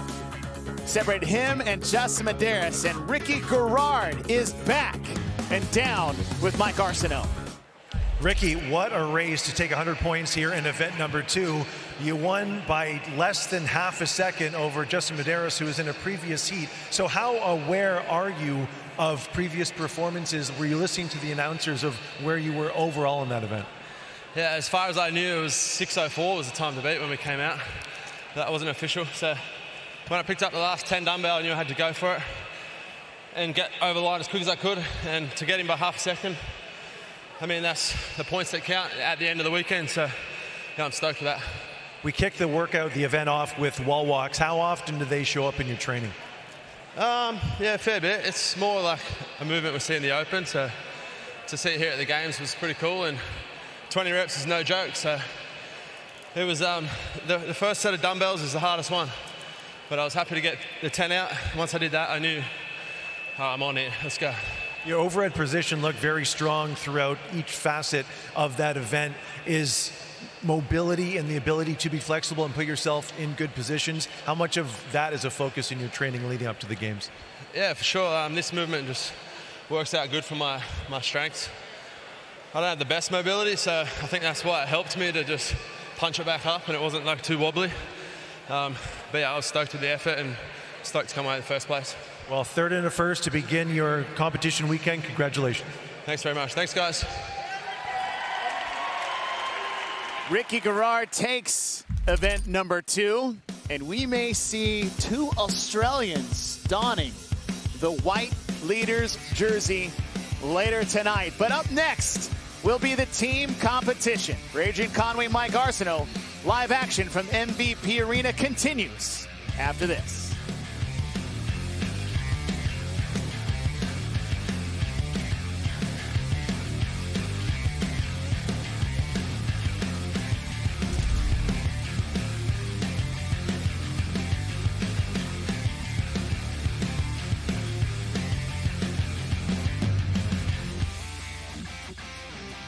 The 2025 CrossFit Games are brought to you by CrossFit, forging elite fitness.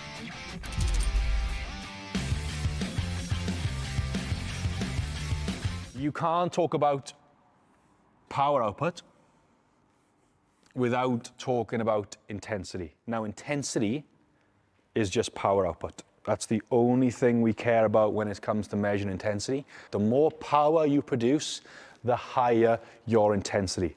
If it was heart rate, if heart rate was important, if heart rate produced power output, let's say I got a gun out and I point you this gun at your head. What happens to your heart rate? It goes up. Are you doing any sort of fitness? Producing any power? No. If I told you that we're going to lock the doors and do Fran at the end of the day, what happens to your heart rate? Goes up. Are you producing any amount of power? You doing any sort of fitness? No, exactly, right? If I put you in a sauna, you're going to sweat. That's not intensity. All we care about is intensity, and high intensity is power output. High intensity means high power output, which is why we use functional movements, because they maximize, or one of the best ways to produce high amounts of power. So intensity is just power output. The next question is then, okay, well, why is intensity so important that it's built into the definition of the program? Why do we love intensity so much? Intensity is the independent variable most commonly associated with maximizing the rate of returns on favorable adaptations. That simply means that intensity is the best way to get results, and to get results quickly. Any fitness program that is absent of intensity is also absent of results, and absent of results in a time frame that makes sense to you. You want the results pretty much as quick as possible. Agreed? Now, this isn't max intensity. This is not smashing your head against the wall every day you go into the gym. It's not max, it's just high intensity. It's just trying to get as much work done as possible. So intensity is just the way to get results and to get results quickly. We love intensity because intensity gives us results. What we need to understand with intensity is that it needs to be relative to an individual's physiological and psychological tolerances. It means that intensity is going to look different for each individual that comes into your CrossFit gym. Let's say, like, take two extremes, right? Take like Tia Claire Toomey and take my grandmother, right? Should they both be in a CrossFit class? Yeah, they should, right? Because my grandmother needs just, you know, some functional competence, where Tia Claire Toomey's looking for sort of functional dominance, right? But these movements are natural, they're essential, they're safe. So my grandmother needs to be doing thrusters and pull-ups just as much as Tia does, just the end goals are different, right? Now, let's say they're both in your class, right? Let's say that Tia does Fran in, like, what are we saying, like 2 minutes? Maybe 2.5 now if she's like semi-retired, fair? So 2.5 minutes, 2 minutes for Tia, right? My grandmother's Fran is gonna look a little bit different, right? She's probably gonna have like maybe a PVC pipe with like maybe a med ball or a low box to squat to. She's gonna squat down to that box with the PVC pipe. She's gonna stand up, she's gonna press it overhead. She's gonna do 21 of those. Her pull-ups may be like a jumping pull-up, it might be a ring row, it might be me sort of offering my arm out as she sits on the box. She holds my arm and stands and pulls her chin up over the bar. She's gonna do 21 of those. She'll do 15, 15, 9, 9. As long as both athletes are working to the sort of limits of their physiological and psychological tolerances, they will both continue to get adaptation from the program for a long period of time. We want my grandmother to push for intensity because we know that's where the results are. Tia Claire Toomey wants the results to go and compete at the CrossFit Games. My mother wants the results to maximize her fitness to keep her out of the nursing home in her advancing years. With me? So both athletes need intensity and they both need exposure to the program. It just looks a little bit different. It just simply means that we have to scale the intensity back for the individual. Someone's brand new into your gym, they need to probably be introduced to intensity slowly, some good mechanics first, a little bit of consistency in the gym. And once they have good mechanics, they move well, and they're in the gym consistently, then we can sprinkle in a little bit of intensity as they go. With me? Both need intensity because they both maximize results. We just need to scale it to the individual in front of us in the gym based off what they need.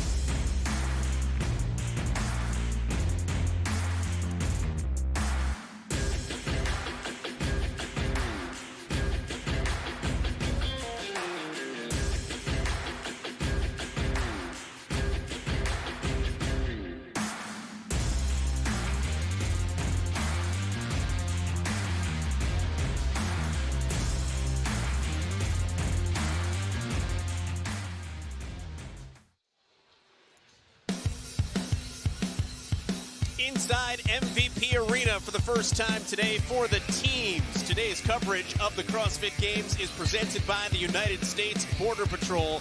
Be an agent of strength. 2 heats for the 20 teams competing today.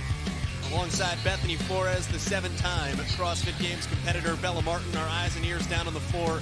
My name is Joel Godet. Glad to have you along with us. We have one test in the books. CrossFit Oslo Krieger coming away with the victory and the 100 points. Great start for the British team out of Blueprint CrossFit, coming in second, and then Camel City, the first American crew. There are 13 American teams in the 20 competing. CrossFit 1124 did have some big hopes and aspirations. They take the 0 with that 20th place finish, so some work to do here on event number 2. This is the conga line. Start to see the worm for the first time. The workout's going to be a 10-minute time cap, 15 wall walks, 75 synchro double unders, 30 synchro toe to bar, 75 synchro double unders, 30 synchro toe to bar, and then ending with the 30 worm cleans. Our event description brought to you by Velites. We are Velites, and we are we are made, not born. Our lane assignments. 10 teams in this opening heat. CrossFit Proven, the Young Guns out of Nashville. In the center of the floor, lane 5. CrossFit Greater Heights out of Texas in lane 6, flanking with our representatives from Latin America in Q21 in lane 4. Let's introduce you now to the third member of our crew, Bella Martin, with our Vision Fuels Victory athletes to watch. My eyes here are looking at Le Repair Mayhem. They're a team that's known and they're boasting about how talented they are at gymnastics. And for a workout like this that doesn't have very high skill gymnastics, these 2 athletes that I'm going to watch are Audrienne Perry and Felix Lemay. Those 2 are the stars on the team for the gymnastics, and they're going to hold their team up until we get to that finish line, so expect to see them at the front. But just a few lanes over, I'm also looking at that Texas team, the Greater Heights team, that's trying to be the fittest team in Texas in history, specifically looking at Sydney Waltz. She's got that NCAA all-around gymnastics history. She also coaches gymnastics. So I tell you what, if there's anyone to watch, it's going to be those 2. We'll see what happens along the finish line, guys. Bella, thank you. The 12th Kentucky Wildcat to ever qualify for the NCAA championships as an individual, finished 9th in the all-around. That CrossFit Greater Heights team represents a gym that's been here with athletes that have competed here from CrossFit Overtake and from CrossFit Einhorn. A lot of experience. And we are underway, pairs here to go through these wall walks to start things off. 15 wall walks, they do not have to be synchronized. When these pairs finish, they will advance to the synchronized double unders. The next pair can begin. The gatekeeper the whole way is going to be the speed of your first pair. Absolutely. These wall walks are going to add up very quickly. So, like I said, you want to break these up quickly and swiftly. That way you don't burn out right at the beginning. Women wall walking to the pink line where their hands have to cross. Men to the blue line. Everybody has to make it 10 inches to the wall at that red line. We talked yesterday, we joked yesterday about how quickly you can do wall walks in a minute. If that's the only thing you have to do, yeah, how do you that's pace the only thing out? you're going to do. I think that if they were just doing the wall walks, they could probably do 6 or 7 in a minute, but probably not the best idea with a lot of things on the line after this. Hands are in the air for a host of these judges. They'll put 5 fingers up when there are 5 reps remaining. There are 930 total repetitions in this event. 510 for each pair of athletes before they get to the worm, when the team will complete 30 reps together. So now on to the synchronized double unders, and it is that Greater Heights crew that sends their first pair over to the double unders. First, Arturo Torres making his way out to the jump rope. Le Repair Mayhem is at the front as well with CrossFit Proven. Greater Heights now 3 reps off pace, although with double unders, reps can be made up in a jiff. And they can all set up their jump ropes, so that was nice in advance. So they could all go out there, put their jump ropes down, so they have a place for each teammate to go out there and do their double unders. And the good news is that if your rope breaks, see Colton Mertens from the individual side, just grab one of your teammates' jump ropes. Yeah. Better than scrambling around trying to find another one.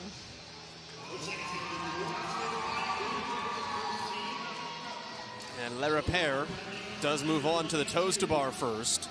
You bring your own rope with you as you advance. Looks like Body Blueprint has also made their way forward, left side of your screen. That is a team that did not train together much at all coming into the games. Jordan Adcock, who's in the pink on the left side, lives in Georgia. The rest of the team lives up in New York. Body Blueprint is in Westchester, about an hour and a half south of here in Albany.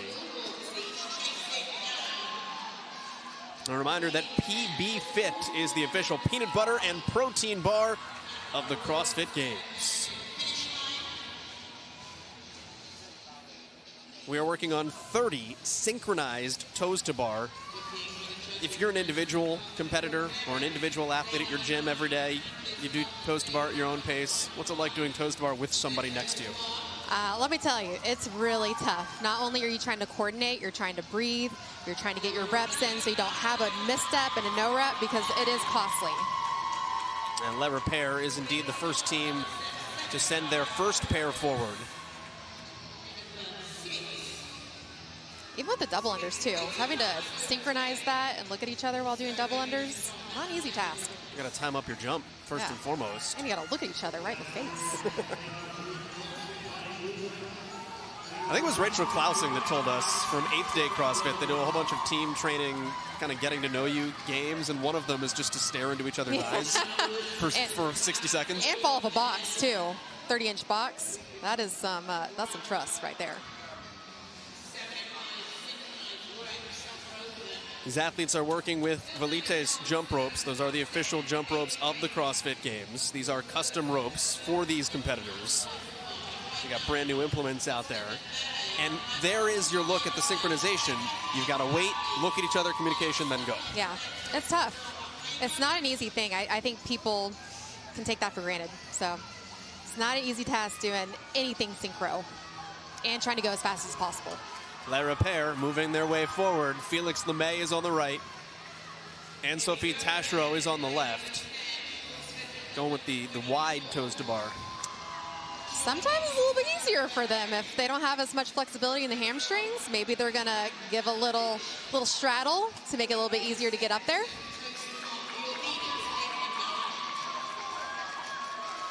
Back to Body Blueprint. Joe Piero on the left.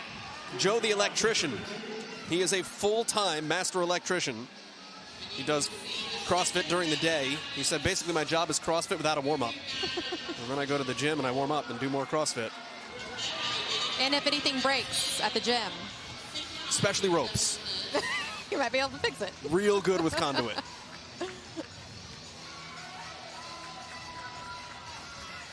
We do have a 10-minute cap here, and we do expect the cap to be very tight. Correct. With all the demo teams doing this workout, there was a lot of time caps. So we're going to see who can beat it and who's going to get time capped. We're more than halfway past that time cap, excuse me. The worm is 30 reps. You got to get everything else done before you get there, though. Body Blueprint, Jordan Adcock on the right, Joe Piero on the left. Yeah, you see how Jordan's doing it with her legs a little bit closer together. Probably a little bit more flexibility in her hamstrings, so she can do it that way. It's 11:24 on the right that's taking a break, joined by Le Repair that has now fallen off the pace. Jessica Androsik, 3 reps left, is the female in pink for 11:24, working with Riley Good in lane 10. Androsik, a Games rookie. Good was here a year ago. And former gymnast, too. Androsik, a former gymnast. You could tell by her toe to bar, those hamstrings were very flexible. And Suni Brockport in New York State. 3 minutes and 20 seconds until the cap. You've got to get both pairs through this last 30 set of toes to bar and then over to the worm. CrossFit Le Repair. Sam Paquin on the right. affiliate owner Audrey Ann Perry Dupuis was on the left there. Now you've got Josh Hong for Body Blueprint on the left with Nikki Torrigiani on the right. Torrigiani is a Games veteran with CrossFit Milford. Josh Hong is a Games rookie. That's going to be really tough going straight from the toe to bar right into the cleans. It's kind of nice for that first pair that kind of gets a little bit of a break. I was saying, is that a little bit of strategy when you set up who goes when? It has to be, right? It has to. You have to take that into account. Okay, now remember, this is a team that does not train together almost ever. They've got to go to the worm, and it's 30 worm cleans. 15 per side. 15 on one side, advance 15 on the other. They're doing pretty good. I'm liking the coordination. Good teamwork. And it looks like Jordan Adcock is the caller. Yeah, she is the team captain. Biggest experience there, having competed on several teams before, dating back to 2015. Yeah, she's been to all the different places. Yeah, everywhere. Yeah. With the exception of the ranch. But Yeah. Jordan Adcock in the back in the pink on the left of your screen has competed in Carson, in Madison, in Dallas, or in Fort Worth, excuse me, and here in Albany. That's some good experience. Gonna get some angry letters from some Texans after that.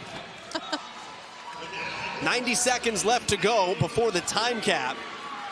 And we still need somebody to advance a worm.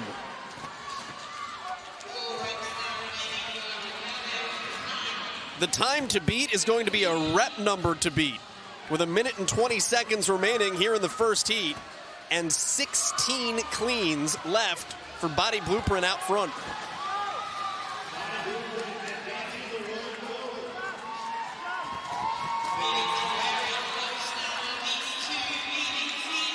One minute left to go.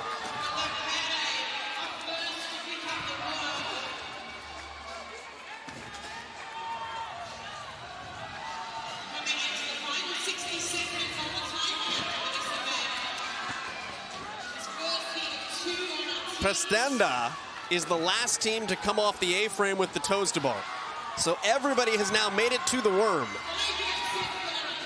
Body Blueprint has been joined on the worm by Le Repair, Hendersonville, undivided, on that second set of 15. 15 seconds left to go. We are not going to get any finishers in this opening heat. It's a tough time cap. It really is. But every rep is going to count right now because there is another heat right after.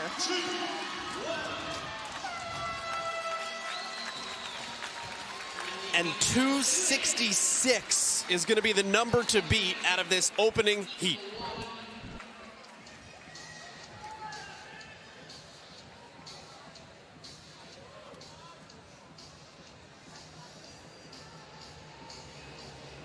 Does the time cap being a factor play into your strategy now, especially if you're in Heat 2, having just seen all 10 teams get capped? Yeah, absolutely. You're gonna have to move fast on those other parts, maybe a little bit quicker than you want to, but it's gonna be a hard time cap. But I think some of the teams can do it. Some of the teams in the second heat. Let's take a look back at how it played out. That's brought to us by Rogue. Well, here we are starting with the wall walks. Like I said, you want to break those up nice and quickly and swiftly because they hurt really bad, and there's a lot of synchro work. Right here we have toe to bar, which, like we were talking about, you want to stay synchro. It's hard. You're breathing heavy. It's a hard one, and we have Body Blueprint right here showing off that they can do those toe to bar synchro with no problem. And finishing up on the clean worm. They had a little bit of a break right before they started, but they finished up and they got as many reps as possible. It was a tough one though, with unfortunately having to time cap. Heat 2, 10 more teams to wrap us up for Team Event 2 next.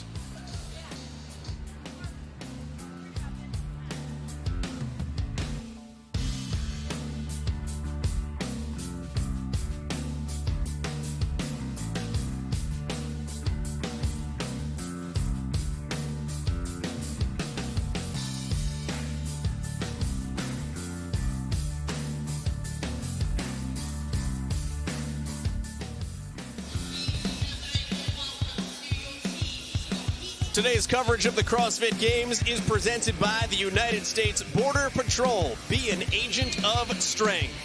MVP Arena, host site of the 1992 Royal Rumble. And today hosting the CrossFit Games alongside 7-time Games athlete Bethany Flores. Bella Martin down on the floor. My name is Joel Godet. This is Heat 2 of team event number 2. Our first event was the Run, Row, Run outside at Jennings Landing in CrossFit Oslo. Maybe the favorites coming in, racking up the full 100 points. CrossFit Blueprint, though, a second-time Games team throwing down an early gauntlet. We just saw a good performance out of CrossFit Body Blueprint in the first heat, coming in with 30 points in 15 overall. All right, let's take a look at the description brought to us by Fittest. We are Fittest, and we are made, not born. And it starts with those wall walks, Bethany. Yes, there's going to be a 10-minute time cap, 15 wall walks into 75 synchro double unders, 30 synchro toe to bar, 75 synchro double unders, another 30 synchro toe to bar, and then ending with 30 worm cleans. Take a look at our recipe for success that is brought to us by Tempo Meals. The first one is going to be respect the wall walks. Break early so you don't burn out. And number 2, teamwork matters. 1 rep could be costly on the worm, so make sure that you're staying in sync because that time cap is short. Let's go down to Bella Martin with our Vision Fuels Victory athletes to watch. Bethany, I love that you mentioned the wall walks and how that's going to be the strategy for these teams to win. For the wall walks, they don't have to be synchro. And for a workout with 10 minutes as the time cap, it pays for those athletes that can fly through the wall walks without having to worry about getting no repped or being synchro with a teammate that maybe is going to take a little bit longer, but can keep up on the rest of the elements here in the workout. We saw it in the last one, the wall walks, not quite a factor. They're just flying through them. Bella, thank you. Our top 10 teams from our first event are in this second heat, including CrossFit Mayhem. Last time competing as a team together here this year for this quartet. Zoe Jones and Sam DeMeester in the front, Molly McGrandy and Angelo DeChico, who has been a staple since he was a teenager at the Games. Our teams to watch brought to us by Vision Fuels Victory. But Camp Rhino, they had a great first event, and you've trained with some of these guys before out there in Vegas. I have.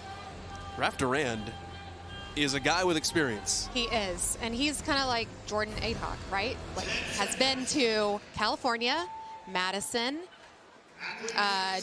Dallas, Fort Worth, and now here. 10 minutes on the clock. No one finished in the opening heat. 15 wall walks. It is 225 repetitions for each individual athlete, and then they will meet as teams for 30 worm clean and jerks at the end. Wall walks first appearing for teams at the CrossFit Games in 2021. It was one of the most epic event finishes probably of all times for teams at the Games. That was when Rich Froning and CrossFit Mayhem Freedom came from behind at the very last second to overtake Pro 1 Montreal and grab an event win. They're going to have to move if they want to finish this underneath the time cap. We saw in the first heat, it was rough. It was really rough. Is there a key? You talk about respecting the wall walks because people look at this movement sometimes when it pops up in class and it's like, oh, it's just a wall walk.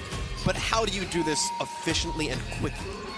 You're going to have to plop down so you don't waste your arms. And it's not that comfortable, but if you plop down from the top, you're going to save a little bit of your arms. And then if you jump up with those feet, like some of those athletes are doing out there, you're also going to save your arms. So it's all about saving the triceps.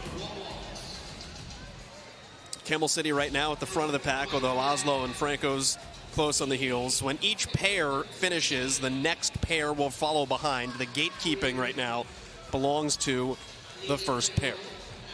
So they can advance whenever they're done. But if the team behind them happens to get done before they've advanced, well, then the team is stuck. CrossFit Invictus center of screen, Phil Muscarella facing us. Emily Rethwell, who was the fastest woman on the Run, Row, Run this morning, is the other piece of that Invictus pair. And let's just talk about how weird it is to face your partner and do double unders like that. Not the most comfortable thing, but these guys are professionals out there, so. It's like Kristen Holta not looking directly yeah, at Tolman. I wouldn't.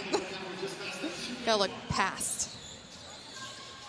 And Oslo Krieger cruising. Maracagno, Holta right to the bar. They're out to finish. They are out to finish this workout.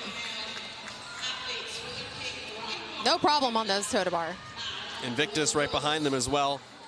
Shouts to Kristen Holta, by the way. 112 on the left side of your screen. One of the greatest individual female competitors in CrossFit Games history. But she was an alternate for this team. Ingrid Hodenmere has an injury. She goes down. And last Tuesday, Kristen Holta said, I will step in and compete for the team.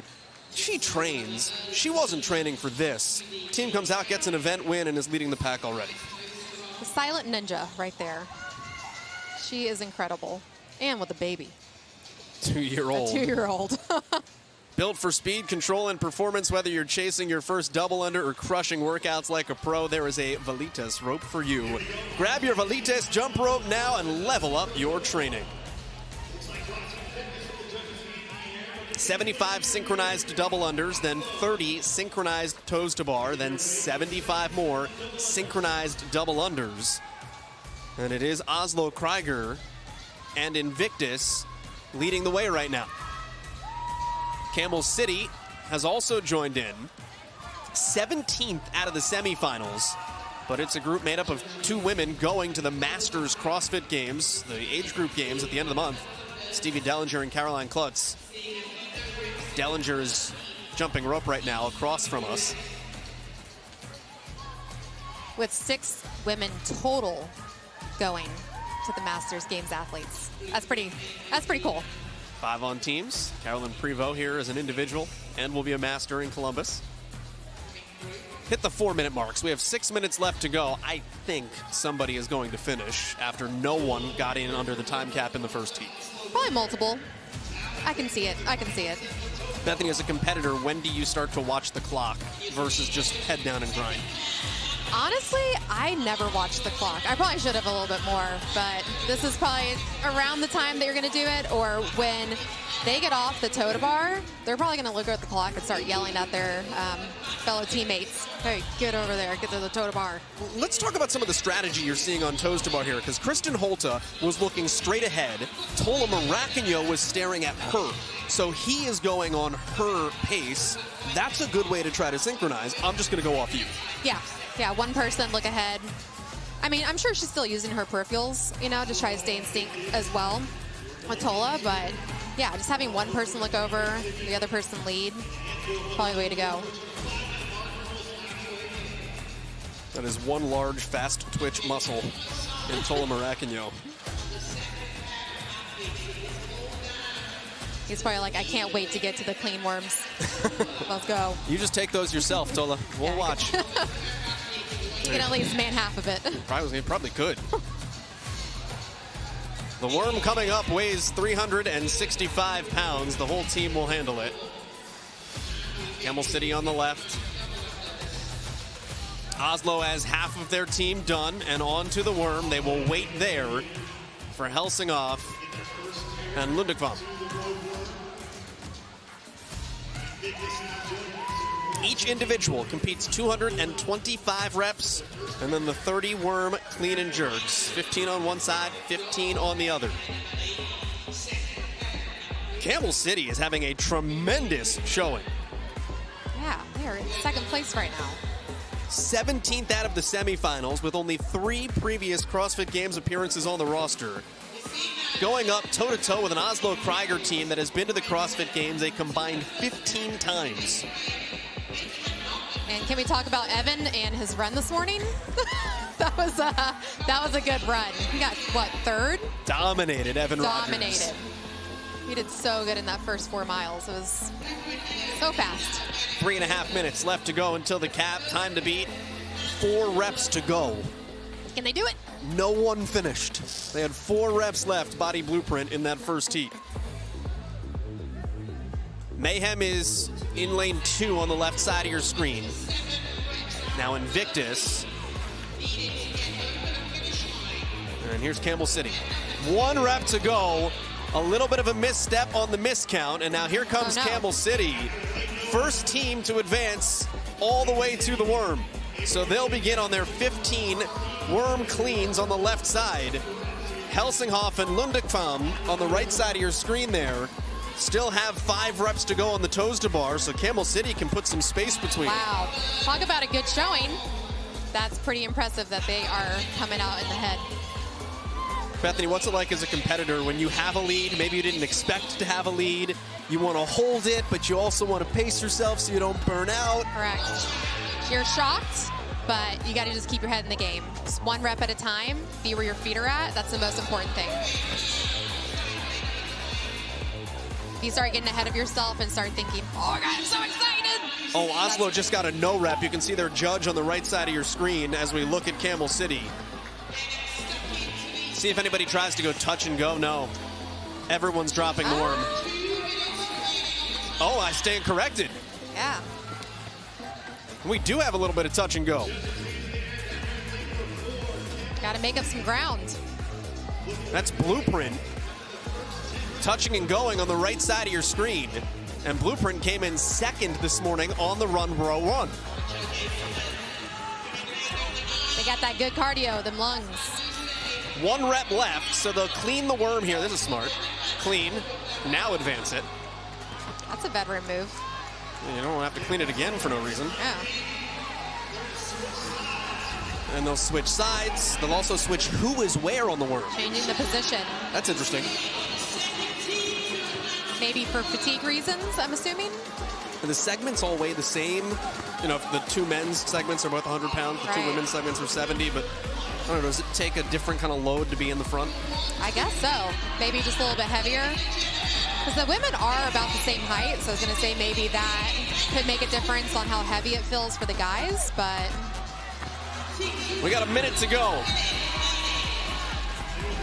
Time to beat is cap plus 4, which is 11 reps here in this final 15 of the worm cleans.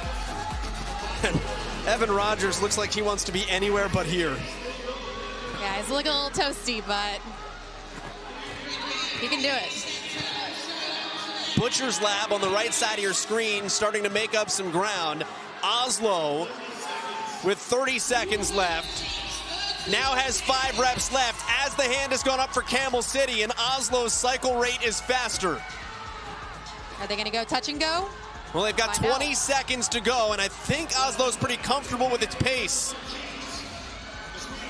Oslo Krieger has surpassed Camel City with 1 rep remaining. Wow. 8 seconds. Worm is down. Wow. Maracagno's on the platform, and Oslo Krieger has gone back to back. Wow. That was a good race.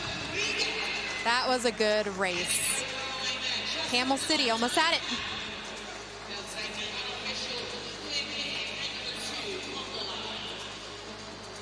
No European team has ever won the CrossFit Games. And Oslo is about as European as it gets. Tola Maracagno obviously is from the United States, but in the history of that gym, he is the first American and 3rd non-Norwegian to ever compete on a CrossFit Oslo roster. They have built something in Norway. Let's take a look at the replay from our event number 2 presented by Rogue.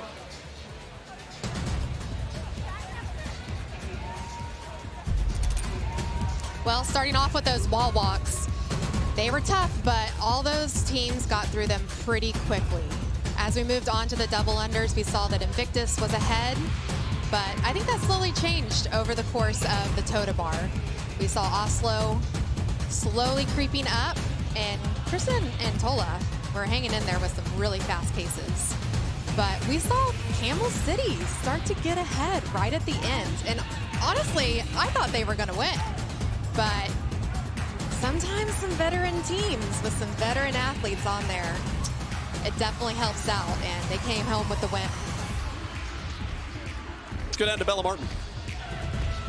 Oslo, congratulations on your 8th ever team event win. That puts you in the 4th overall team in history. What does that mean to you to be part of that team here at the CrossFit Games this year? It feels very good, and it's very cool. Man, a few words. Tola, your team was the one of only to finish this event today. What did it take to get you guys across that finish line as the only team? Yeah, so The other day in the warm-up was the first time we actually used the worm, all four together. We had a last-minute fill-in, so we had to adjust on the fly. We actually planned to do touch and go, and it just wasn't going well. So we switched to singles, and luckily we were able to finish out strong. Tola, I love it. You said a last-minute addition. This team is already full of stars. How did you come together and build this team, including Kristen here this weekend? Well, the last few years, just noticed the Norwegian teams were always doing really well, and I like to travel a bit, so thought I'd head out and see what was going on. Well, there's a lot going on here in Oslo. Congratulations, event win, guys. Thank you. Only team to finish, well, two teams finished. Camel City just didn't get across the line. So the only team to get across the finish line. Dang. CrossFit Oslo, and then Camel City. If I'm Camel City, I'm taking that. A third and a first in their first two ever events at the CrossFit Games. Pretty solid. I would take that too. Still two more events for the teams. 200 points are on the board here as we close out Friday at the 2025 CrossFit Games. CrossFit Oslo Krieger here to play. Camel City in the mix. What we've done, it's half of what we're going to do. Stick around.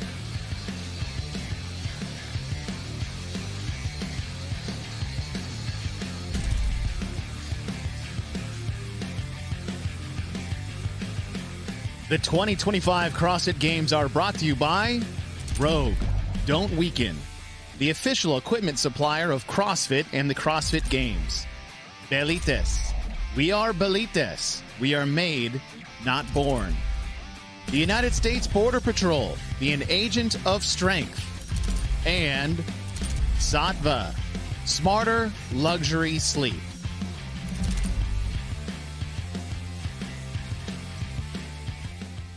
Fittest in 100 words. Eat meat and vegetables, nuts and seeds, some fruit, little starch, and no sugar. Maintenez les apports à un niveau qui fournit l'énergie nécessaire à l'activité physique sans entretenir la masse grasse. 주요 리프팅 동작을 연습하고 훈련합니다. Clean, squat, presses, clean and jerk, and snatch. Similarly, master the basics of gymnastics. Pull-ups, dips, subidas a la cuerda, push-ups, sit-ups, presses to handstand, piruetas, volteretas, splits, y planchas. Bike, run, swim, row, etc. 5 to 6 times a week, hard and fast. Mix these elements in as many combinations and patterns as creativity will allow. Routine is defined. ワークアウトは短く、高い運動強度で。Aprenda e pratique novos esportes regularmente.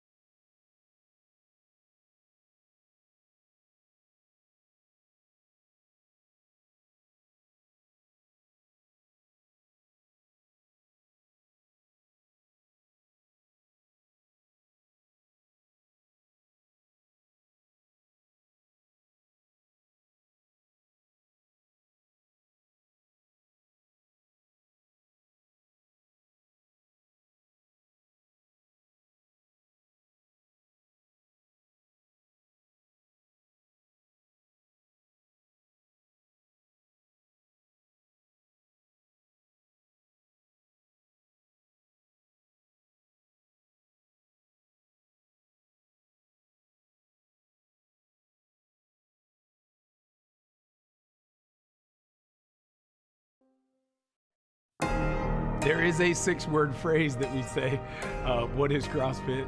CrossFit is constantly varied functional movements that are executed at high intensity.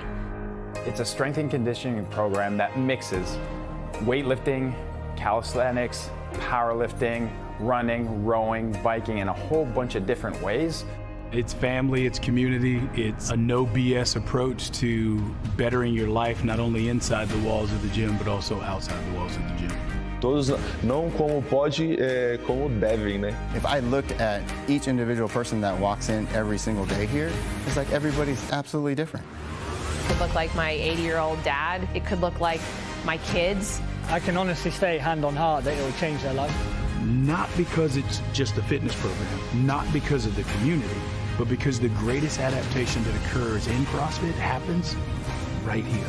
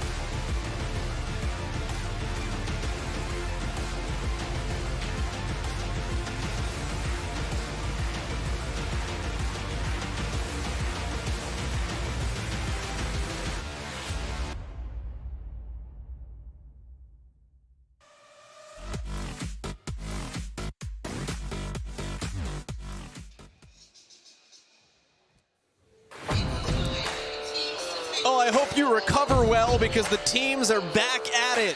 A half-hour break here at the 2025 CrossFit Games MVP Arena, Albany, New York. Our coverage today presented by the United States Border Patrol.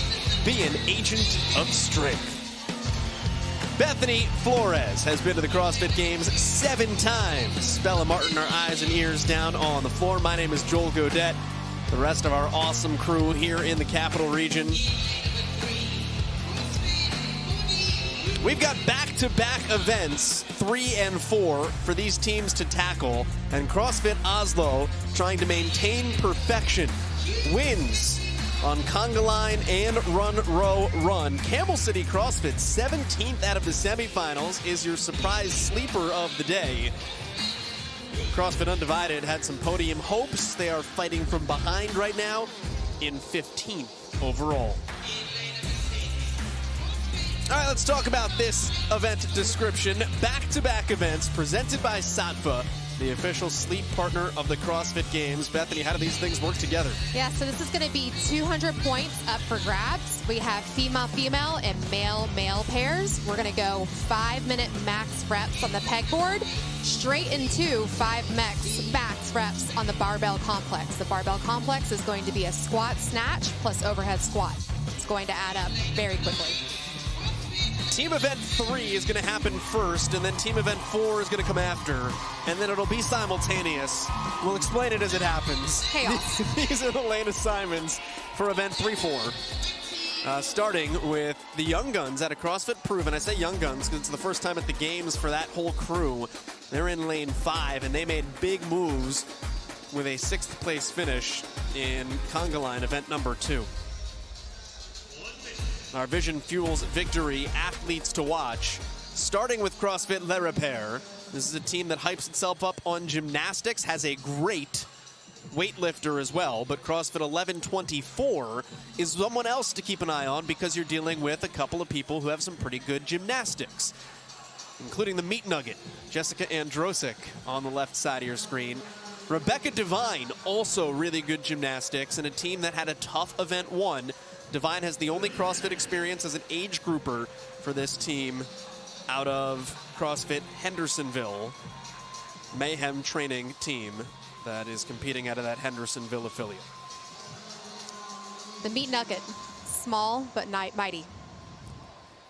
That might be the best nickname in CrossFit. I love it.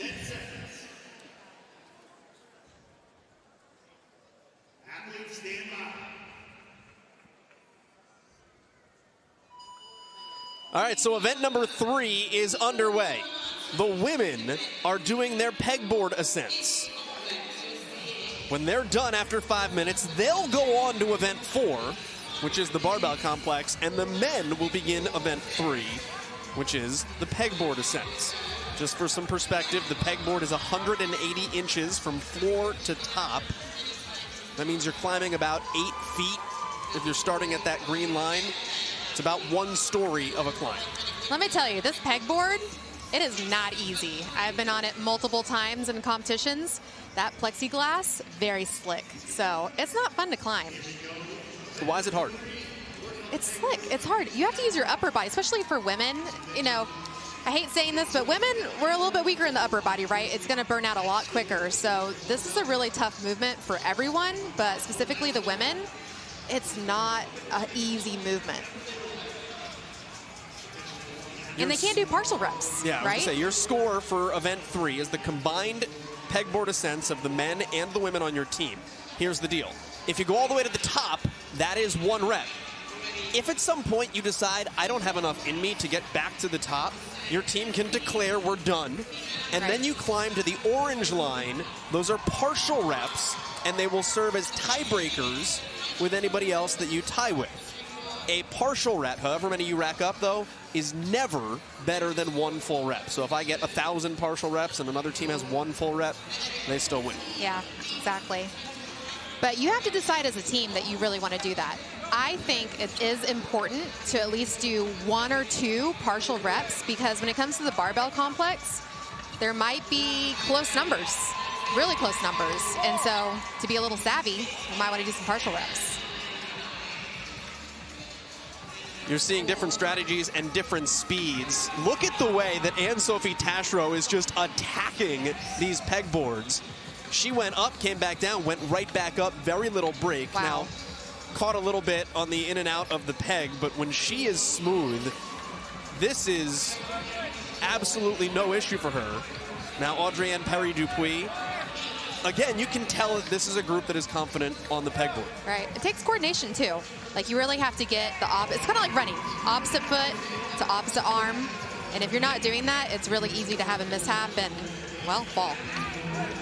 And you can also see they have to get below that green line before their feet touch the mat. If they don't, it's going to be a no rep. Sydney Smith from 11:24 going to work. Most people that are training pegboards at home in their gyms and their affiliates are also not doing it flush against the wall and against plexiglass. It's usually off the wall and your feet are on a wooden surface or something else. Yeah. What changes when you have to use this implement at the games? So slick. It's going to depend on your shoes, too. Your shoes actually matter.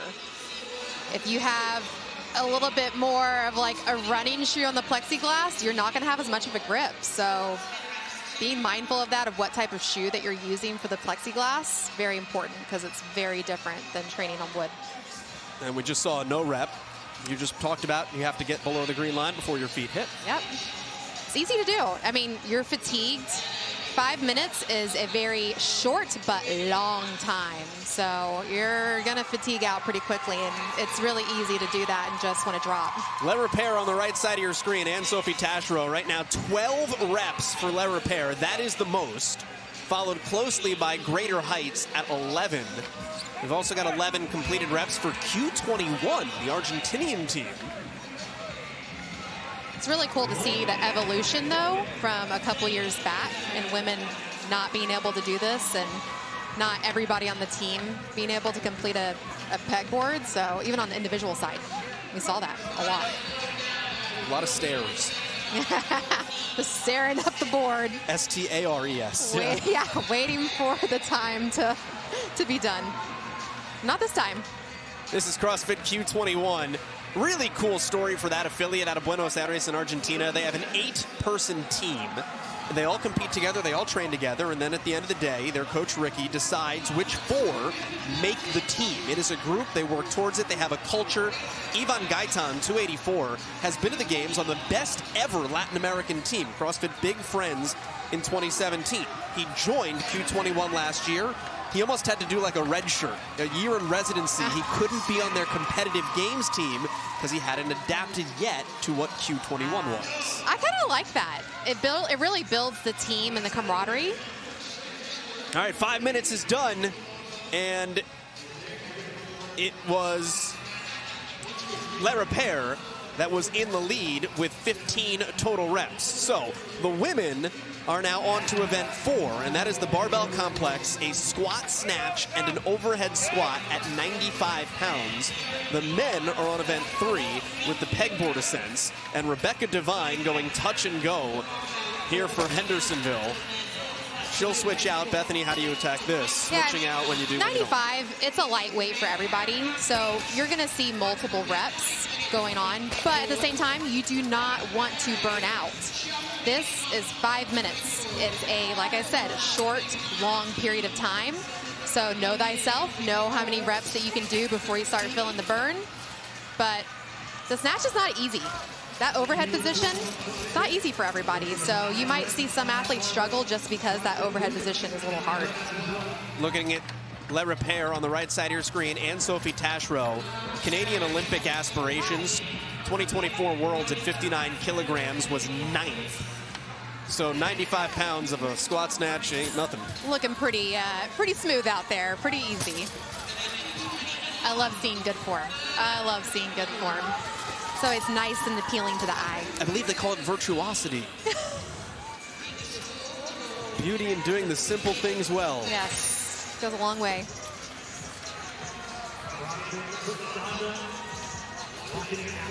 This is CrossFit Greater Heights' women. As we've gone back to the pegboards. Fun fact for the Greater Heights overtake, they want to be one of the best teams in Texas. That is their goal. think they're doing pretty good. The number to beat there is 6th place. Best team ever from Texas. His team Don't Stop back in 2019. Pegboard ascents are at 21 right now.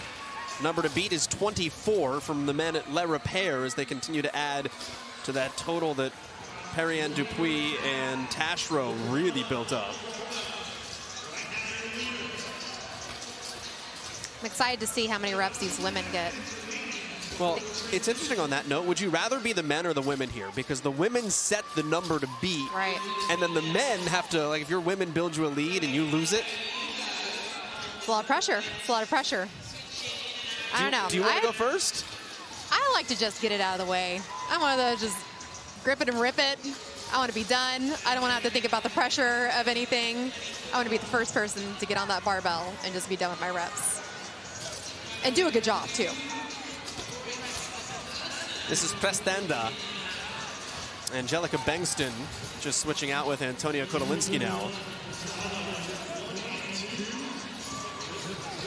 14th place finish in event number 1, the Run Row Run.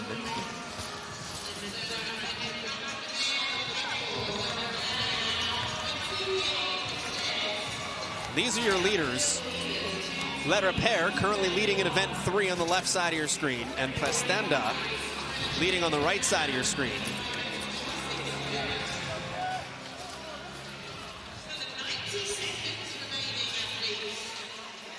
Prestanda is actually in a really good spot because it is in, I think, 4th by my eye in event 3 right now with Alex Alegbro and Victor Lengsved back at the pegboards. Yeah. They're at 25 reps on the pegboard.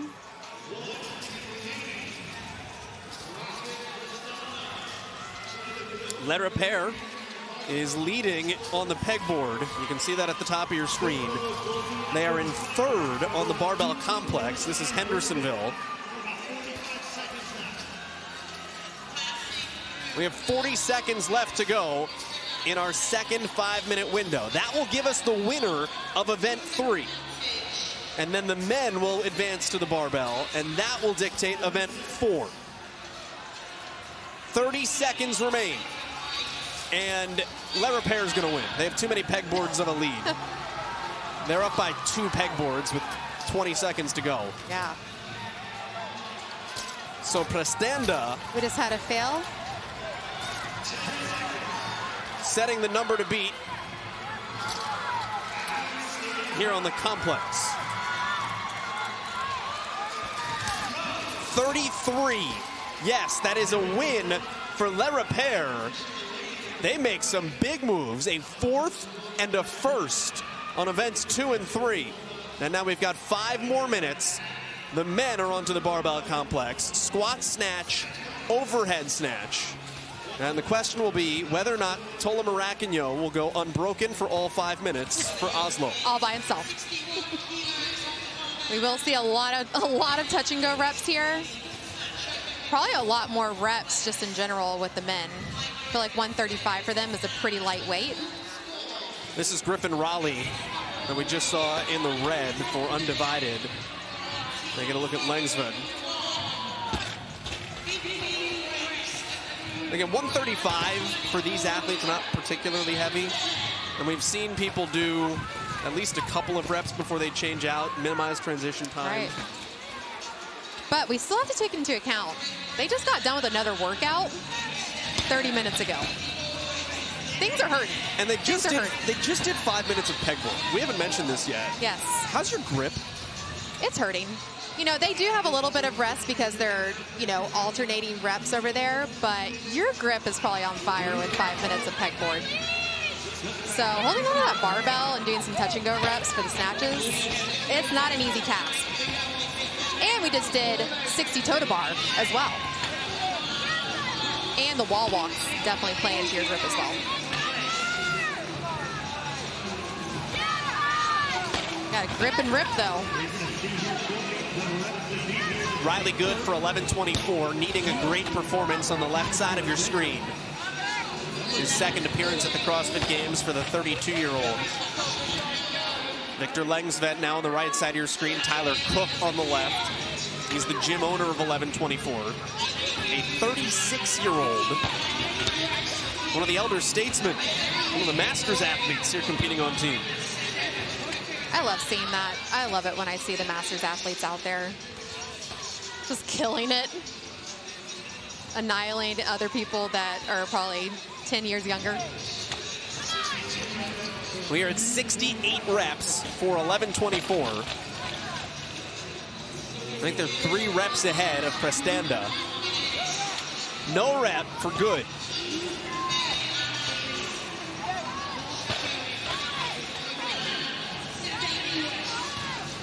This is the longest 5 minutes ever. I just looked up at the clock and said, oh, 15 seconds. No, 2 minutes and 15 seconds. I think they're feeling the same way. Definitely. Those guys are probably looking over at the clock, especially people near the clock, and just being like, oh my gosh, it's the longest 5 minutes of my life. If you're new to CrossFit, you ever walk into the affiliate and you go to the whiteboard and say 5 minutes, that's it? It's always a trap. Simple doesn't mean easy, folks. It's always a trap. And these guys know it. They're professionals. They know what this feels like. They know how hard they have to go. They know when they need to rest. Hendersonville. That is Dalton Rogers. A lot of them know too. This is the final event for the day, so they get to rest after this. So it's time to go. Gas pedal down. We're over the 70 threshold for Hendersonville. Mike Needleman gets his 70th rep for undivided. 81 though is the number to beat for 1124. This would be a massive setup for 1124 in the opening heat of events 3 and 4.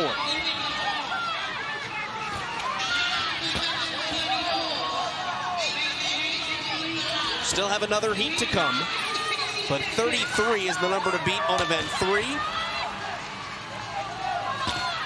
87 now, with inside a minute to go, is the number to beat on event 4. I think the meat nugget helped a little bit on this. Would you say so? Certainly on the women's side. Jessica Androsik, who is 32 meat nuggets tall. That is an official unit of measurement that we have been told. Short in stature, strong in power. Strong and mighty. 15 seconds. 11:24 needed a massive showing, and it's going to get it. Now it's going to have to wonder if that number holds up. It's full sin mode right now, the last 5 seconds. Yeah, look at Alebro trying to get one more rep in. 92 is the number for Prestanda, which is Swedish for performance. And Alebro just put one on. Wow.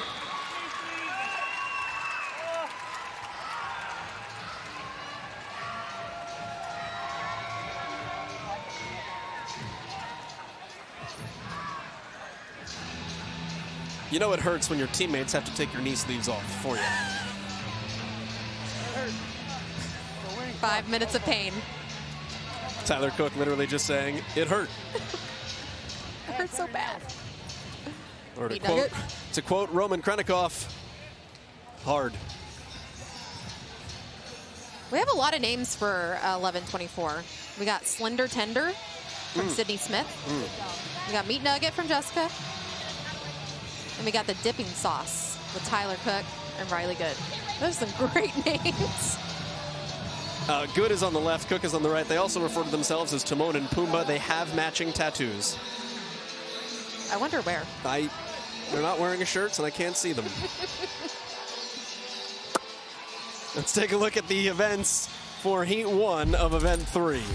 Letter pair, 33 is the number to beat. Q21. I mean, 30 seems like the number right now. We'll see what Heat 2 looks like. Yeah. How many get over 30?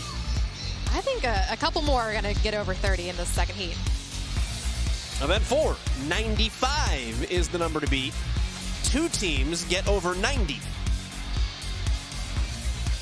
And then Greater Heights, 71, after a very good showing in Event 3. We've got another heat coming.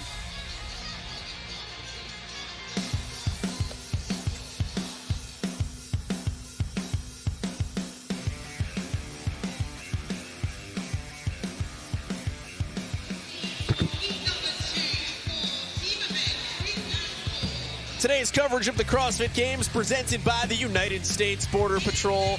Be an agent of strength.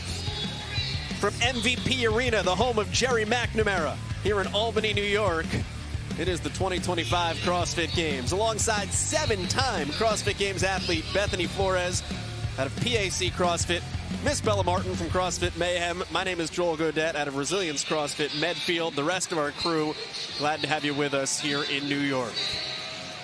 We have 2 full events in the bag and 2 full wins for CrossFit Oslo. The team from Krieger Training throwing down the numbers to beat, a 15-point lead over the upstart from Camel City, who was 17th out of the semifinals. Let's take a look at our event description, brought to us by Sattva, the official sleep partner of the CrossFit Games. We got 2 things going on at the same time. It's Wild West over here. 200 points up for grabs. We have 5-minute max reps on the pegboard, followed by 5 minutes max reps of a barbell complex, which is going to be a squat, snatch, plus an overhead squat. Take a look at our recipe for success. That's brought to us by Tempo. Number 1, know your numbers. Recovery is king. If you start burning out on those pegboards, it is not going to be pretty. And then number 2, be savvy. Those partial reps, they can come in handy. So have your women maybe hit a couple partial reps just for the tiebreaker times at the end. Number to beat on the pegboard is 33. Number to beat on the barbell is 95. Let's go down to the 3rd member of our crew, Bella Martin. We saw it in the last heat. The girls are who set the pace and can get the lead, and hopefully their guys can hold on. 11:24 did it. They took event number 4 heat 1 win. We'll see if the guys can hold on. This one's going to get even spicier, guys. The ladies set the pace. The gentlemen just have to hold on. Bella, thank you. Lena Simons, CrossFit Oslo. Been on the podium several times since debuting at the CrossFit Games in 2021. Never come away with gold.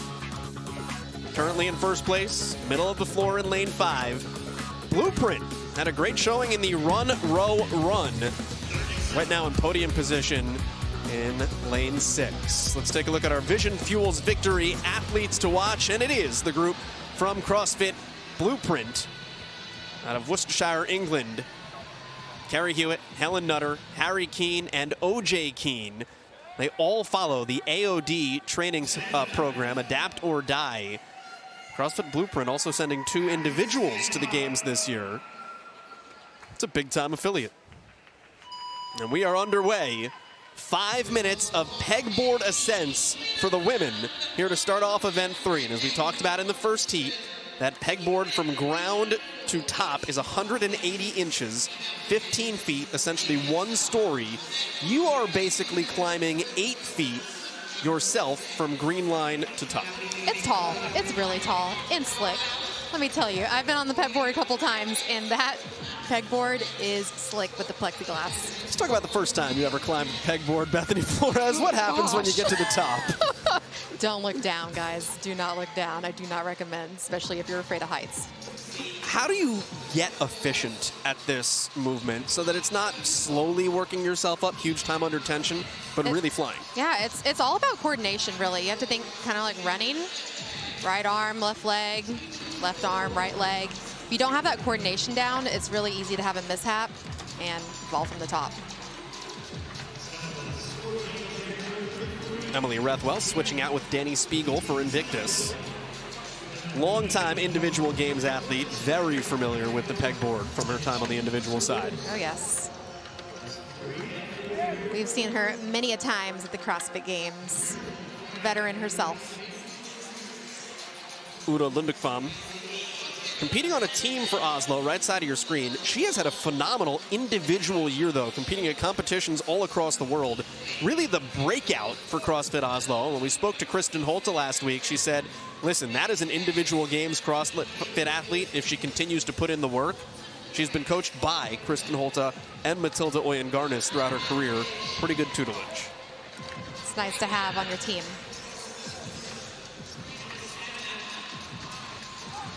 Rachel Klausing for 8th day. When things start to click for you, what happens in your head? You start to break out as an athlete. Yeah, I think you kind of just get into a flow state, really. It's really important as an athlete to be able to do that, because once you start overthinking, that's where you start making mental mistakes. And once you start making the mental mistakes, it's really hard to get out of that hole. So getting in the flow state, not overthinking things, super important. 5 minutes of pegboard ascents. The number to beat is 33. I don't know, our leader right now is at 8. That's 8th day CrossFit. With half the time left, I think we might see Heat 1 and Heat 2 on a similar playing ground. Gonna find out here very momentarily with the time cap only being 5 minutes. Halfway home, Danny Spiegel you see staying very compact. Short and choppy. How's that help you? I feel like that's a comfortability level. It's comfortable for her to stay short and choppy, keep the biceps nice at a 90-degree angle. I feel like if you see an athlete get a little bit more comfortable, they can kind of sway side to side. More rock climbers do that, and it allows them to have that flow and a little bit of flexibility when they're getting up the pegboard, which helps them a lot. Does rock climbing help you for this? Like if you just go climb rocks, will you get better? Yeah, I think so. There's actually a lot of rock climbing gyms too that you can go to in Boulder, and I will say, this is very grippy, even with the breaks that you're getting with your partner. But if you don't do that stuff, it adds up. Ludwig Pham just missed the hole with the peg, did a real good job to hang on and not fall from the top. That's called a veteran move right there. 100 words of fitness, by the way. Regularly learn and play new sports. You go rock climbing, you're going to get better at pegboard ascents. It's all in the methodology. Think about Laura Horvath on the individual side. Very good rock climber. Mayhem is on the left side of your screen. They're now at 14 as your overall leader. Molly McGrandy on the ascent.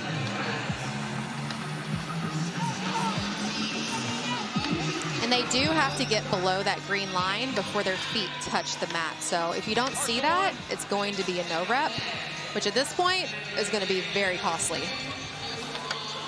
Lara Pair's women had 16 wall walks at the turn. The men able to add 17 for that final of 33. So 15 right now for Mayhem. We are quite literally looking at a repetition of Heat 1. That's why those partial reps might matter a little bit. Although it's interesting because I haven't seen anybody having gone to partial reps. None. Remember, you can declare for partial reps if your full reps give out. That serves as a tiebreaker. And I don't think anybody went to it. I mean, even just doing one right at the end would have been helpful. Right. The women are released. They are on to event 4. That is the barbell complex, 95 pounds, squat snatch, overhead squat. The men have now picked up the mantle on event 3. 18 is where Mayhem stands. 25 seconds into the men's 5 minutes. Helsing off on the right side of your screen from Oslo. They are in 7th place overall.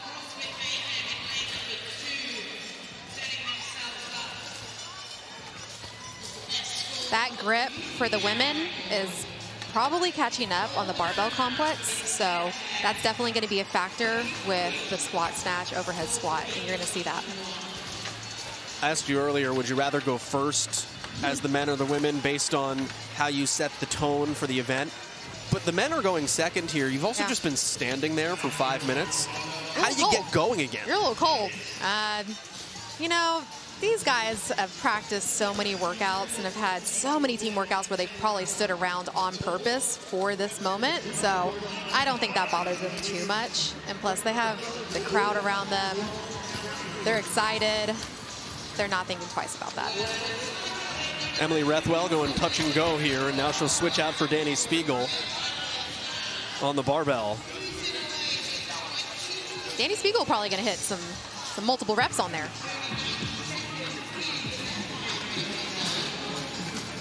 95 pounds for Danny Spiegel. Pretty light. Yeah. Sam DeMeester below that green line for Mayhem as we go back to the women. Emily Rethwell back on the bar.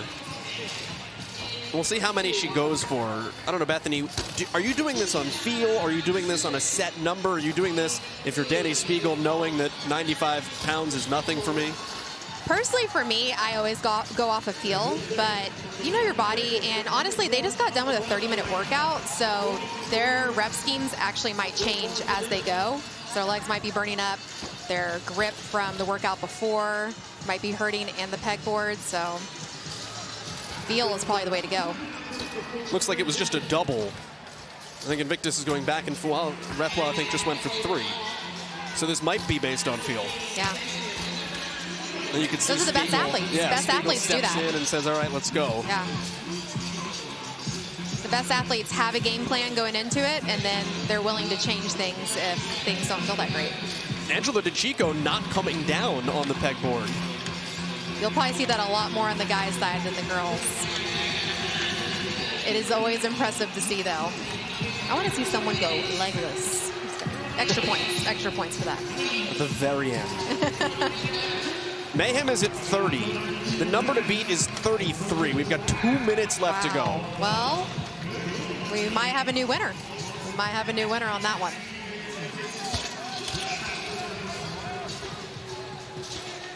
That would be a first event win for Mayhem. Which they need. They need that. Big time. Meanwhile, look at this overhead form for Pernilla Christensen. That is an arrow grip. Wow. I am impressed. That is a very beautiful overhead squat. If you can do it, you can do it. These are your top 2 teams on the barbell complex right now. Oslo on the left. Shouts to the Nordic countries because you've got Denmark's Butcher's Lab on the right, one of the oldest affiliates in Europe. And that's one of the OG European CrossFitters in Christina Egerbach. 34 years of age on the right, switching back out for Christensen. 1 minute left to go. We will have our winner on the pegboard, and we'll know the numbers that the guys are following up on with the barbell. Mayhem in first with those 34 pegboard ascents. Your barbell leader is on the right with Butcher's Lab. So we have passed that number of 33. Yes, that is an event win for CrossFit Mayhem. Did you see him? He just stopped. And Joe, he was just like, I'm good. I'm not going to do another one. Honestly, that's really not. I mean, it's not a bad idea. You watch the field. It's right not now, a bad second idea. place is Camel City with 31. And with 10 seconds left, you're done. Rest. These guys aren't getting a rest going into the 5 minutes on the barbell, so it was kind of a smart idea to get at least 15, 20 seconds of rest. So that is Mayhem coming in first. Le Repair actually holds in second. And then Camel City, 32 reps unofficially, will be in third on event 3. Camel City is going to be sitting in podium contention going into Saturday. And now the men are on to event 4, and Butcher's Lab is going to work. Egerbach and Christensen set the number for them. Oliver Toft and Thomas Stroyer are now going to work for the Danes. I was just at their affiliate a couple of weeks ago. How was that? Very nice, under construction. Yeah? It's in the meatpacking district. I got some pastries on the way home. So I've heard about the meatpacking district. That's crazy. Hey, never low on protein.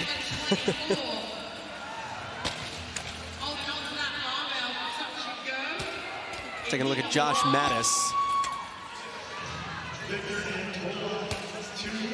This is the CrossFit Franco's team. Switching out for Jordan Kerr. So 135 for these guys is probably pretty light, but you are going to see them switch. I don't know. We saw with the ladies, it was like 3, 4, 5 reps. The guys might be doing a little bit more. I know, this guy's going crazy on this, but. I mean, Kerr is basically muscle snatching that and then squatting. Must be nice. Okay, well, the normal people out there, they're going to be splitting those reps up. Not Tola, though.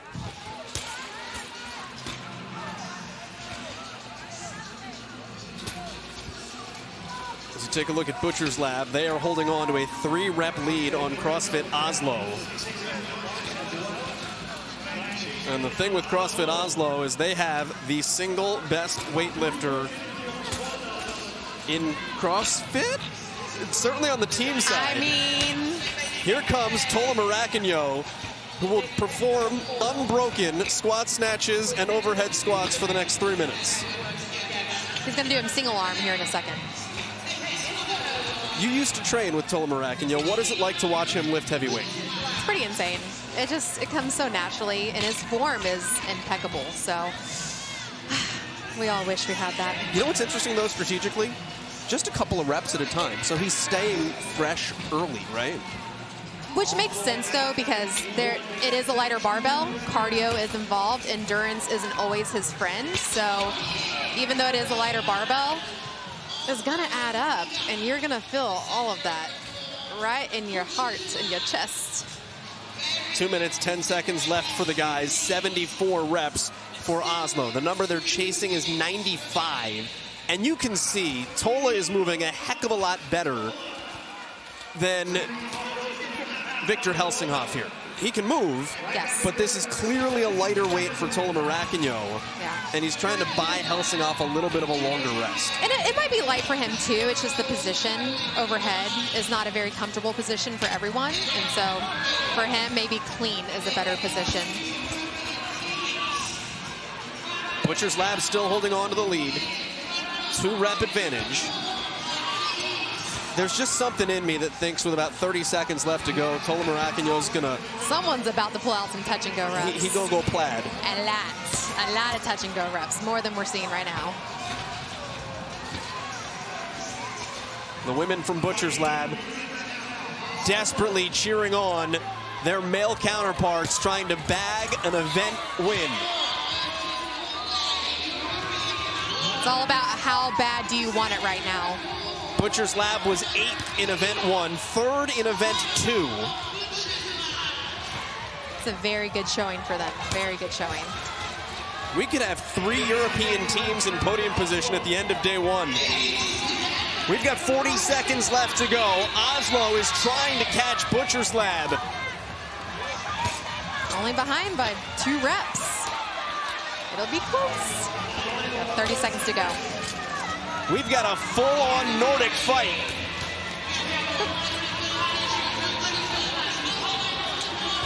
Stroyer going with Maracanyo. 20 seconds left to go. Let's see if Tola puts this bar down. Oliver Toft is back in. Tola switches out. Helsinghoff's got to go. It's a 2-rep lead. Touch and go on the right side for Oliver Toft. 5 seconds. Butcher's Lab holds on. Wow. Those legs are crushed. So are the soles. Soles are gone.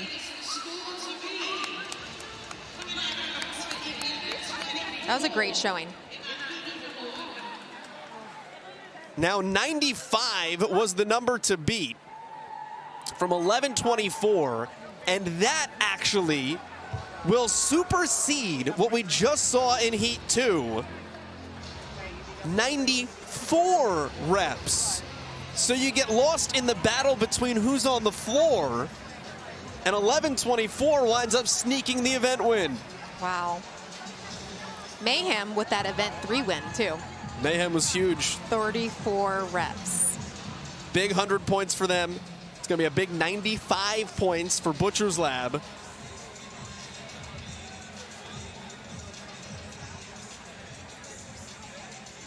Taking a look at Oliver Toft's calf. Take a look at the replay presented by Rogue. This was a tough workout. We had 5 minutes of pegboard with the women starting on the pegboard, and we had a lot of lead changes at first. And then we saw the women with Butcher's Lab really just taking over on the overhead squat in the barbell complex, while the men simultaneously were doing the pegboard ascents. And let me tell you, Mayhem pulled out a win, and I was very surprised about that, but they needed that.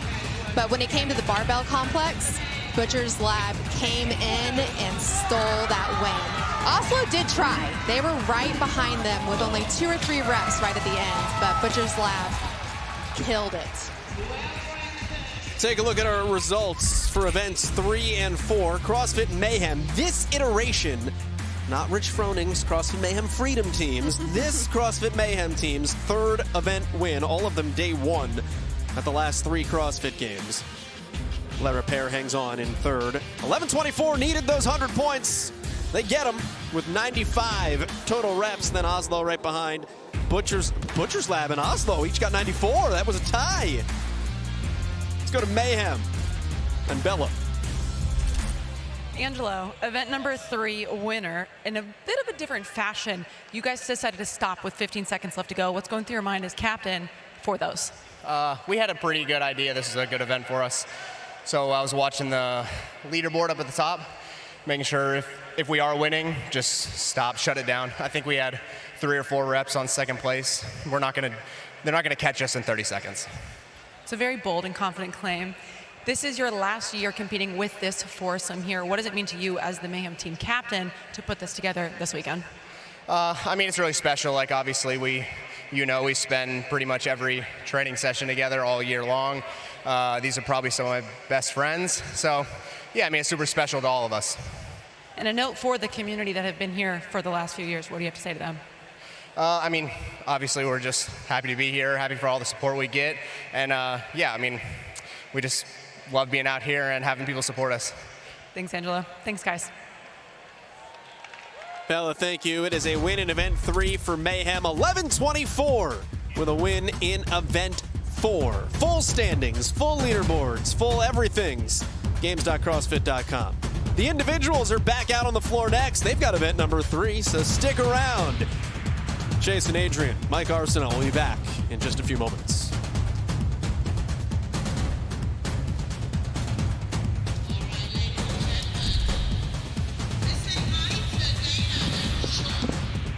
The 2025 CrossFit Games are brought to you by Rogue. Don't weaken. The official equipment supplier of CrossFit and the CrossFit Games. Belites. We are Belites. We are made, not born. The United States Border Patrol. Be an agent of strength. And Sattva. Smarter luxury sleep.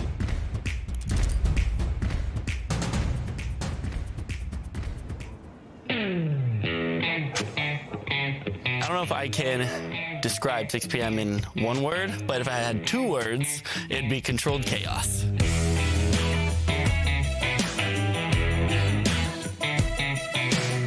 Each of our classes has its own unique characteristic. The 6 p.m. class is a little unique in that it used to be a class that we had a hard time filling, and over the last year or 2, it's become our only capped class because we'll now have upwards of 23 to 26, 27 members in that class. So we kind of become its own little family. Some of the groups in 6 p.m., they're either highly competitive or they're kind of just starting out. It is controlled chaos. It is chaos. Everybody just kind of understands how busy that class is, and everybody loves it so much and wants to be a part of it that they help me kind of control all of it. Nobody's ever interfering with each other. Everybody works really well. Everybody shares the barbell if they need to. If we have to run 2 full heats on a workout with like a 10-minute delay, it's not a big deal. They're so good about just listening. They actually listen, unlike some other classes. We do kind of a social beer club once a month where a group of us will go out and visit a local small business, try them, just get outside these 4 walls. Maybe someone from the 5 a.m. class may meet someone from the 7 p.m. class where they usually wouldn't. That gives them an opportunity to find camaraderie and family and home. Keep it a nice tight core. We're gonna go 5, straight on pullovers. 6 p.m. class is unique in that I think it's kind of a really cool cross-section of not just our gym, but I think of kind of society. You have a couple of our coaches that may attend that class, and then you have some people that didn't really know CrossFit from anything before they joined here, and now they're definitely get outside their comfort zone. We have young kids who are just trying to move and stay healthy. You have kind of the 3 fire breathers in there as well that like to go head-to-head and enjoy that push that they give each other. A little friendly rivalry, a little competition every day. me, Brandon, Dustin. We have this thing where we'd always send like a Matt Frazier, meme over to whoever won the workout that day. Progressed into what if we did a leader's jersey? Whoever won the workout that day would wear the shirt the next day, and everybody else would have to look at him wearing the dang leader jersey, and then, do the Matt Frazier pose. So we always kind of know who top dog in the gym is. Usually me, almost never Brandon. But, I'm just the old guy. I try and just hold on to whatever I got. I was lucky enough to win yesterday, so I am wearing leader jersey today. And still. This is my social interaction, and I'm just, proud to have these guys as buddies, and they want to compete with me. They want to compete next to me and against me. So, yeah, really appreciative of these guys. He's got to do his laundry again tonight. A lot of the uniqueness of our gym and our classes is the way each class becomes its own family. They don't miss a class. They show up for each other, and they support each other through everything. Cancer survivors and all those things in that class. It's a microcosm of not only Incendia, but I think it's a microcosm of society, which is really cool.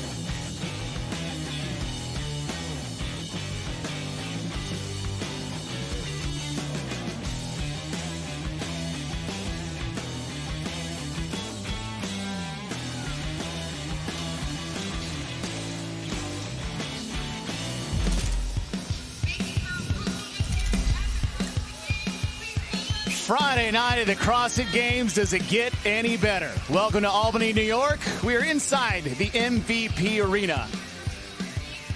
Getting ready for individual event number 3. I'm Chase Ingram. Along with me is Adrian Conway and Mike Arsenault. And it is the women's turn. We've had 2 events down and 1 event to go. Today's coverage is presented by the United States Border Patrol. The athlete kits are provided by Fittest, and they went all out for the athletes this year, providing shirts, shorts, shoes, wrist wraps, anything you could possibly think of, backpacks, making our athletes not only act like the fittest, but look like the fittest athletes in the world. Thank you to Fittest for making us look so good out on the competition floor. Climbing couplet. 20 total reps. Adrian, how bad can it be? Oh, it can be a lot worse than you might assume with a 4-3-2-1 descending rep scheme of pegboard climbs and a barbell complex of squat cleans plus a front squat. No, by the way, the barbell gets heavier. What is the tempo recipe for success here? You know, it's quite straightforward, and we're going to focus on the pegboard. It's a quick climb equals big reward. You've got to be accurate, and you've got to be quick up and down the board, and it reduces time under tension. Got those pegs ready for their pegboard ascents. More on that. Let's go down to Mike Arsenault. Well, Chase, with a total of 10 climbs in this event, there invariably are going to be some failed reps. So the athletes have extra pegs if necessary. So they have 2 to start with on their wall. And if they happen to traverse the wall and not get a completed rep and the pegboard stay in the wall, they can come back to their chalk bag where they have 2 extra pairs. So each athlete has a total of 6 pegs that they can utilize throughout this event to counteract any potential failed reps. Lane assignments for heat number 1 of total of 3 for the individual women. In lane number 5 out of Canada, Cindy Mikulish, who qualified out of the TFX Invitational, and it came down to a squat clean to get her here. That's right, it did, and we know she's familiar with the barbell. She's got a listed max of 250 pounds plus on a clean and jerk. So the question isn't going to be the barbell for Sydney. It's going to be how well does she fare on these pegboards with all the volume looming.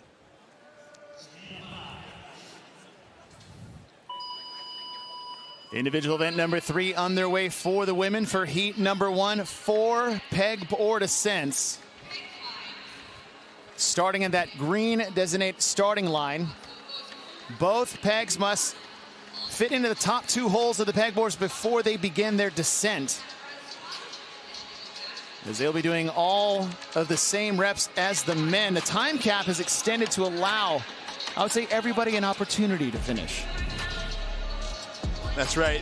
And that's the beauty when you consider testing for the fittest. One thing has to be certain is that you at least provide the opportunity for equal work to be done when possible, which means that you don't want to create an unfair advantage for someone who would just say, hey, I'm tapping out, I'm going to leave out the last round. No, you got to keep working and earn that fatigue that tends to accumulate throughout the course of a weekend. And this event balances out a pretty solid day of competition. We started things this morning.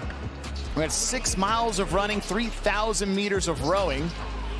And event number 2, we amped up the skills. We had some wall walk and high volume. We had the double under crossovers back for the first time since 2022. And now we got some, I would say, high difficulty pulling gymnastics with some heavy barbell work. Yeah, it's a really great combination here. And I think there's some unknown variables here with this pegboard that a lot of our athletes, even those watching at home, may take for granted. Say, I've got a pegboard in my gym. I've climbed it a time or 2. Simple as pie. Well, even if you're strong enough, these pegboards are different. That plastic texture where the feet are sliding now. It's not just your friendly brick at your affiliate. It's not the wooden stables on the side of a traditional wooden pegboard. And oh, by the way, when it's a flat surface and it doesn't come away from the wall that you're climbing, it also adds more complexity and accuracy that's needed in order to get up and down. Your early leader is in lane number 3, Christina Livididakis, out of Zimbabwe. It's her rookie debut at the CrossFit Games, qualified at the Rebel Renegade Games in South Africa. Got that one and only spot from the Africa semifinal. Now, Adrian, what's important is that this complex has to be done, obviously, with 2 back-to-back reps. If you fail one, you got to do them both again. but also receiving the bar in the squat position on the first clean. It's vital. Yeah, that's right. You've got to receive it in one smooth, fluid action on the way down. The athletes aren't permitted to do a power clean into a front squat per se. They've got to catch it on the way down, receive the bar, stand through that squat. And this front rack position and clean weight didn't present a problem at all to Livitakis there. However, it's the accumulation effect as we watch her go back to touch that green start mat and then come to start her 3 pegboard. Now, the reason why the athletes have to go back and hit that start mat is that it makes the field even across the board. The pegboards are offset, but the barbells are in a row, so it allows for everybody to be going the same distance. As Livitakis climbs up for her set of 3. Not alone, however. Couple joining her on the pegboard. And this is that round. We've had the opportunity to sit in with both Boz and Dave and talk about the structure of these workouts, and they were saying the round of 3 is where a lot of the rubber's going to meet the road for these athletes. Can they pace it appropriately? Did they go too fast out the gate? We'll find out soon. Keeping pace with Livitakis is Syria Meha. She's in lane number 6. Qualified out of the in-affiliate semifinal. Relatively unknown coming into this year. Really just done a lot of local comps in her area. One of the first athletes from Albania. From Albany to Albany. She's keeping pace with Livitakis as she goes up for her second climb of 3. Now the barbell weight is going to increase. The reps might decrease for the pegboards, but the barbell is going to go from 145 for the set of 4, 165 for 3, 185 for 2, and finishing at 205 pounds. Meha up for her 3rd and final climb in this round of 3. So she is moving ahead of Livitakis if she can complete the climb.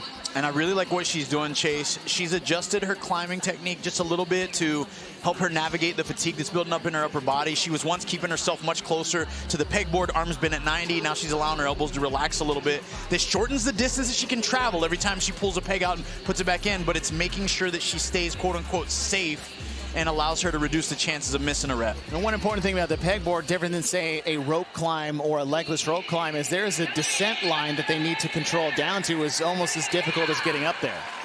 Meha's done. Onto her second barbell. The weight goes from 145 to 165. 1 squat clean into 1 front squat equals 1 rep for the complex. Good sign there for Meha. No hesitation addressing that bar. Taking a second here between reps, and this is smart here, pacing out the barbell complex. Maria Quintero on her first round. First clean. 1 Copa Sur. She's been to the games previously on a team. She's representing Colombia.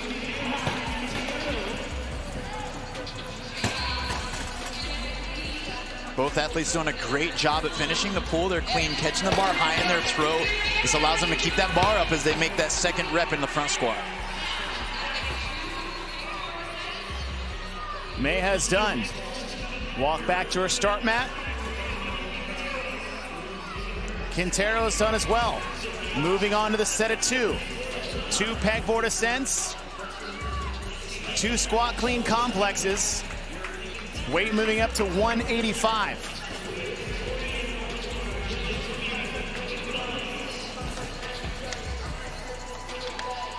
Quintero on the left, Meha on the right. Meha back to that tight position again, as we mentioned, trying to keep her body and hips as close as she can to where the peg is entering and exiting the board. Quintero was the national champ from Colombia, so she was part of that national champ CrossFit Games back in 2019, now making it back, I would say, in a new format. 7 minutes in. Plenty of time for the time cap for these individuals. The time cap is 15 minutes. Meha making her way out for her second climb in the round of 2. See Lexi Neely and Cindy Mikulishin at the bottom, just shaking out their arms, trying to recover. And Dave Castro said it is that a lot of athletes are going to get stopped in their tracks. Yep. And our question was 10 really as much as we really thought it was going to be?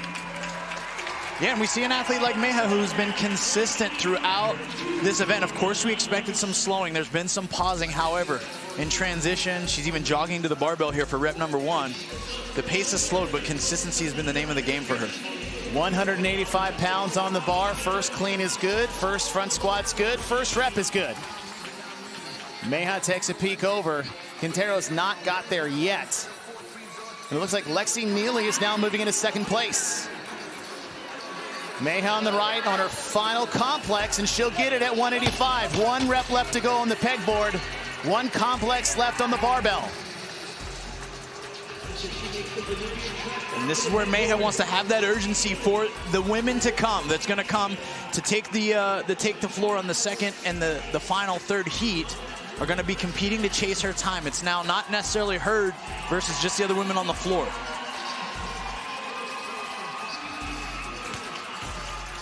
One final ascent for Syria Meha. Lexi Neely is done. She's working her way back to the rig. Quintero still stuck on the bars. Meha finishes her last climb. Wow. She's got to get down below the green as we are approaching the 9-minute mark. Last climb is done. Woo.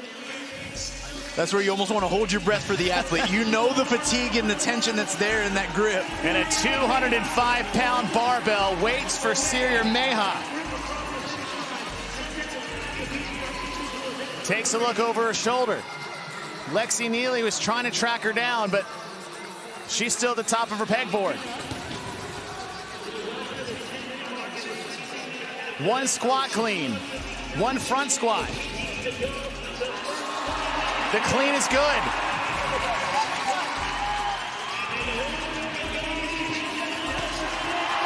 And the engineer from Albany takes the heat. 9:41. Lexi Neely to the bar. First clean is good. Front squat's even better. She'll be in right about the 10-minute mark. Quintero a bit slower on the 185 bar. We'll see how the 205 fares. Less than 5 minutes remaining.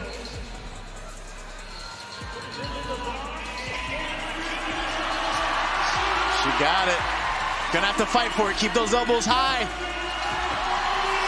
Quintero will get it. 3 athletes in this first heat. Wow.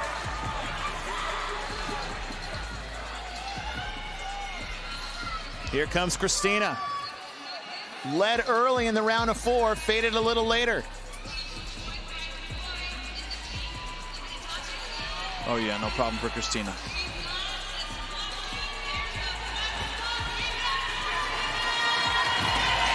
And Adrian, the way this event is put together, as you see, Emily DeRoy has just crossed the finish line as well. Is that, yes, you can get stopped in your tracks, but you can get stopped in your tracks 2 different ways. That's right. And that's why it's a beautiful couplet. We like it because it challenges athletes on different ends of the spectrum. Some athletes might be high end on bodyweight gymnastics. As Mikulishin makes her way across the finish line, they're going to excel on the pegboard. And then we're going to have some athletes that might be carrying a whole lot of fitness on that barbell, and when they get their chance to. With the ease of that barbell, you can almost guarantee that it was the pegboard that gave Mikulishin most of her issues in this event. That's right.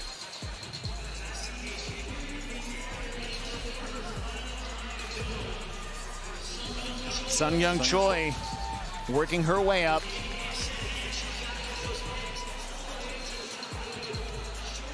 As we have about 3 athletes that are just standing and looking at the pegboard at the moment. And that's a tough place to be in as we see Choi working her way down. There's an urgency, and you can see the focus on her face. There's a certain amount of fatigue, Chase, that one just can't simply account for if you've never climbed a pegboard, that when you get to the top, you should feel a sense of relief. However, that's not true at all, because you know how difficult it is to descend back down. Caroline Prevost in a staring contest with the pegboard at the moment. As Seungyeon Choi works to her bar for the final time. Seungyeon Choi out of the Republic of Korea. This is her 4th time competing at the CrossFit Games.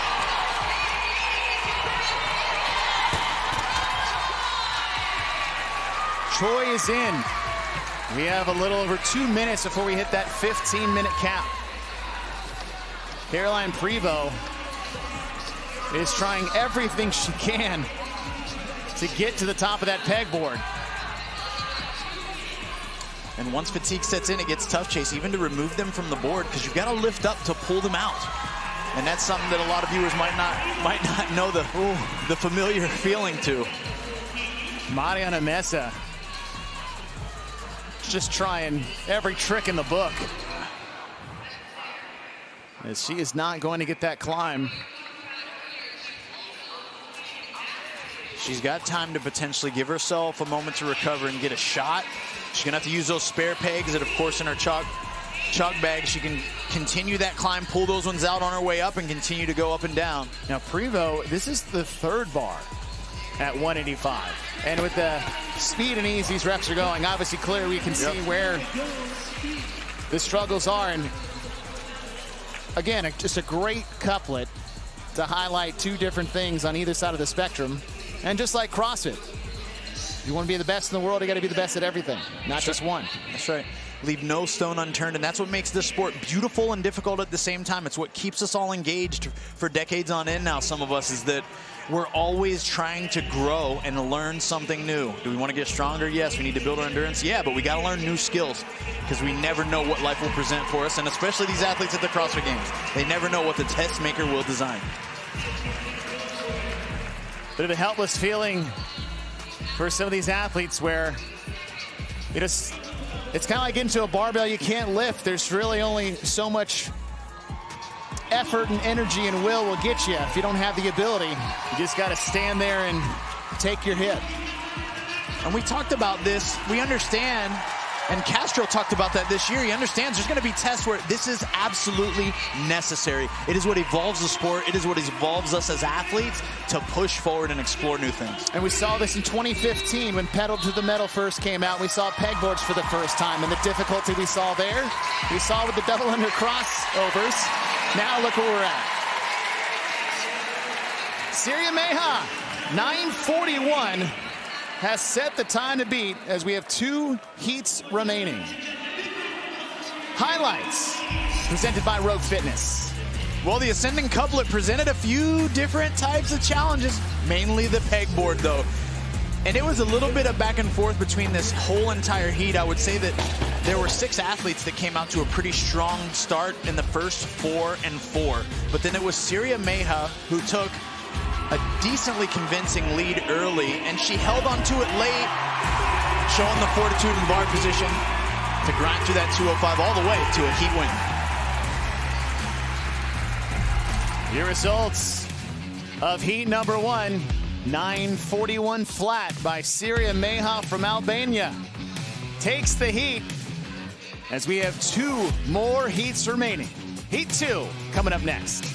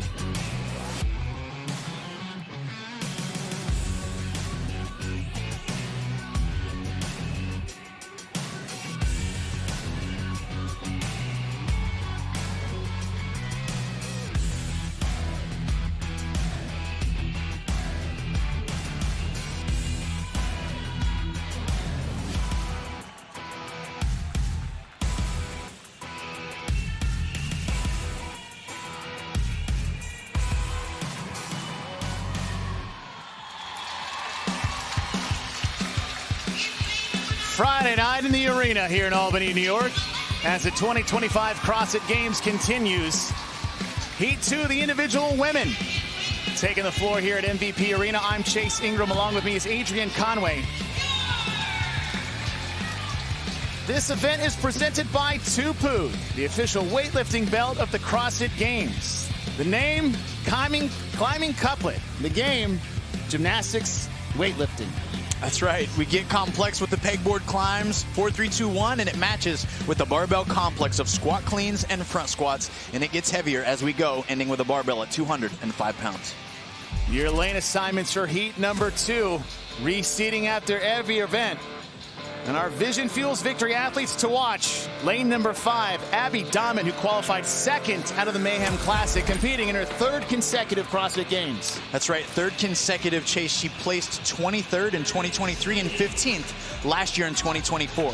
Does that put her into the top 10 this year? We're going to find out as she sits one spot out in 11th right now. We know how important it is to get in the top 10, especially going to day number 2. And Gracie Walton, out of Australia, her 2nd career CrossFit Games appearance, took a win in Firestorm last year.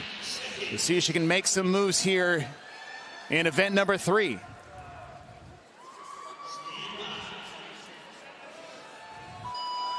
Heat 2 underway. 4 pegboard ascents into 4 squat clean front squat complexes at 145 pounds as Abby Domin works her way up on her first pegboard climb.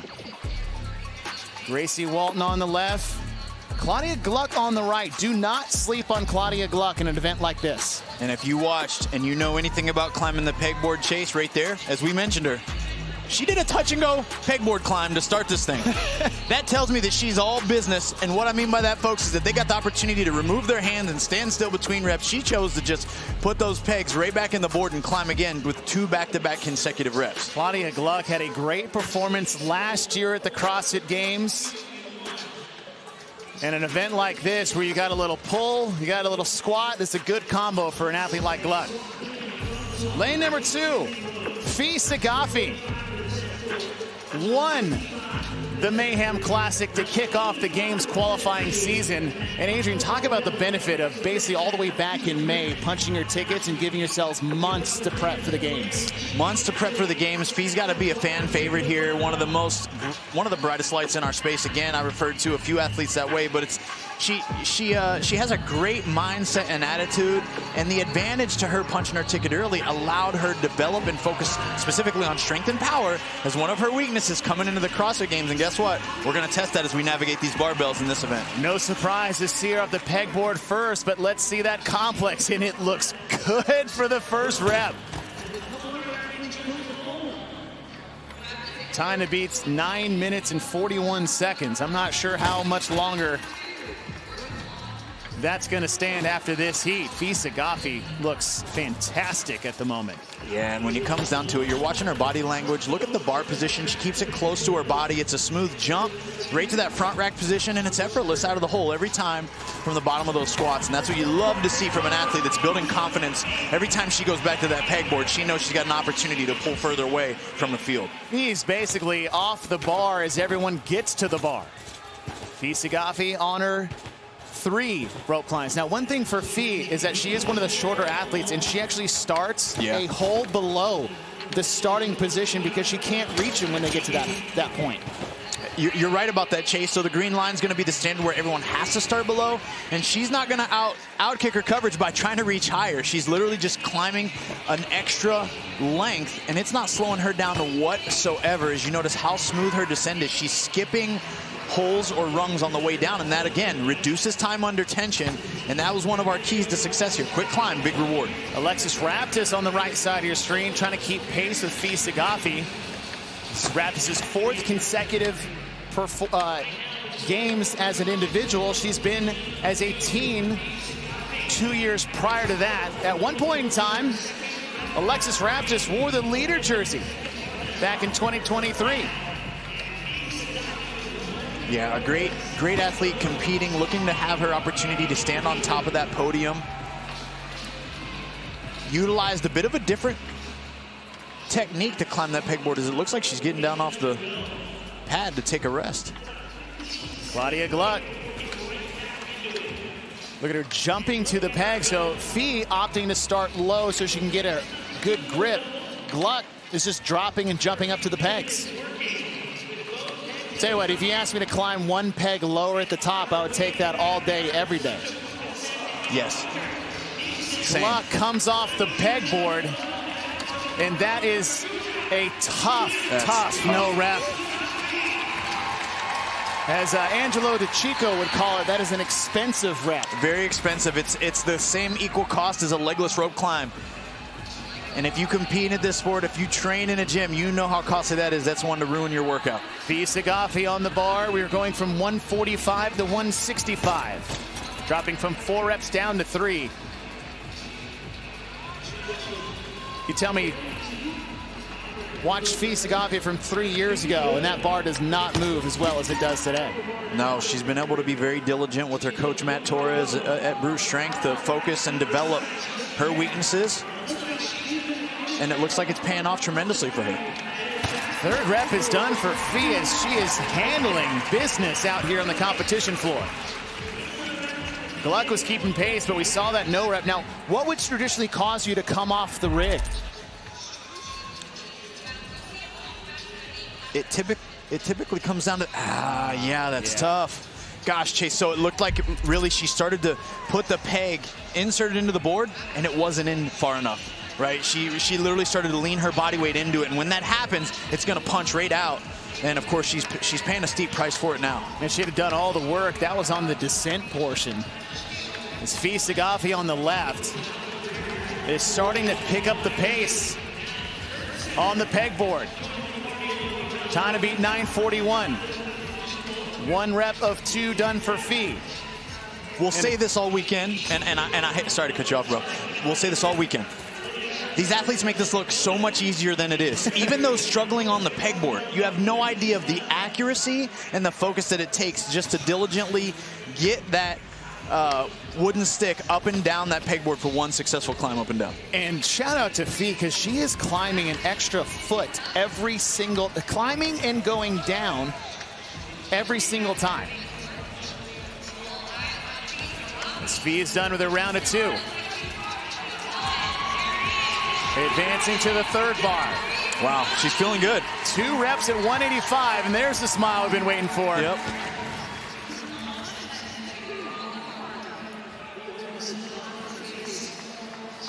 Fee Sagafi done with her climbs at the 6:15 mark, taking a little bit of a breather. Talk about no reps on the pegboard. A no rep here is rough.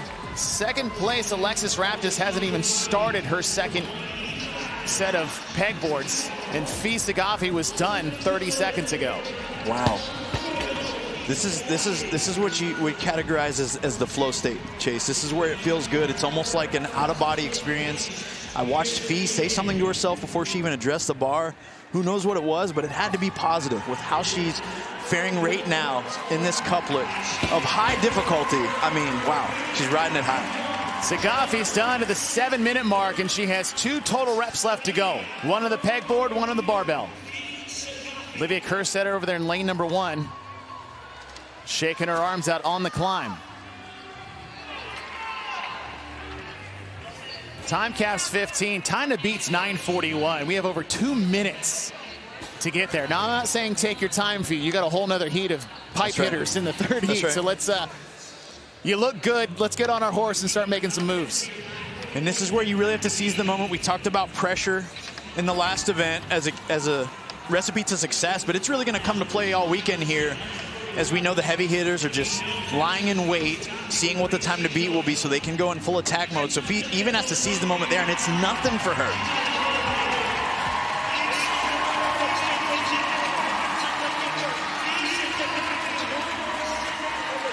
Fee Sagafi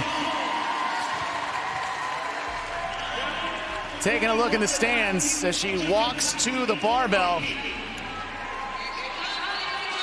See Olivia Kerstetter off to the left shoulder. Tell you what, with the crowd cheering you on and you on alone, that's the boost you need to hit this final rep. 205 pounds. And with over a minute to spare, Fittest takes heat number 2. That's how you make a statement.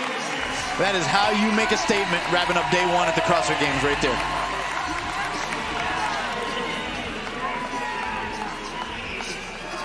We're approaching the 9-minute mark. Now, as we approach the 9-minute mark, tip of the cap to Sierra Meja's time of 9:41. That might stand for the second best time, depending on who gets off the pegboard next. 1 climb for Kerstetter. She can make it. She can definitely get to that bar in time. Yeah, Kerstetter showcasing some great efficiency here on the pegboard as well.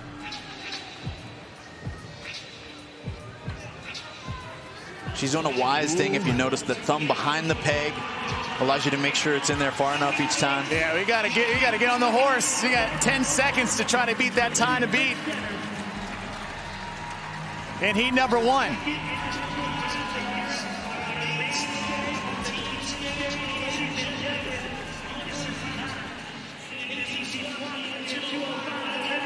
Kerstetter competing in her second individual games. Won the team division twice.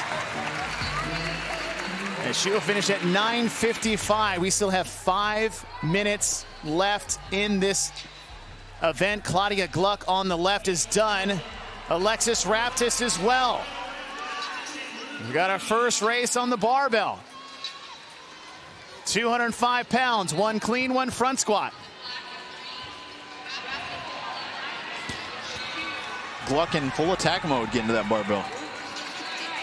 And remember, Claudia Gluck is only in this position because of falling off the pegboard. It wasn't necessarily an ability issue, but an execution error.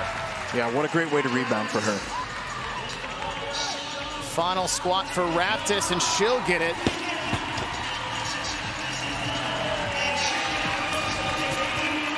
Annika Greer is in.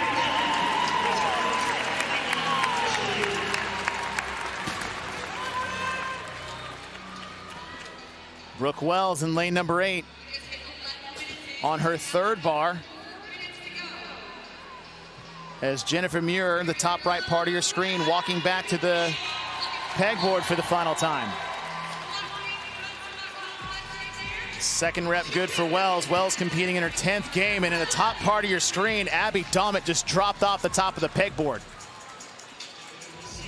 Yeah, we've said it and we've said it again. This akin to a legless rope climb when it comes to the expensiveness of a missed rep. It's costly to your entire performance. Then you get in your feels and you're feeling bad for yourself. We saw a great example of bouncing back from Claudia Gluck. But there's a point in this event for everyone where it's like you got to make some hard choices on standby and rest and meet yourself where you're at, or take a chance and roll the dice. And many of these athletes we still see working, they've rolled the dice and it's cost them. Hattie Canio.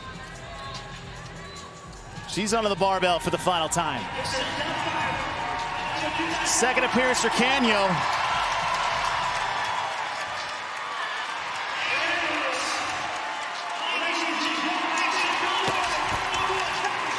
Wow. Canio's in.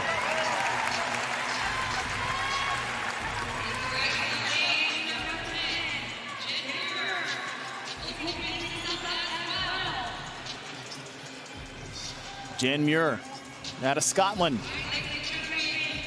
Rookie debut at the CrossFit Games. She'll be in.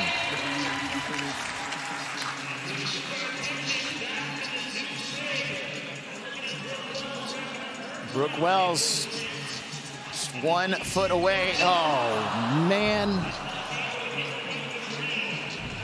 That's as close as they come. That's my bad. Hey, you gotta call it like you call it, baby. You gotta call it like you see it, and it was close. I feel that way sometimes calling it too. When someone's getting close to something, like maybe I'm not gonna say it. I'm not gonna say it. She's close. Okay, darn it. You hate to see it for anyone. However, part of that is, did she keep too much of her weight on top of the pegs, and did she try to lean back a little bit too soon? Abby Dommett is just.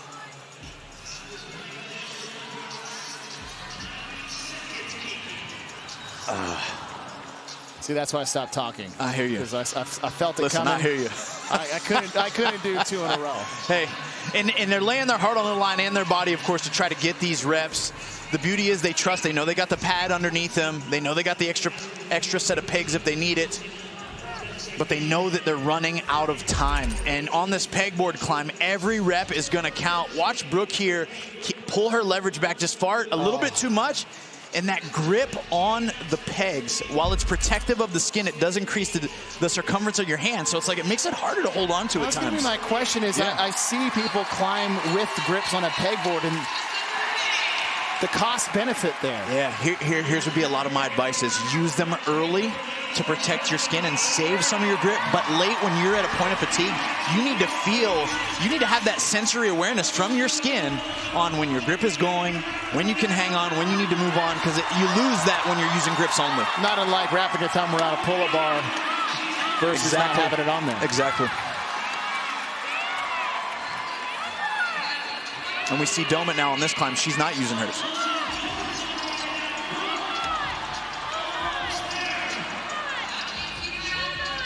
Domit will get the final rep. And that's big. And that's a big rep. Yep. That last pegboard is a big rep, but Domit was still in the 3rd bar, so that is a tough finish for Brooke Wells and Abby Domit.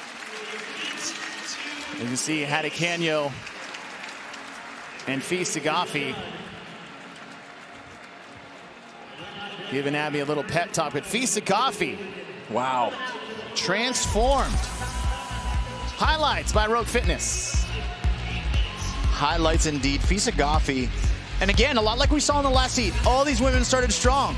The round of 4, but Fee started stronger. In fact, she led this thing from start to finish the entire time, knowing that as one of the shorter athletes in this event, she legitimately climbed an extra foot up each and every repetition in order to set her pegs just one setting lower, and she had no problem. Look at the time she's been putting in her strength and power. Those cleans were nothing to her. Good times. At this point, this could be an event win. Who will come to try to take it from Fee? 8:33, the new time to beat. Syria Mayha's time of 9:41 still stands as the second best time, and Olivia Kerstetter the only other athlete under 10 minutes. 2 heats down, final action for the individual women coming up next.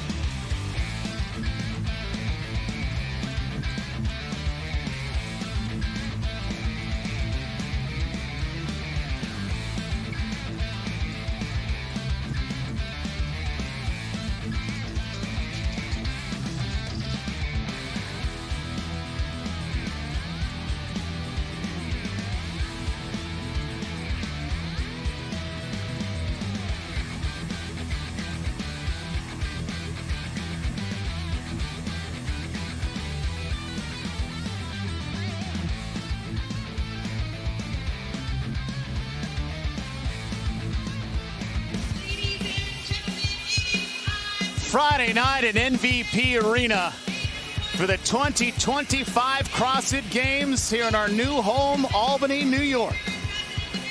Today's coverage presented by the United States Border Patrol. I'm Chase Ingram. Along with me is Adrian Conway. Mike Arsenault will be joining us shortly. We've had 2 events down, and Tia Toomey is on her normal rampage that sometimes we take for granted. We certainly can take it for granted, Chase, but it's Tia doing Tia things as we should expect, but it's greatness that we're witnessing nonetheless. She wraps up 2 for 2 on the day so far. Can she make it 3 for 3 is the big question mark with the skills looming. Your standings after 2 events, Tia Claire Toomey, perfect for today, 200 total points. Amy Kringle sitting in the top 3, Daniel Brandon in 3rd, but Lucy Campbell, 2 representatives out of Great Britain in the top 4, sitting at 156.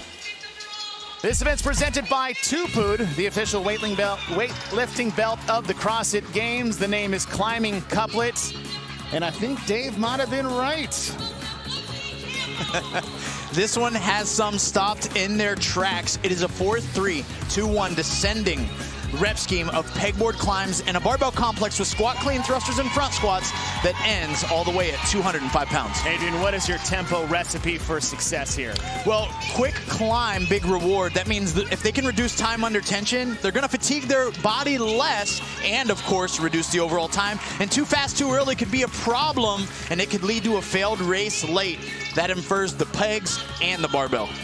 Your lane assignments for heat number 3, your top 10 after 2 events. Over there in lane number 10, rookie as far as an elite individual, Lucy McGonigal. And for our Vision Fuels Victory athletes to watch, let's go down to Mike Arsenault.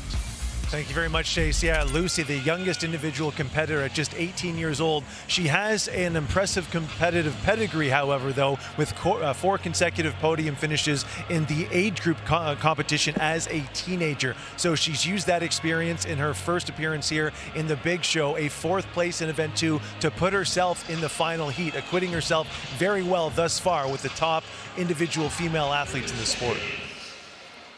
And there is Willow Toomey Orr looking on. As you can see, saying mama on the Jumbotron. You gotta love it. Tell you what.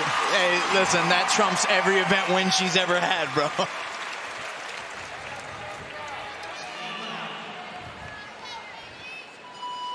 Look, Adrian, there's pre-workout, and then there's seeing your baby on the jumbo screen saying your name.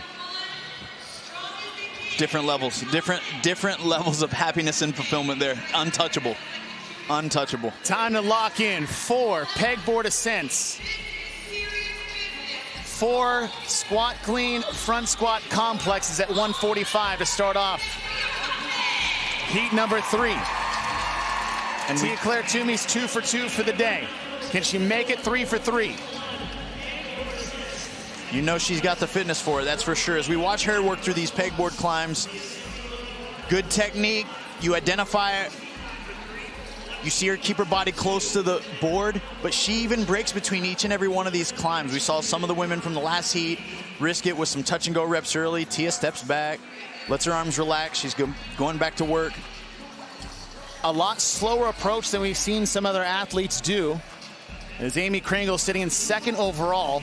She got 2nd place in event 1, 3rd place in event 2, and is only 12 points behind Tia Toomey for 1st place overall.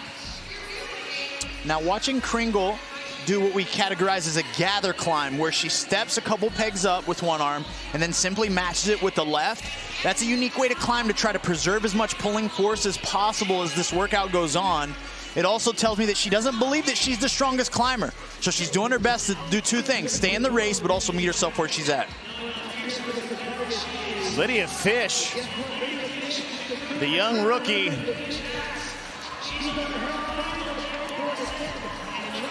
Out of Chippewa Falls. A lot of fish head fans in the crowd. We saw that earlier in event 2. She's done with the pegboards now. That is more her bag. The question is, and there you see the fish heads and the shame for not wearing the fish head. could be a little sister, probably. So I absolutely will not wear that. It's like, all right, we'll put you on the Jumbotron. And Tia struggling a bit at the top here. And she still has 2 more holes to get to. Wow, look at that patience, though. That right there, your ability to troubleshoot that moment, wow, that is uncommon. Now, what did that do as far as arm fatigue? Right. Going into the rest of the event. You see her shake her head. She's literally annoyed with herself. Whatever went wrong there. She's a little frustrated about it. She'll regroup. Now, Lucy Campbell, who's sitting in 4th overall, just 12 points out of a podium position, is trying to keep pace with Lydia Fish. Now, this first barbell, Lydia looked pretty good. Weight being 145, so Fish is done.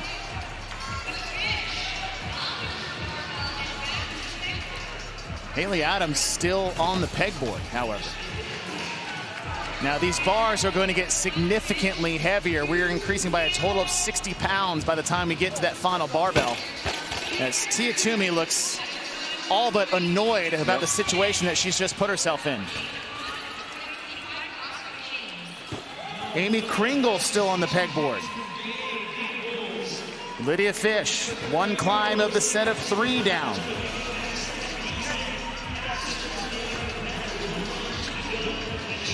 Yeah, Lydia still looking really strong to have created that kind of buffer between her and the pack and then have 1 rep down now in between her and Tia. This is a good place for her, especially at this movement. With the understanding and expectation these bars could get a little challenging for her, Chase, when it comes down to the 2 and the 1. Now the question here is, did Tia just have a mistake, or was there a fatigue element that played into that near failed rep for Tia Toomey? And I tell you what, it starts to look a little labored when we get to the top of that pegboard for Tia Claire. Yeah, it looks like what she expects from her legs is a little bit more traction from her shoes. It's like as she steps into the pegboard, she's reaching for a hole that she expects to be there. However, she's sliding down it a bit. She either needs to lick the bottom of her shoe like a basketball player, like lick her hand, touch, touch, right? Yeah, because that's clearly a lack of traction there. I think she accidentally chalked her shoes and immediately was screamed at. It's like, no, that is the opposite of what I wanted you to do. There was a year where I remember Crafty Scott Panchek brought a wet towel out to the competition floor and would step on it like a basketball player going out to the court. Yeah, and you know how it is, especially with this plexiglass. It's like there's a lot of dust and chalk out there on the floor. If your shoes aren't creating the traction that you expect, as we watch Tia make her next descent here, it's almost like if she's not watching very closely, that as she takes that step, it just doesn't take her up the way she expects it to. Lydia Fish on the left side is done with her set of 3.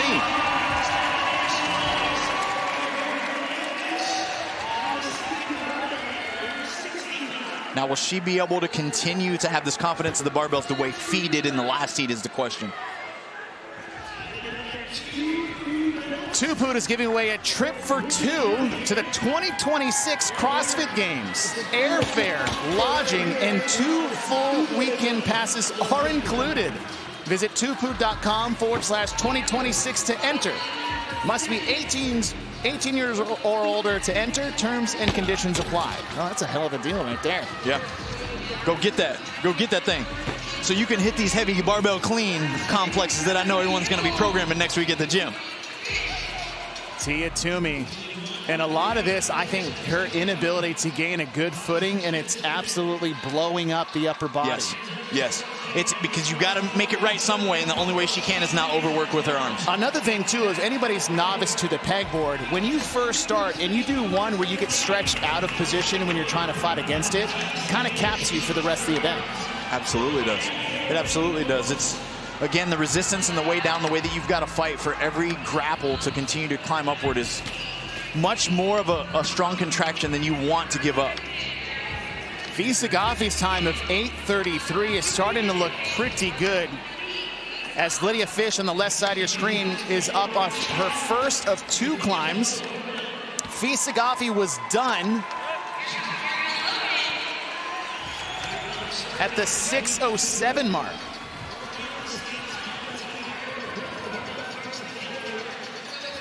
Lucy Campbell working her way back to the pegboard.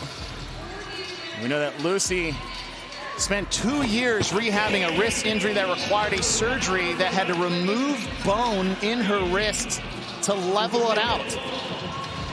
Doctors weren't even sure that it would work. Some doctors wouldn't even perform the operation.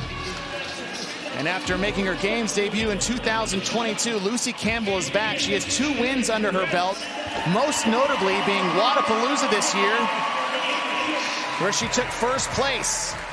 Lydia Fish on the left side is done. 1 minute to Fee Sagafi's time. Wow. Fee Sagafi's on the verge of her first CrossFit Games event win. But Lydia Fish, the question mark was the weight. We're at 185 pounds. Like it's nothing. Uh-oh. Like it's nothing. Uh-oh. Looking very smooth. The time from the barbell that you got to spend on the pegboard helps too, right? Your heart rate's a little bit lower than you might assume. But she's moving textbook here for the squat. Second rep is done for Fish. And the fish heads are on their feet, cheering for the rookie Lydia Fish. Lydia Fish had to qualify through the last chance qualifier where only one spot was available. Lydia Fish really made her debut at Crash Crucible there in Spartanburg. Lydia Fish on the left. Now watch Lucy Campbell. One of the biggest issues she's had is the ability to even receive the bar with two hands. It's difficult enough to clean 185, let alone with one arm. Adapt or die. You want to talk about the heart of a competitor? Lucy Campbell's got it tenfold. Lucy Campbell gets two. She's got one pegboard climb left and one clean, but Lydia Fish, she's not going to get the time to beat. Fee Sagafi will win the event. But can she beat Syrian Mayha's time of 9:41? 205 pounds on the bar. First clean is good. First front squat, good. Welcome to the CrossFit Games, Lydia Fish.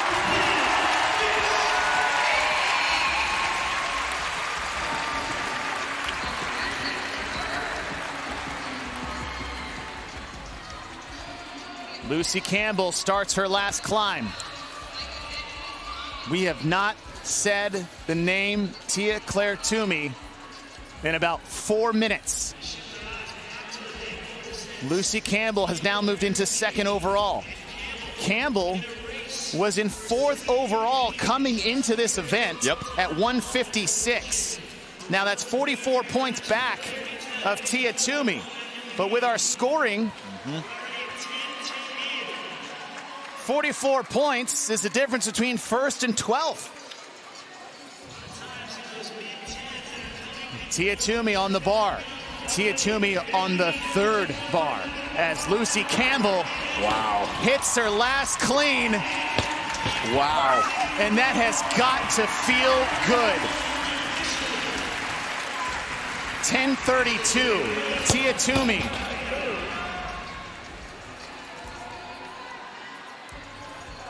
You know, making her way back to the rig. And to consider the struggles on the pegboard, these athletes had one opportunity to practice this movement and modality. They got a chance in some walkthroughs. There is no pegboard in the back. They don't get reps in the back. So whatever shoes they had, whatever preparation they had 2 days ago, they haven't touched this since, not even in the warm-up area. So this is another obstacle that when you make it to the CrossFit Games, you got to get dialed psychologically and know how to prepare and execute on a modality or movement that you haven't touched hardly at all. Maddie Sturt onto the final bar.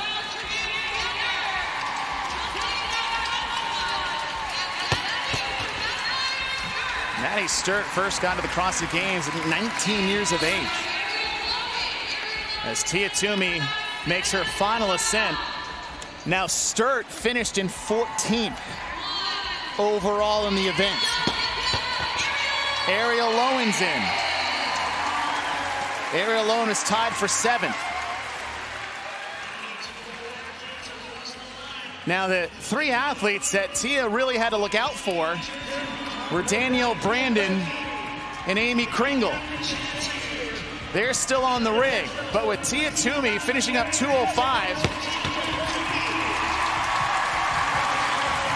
she gets 16th. That's 10 spots on the leaderboard between Lucy Campbell, who is the only athlete of those top 3 that is in a position to beat her. 6th place is 80 points. 16th place is 42 points.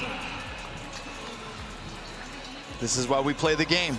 Tia may actually still be holding on to that leader jersey going into tomorrow, but the gap is significantly closed, within 10 points potentially, and that athlete is going to be Lucy Campbell.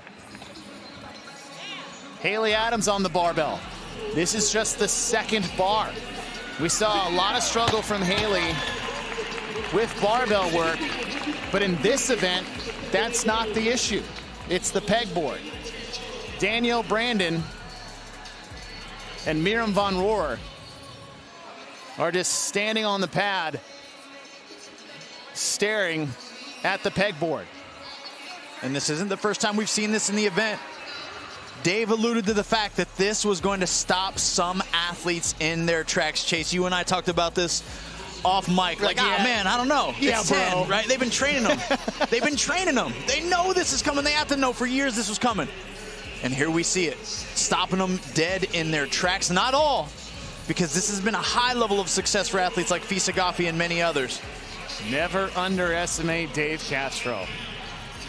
Miriam Von Rohr onto her third barbell.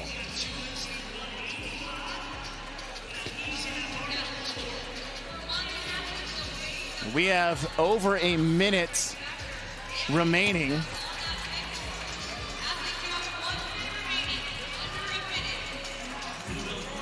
Fee Sagafi finished at 8:33, absolutely destroyed this event. Lydia Fish took second.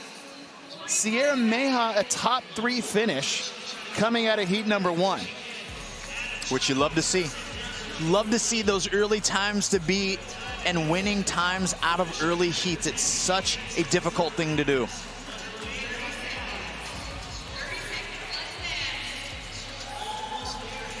As Haley Adams makes her way. Ooh. What? Tuck those heels. Count it. Tuck those heels. Amy Kringle, who just had an incredible start to the weekend with a second and third place finish, is at an absolute dead stop, as she has not even got out of the round of 3 pegboards yet. So Kringle will get last in the heat, potentially a near last place finish. And so what we thought could have been a disastrous, I would say disastrous in terms of talking Tia Claire. She may have survived another day. She may have survived another day. And that's who we talked about to start this heat. But it was Miss Lydia Fish, with all eyes on her. And the other fish in the stands, of course, her support crew.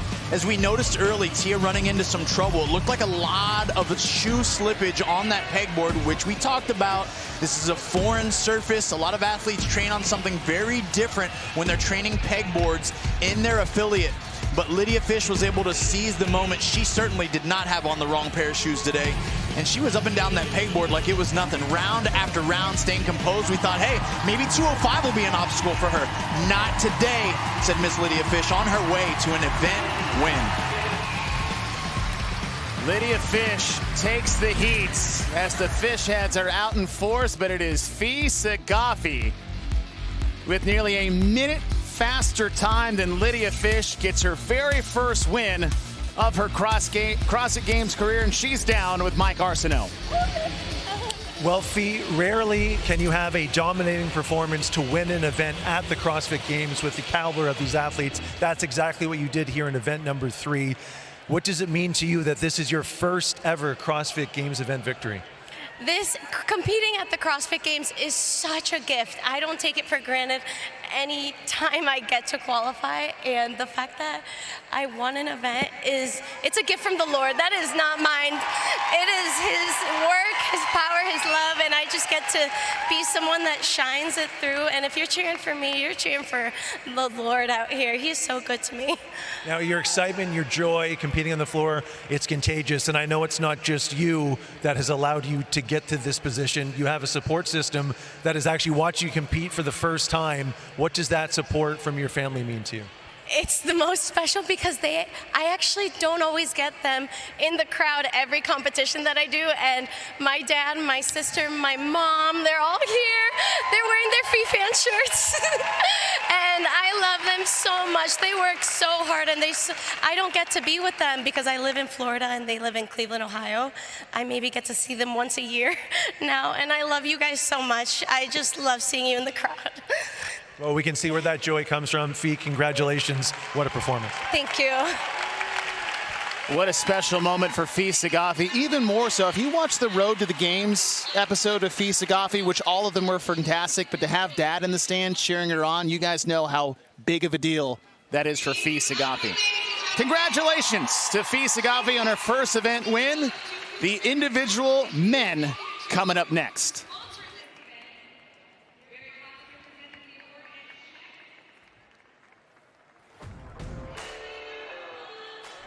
since I work I own an auto shop, and I work alone. My wife works the front desk, I work the shop. CrossFit is my social time. And I think that is true for a lot of the people that come there, because it's, you know, they're my friends, they're my family. And, you know, we welcome everybody. Our wall in the front is, you know, you come and visit, you're gonna come and see us, and you're gonna get to sign your name on the wall. It's CrossFit is family. It is. It's one of the side effects, you get in good shape. My wife signed me up without me knowing.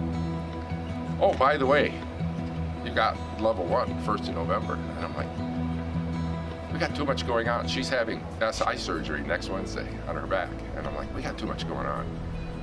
I says, tell them no. And she says, oh no, I already paid for it. It's not refundable, so you have to go. Okay. And then when Coach heard, you know, well, this is good. He says, because, you know, you're one of our older participants here, been here forever. He says, this will encourage more people to come. It'd be nice if everybody in the gym was a level 1, and then just keep going up. You know, I read the bios on our instructors down here last night. That's incredible. Makes me jealous. I wish I was 20 years younger. It doesn't matter what you do in life. You learn. If you go through a day that you do not learn something, I don't care what it is, that day to me is a waste. That is my philosophy of life. Every day you have to learn something. I've done automotive repair for 51 years, and I'll have somebody come in and say, well, I did this way. You look at it, well, that's a better way to do that. You learn something. I really liked the way they broke things down here. They break it down. You know, Cal is an incredible instructor, but they broke things down even at a greater level. Andy, widen your stance. Good. Michaela, push your knees out and lift your hips up a little bit. Ready, go. That was way better, Dave. Good job. But the way they broke things down yesterday, it was very interesting. The front squat was amazing. You know, the way I have never cleaned a front squat because I have bad shoulders, no rotator cuffs, no bicep tendons. A lot of times in a front squat, I'll come off the rack and I'll set it on my shoulders and I can balance. I can lift 200 pounds doing a front squat that way. I can't do 55 this way.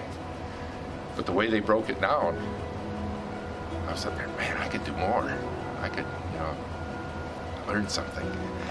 And that's cool. So yeah, I'm not apprehensive anymore. Everybody should take this course.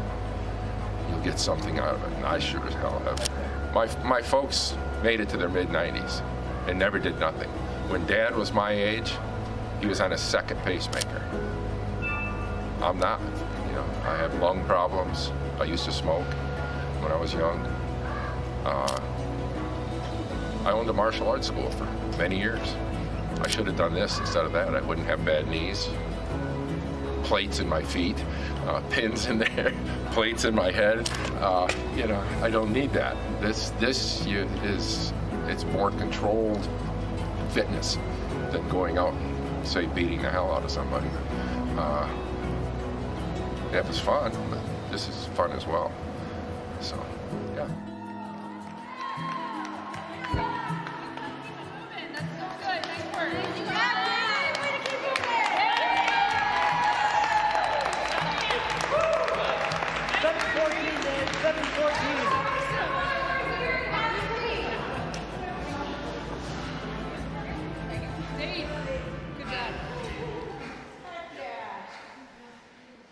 You can stay right there.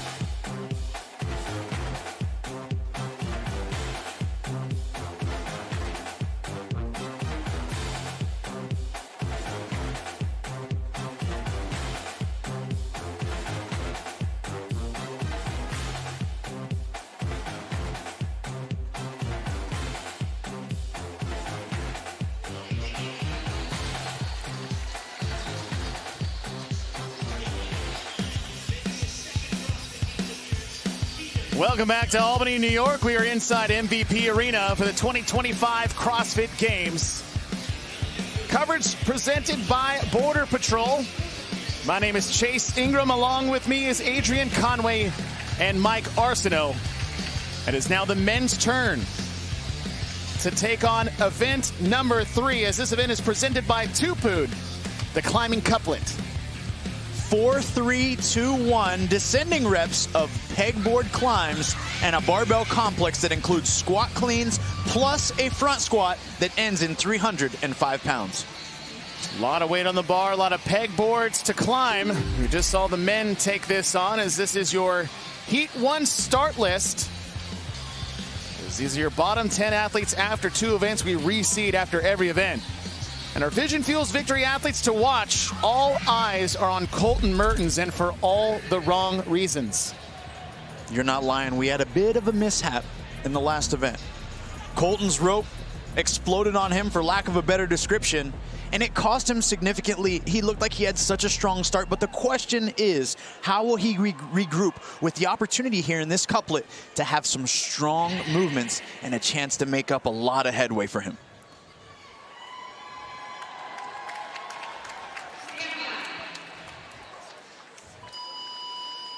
Heat number 1, individual event number 3 on their way for the men. And you mentioned Colton Mertens struggles, as you see Jonakoski, the 10-year man, loses a peg up at the top. I'm going to stop talking about athletes. I think this is what's best at this point. We're just going to not talk about the person that the camera's focused on. Look, I'm going to do what all you guys have been asking me to do for the last hours, just shut up and let them climb a pegboard. All right. If you guys have been with us, we had a couple of those with the women, and so it's the announcers. Chase is feeling a little shy at this point. Yeah, I'm just going to say there's a guy. Hey, we'll stay focused and stay in the zone. The old Chris Collinsworth. I didn't even mention Tiago's name. That was not on me. You fell on your own. That should give you confidence. Jack Rosema, your early leader in this heat. But let's talk a little bit about why that's happening, Chase. Athletes rushing through their either climb or descend where the peg is not getting far enough in to make contact with the back of that pegboard, and it pulls out once they surrender their body weight into that wooden peg. Rosema to the barbell first, and no real surprise. If you got a wrestling background at Ohio State, you are no stranger to a pegboard. Somewhere all the old wrestlers over the age of 50 are saying, finally. That's right. Very excited and happy about the presence of this at the CrossFit Games, the test for the fittest on earth. Now the barbell complex is 1 squat clean and 1 front squat equals 1 rep. The first weight on the bar is 235. Jack Rosema in the center lane in all black. Colton Mertens to the left in lane number 3. A little slower on the pegboard. We spoke earlier is that Mertens was one of those athletes that could be vying for a top 10 position. He's never finished great at the CrossFit Games, but he always has home run talent. But a jump rope mishap in the previous event knocked him down. He's currently sitting in 25th place overall. Jack Rosema, your early leader on the right side of your screen. No urgency there from Mertens as he stops to get his chalk, walks casually to his stop mat. Jack Rosema, quite the resume. He's an attorney in the United States Army. Rank of captain. With no rest at the bottom of these pegboards. So it's not an unintelligent decision when we watch him make one. It's calculated. He's doing this on purpose. He's very confident in his ability to navigate those pegboard climbs. Colton Mertens on the left. Peter Ellis in the middle. Jack Rosema is done with his set of 3 as he advances to the next bar. Barbell weight moves from 235 to 265. And we just haven't seen this kind of speed compared to the women's times earlier, navigating the first 7 climbs up and down, which is also another reason why we've got a faster time cap for the men. Same amount of work required, a little bit of reduction in the time cap here at 10 minutes. And we expect to see that also from the performance perspective with an increased time overall to completion. Jack Rosema looking left and right to see if anybody is going to challenge him for this position in the heat, and he may be back to the pegboard before anyone's off. 3 complexes done. starting the round of 2. All athletes must touch their starting mat at the end of each round. With the pegboards being offset, it evens out the total distance these athletes have to travel per round. Peter Ellis addressing that bar. No problem for him. Peter Ellis on the right side of your screen, as you mentioned, sitting in second place in this heat as we are past the 4-minute mark. And Jack Rosema no touch and go, baby, on the pegboard. Yeah, I guess when it comes to a term with the pegboard, it's like you're touching and going only to the minimum requirement there below the green, and then you're right back up. My goodness. Rosema is done as Mertens in the back part of your screen finishes his barbell, so it looks like he's moving into second place over Peter Ellis, but it is the Jack Rosema show here in heat number 1. 2 cleans. Clean complexes at 285. One thing we haven't mentioned yet, Adrian, is the barbell is the shorter barbell. And if you've never used it, there is a bit of a, I would say at these weights, a more dramatic effect on the clean. That's right. And one of the biggest things that you'll notice is that the bar doesn't give you the same kind of whip. So as the athletes jump through that middle transition where the bar becomes weightless and they pull under, it just doesn't give the same rise. They've got to meet it in a different position. Time cap's 10 minutes. Jack Rosema is at 5, and he has 1 clean or 1 pegboard and 1 complex left to go, as you see him wiping his shoes off for the pegboard. Yeah. He gives it the old wipe me down before he gets back up on that pegboard. His shoe selection includes the gum bottoms of whatever version he chooses to rock. Wise choice. Good, sticky, typically tackified bottom of the shoe. And wow. Rosema is absolutely dismantling this event. As we are not even at the 6-minute mark. Not often do you get to be alone by yourself in a good way on the competition floor here at the CrossFit Games. Final clean. Final front squat, 305 pounds on the bar. First rep is good, second rep's better. Jack Rosema sets the time to beat.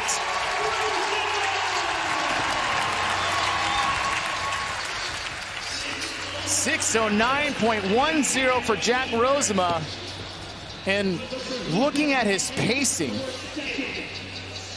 we were curious, are we going to do singles on the pegboard? Obviously singles on the barbell. There was a lot of consecutive reps for Jack Rosema. Not only is the time going to be a pressure factor for athletes in the next 2 heats, but the way he got that time. Oh, yeah. Yeah, there's some athletes in the back right now looking side to side at each other with their eyebrows raised. Chase, they're like, oh, okay, this is that kind of race. Yeah, it's going to be that kind of race if you want to beat this first established time. Colton Mertens back to the bar for the final time. The Iron Hog will take the second best time in this heat, as Colton Mertens has a long way to go. Fortunately for him to have something like that happen on day 1 in event 1, with 10 potentially full scored events for the weekend. But with we said earlier to start the day off, with the depth of this field, there's just not a lot of not a lot of room for little errors. There's no room for big ones. Yeah, it's very true. It's just going to be hard for him to make up for that deficit that was created there. But even that smooth, calculated execution that we saw as we watched Peter Ellis address his bar here at 305, it was what Mertens needed to at least reestablish some momentum for himself. Smooth clean for Ellis there. Strong front rack position. Kept those elbows high. And he'll come across at approximately a 739.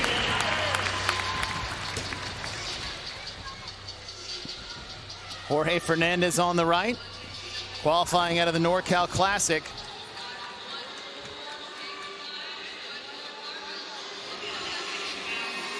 It's Toby Buckland on to their last rep. 1 pegboard ascent, 1 squat clean front squat complex. As Buckland is up to the pegboard first. Buckland choosing almost the peg for peg climb, one after another. We've seen some of the men, many of them, choosing to skip pegs on their way up. Janikowski's in. Sikorsky last year was on the verge of 10 consecutive CrossFit Games. He'd won the Open and quarterfinals. The question was, he going to do a clean sweep? Came into semifinal sick at the French Throwdown last year, broke the streak, but he's back this year after winning the last chance qualifier. Yeah, and last year almost caught us all off guard. We were like, what is going on? And then once we found out he was a little under the weather, it explained a lot. It's a hard part of the sport. Toby Buckland took first at the Rebel Renegade Games down in South Africa. He's out of the United Kingdom, but he trains out of Dubai. And Toby Buckland is in. Jorge Fernandez on his final squat. 3 athletes left on the floor. 40 seconds remaining in the event.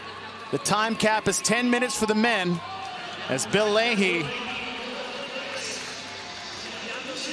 sets up for his final complex. Easy work for Bill. Bill gets in just ahead of Thiago Lucis as Moritz Fiebig and Enrique Moriera are still left on the floor. Fiebig is done. This is the second bar for Enrique. And we've seen in the last 4 heats in total that if you're towards the back of the pack in an event like this, it's not the barbell, it's the pegboard. It's the pegboard. And that man had no issues whatsoever with the pegboard. Check out these highlights presented by Rogue Fitness.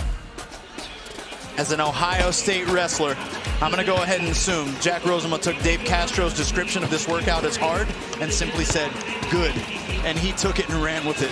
The pegboard climbs were nothing for Jack Rosema as he went touch and go just below that minimum work requirement every single time, not resting. Really wise choice on making sure that he kept his shoes clean of chalk, gripping that pegboard every single time, reducing the upper body cost for all the repetitions. And of course, that 305, he caught a little bit low. Nothing he couldn't save, though.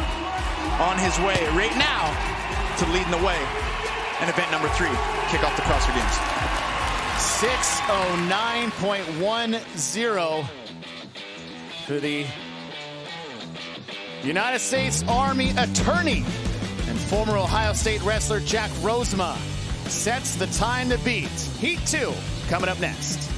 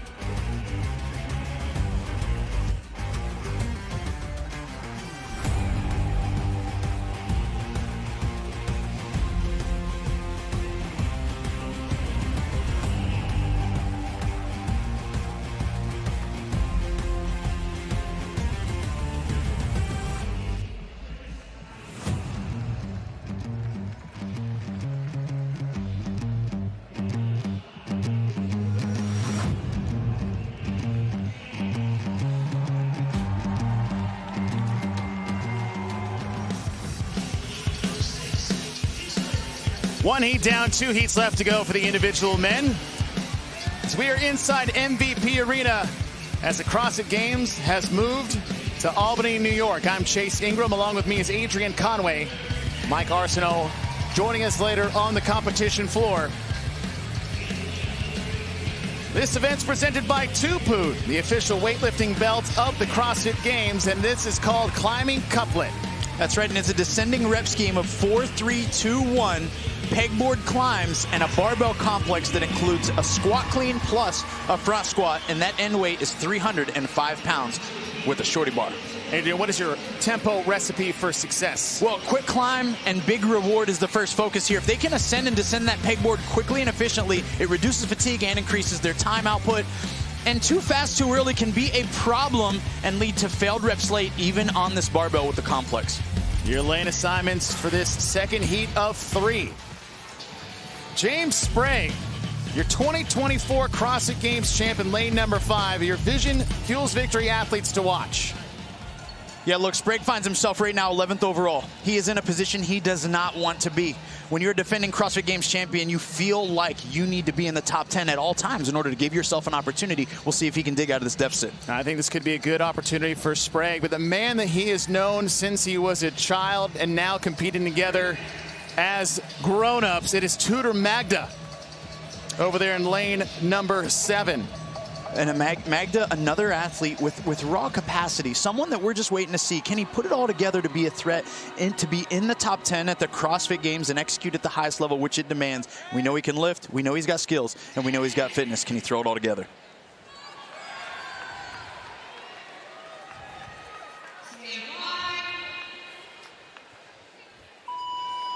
Heat number 2 underway. 4, 3, 2, 1. Pegboard ascents and a barbell complex with ascending weights and descending reps. James Sprague, your 2024 CrossFit Games champion, currently sitting in 11th place overall with 124 points. Looking to try to get back inside the top 10, but that's not what he wants. He wants to reclaim that victory here and last year at the CrossFit Games. And Chase, they are starting absolutely bananas. I mean, James Sprague is touching and going right below that green line. Tudor Magda touching and going below that green line. They are going rep for rep and head to head right now as we get a great shot at both of them ascending for their final climb of round 1.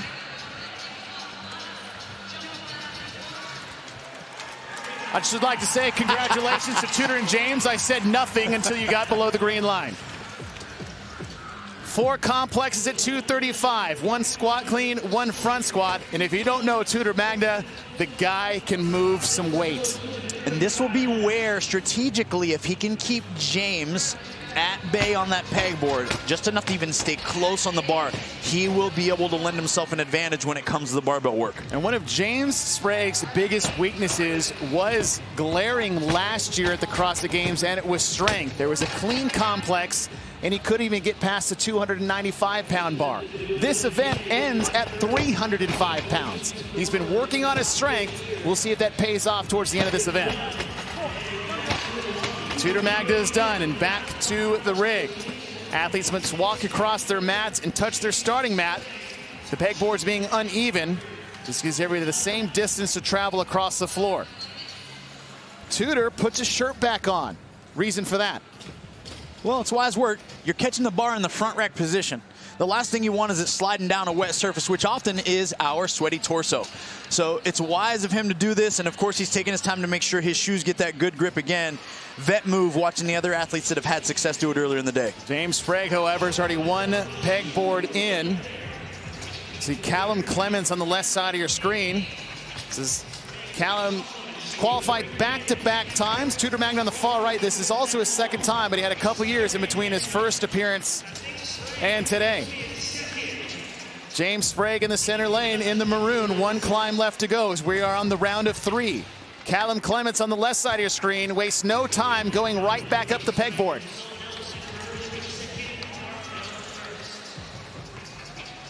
Tudor has 1 left to go on the far right. James Sprague is descending on his final rep as Callum Clements is finishing up his second of 3. Does he go back up? He does. But Sprague is done. Tudor Magda just ahead of Callum Clements. Sprague starting to separate himself here early. 265 pounds on the bar, 3 reps.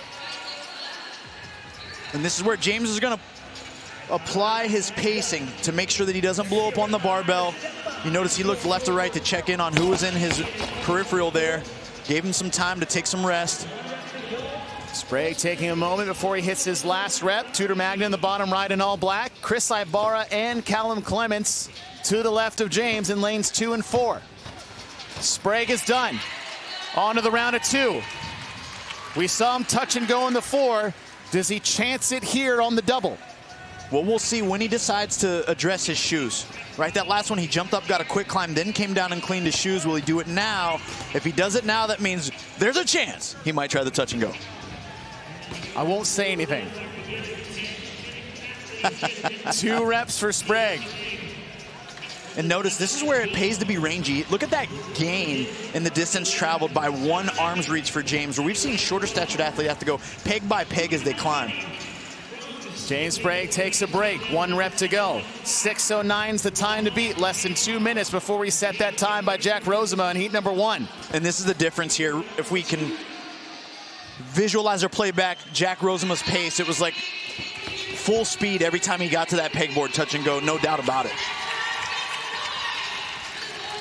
The distance that James covers on the way up is incredible. Sprague is done.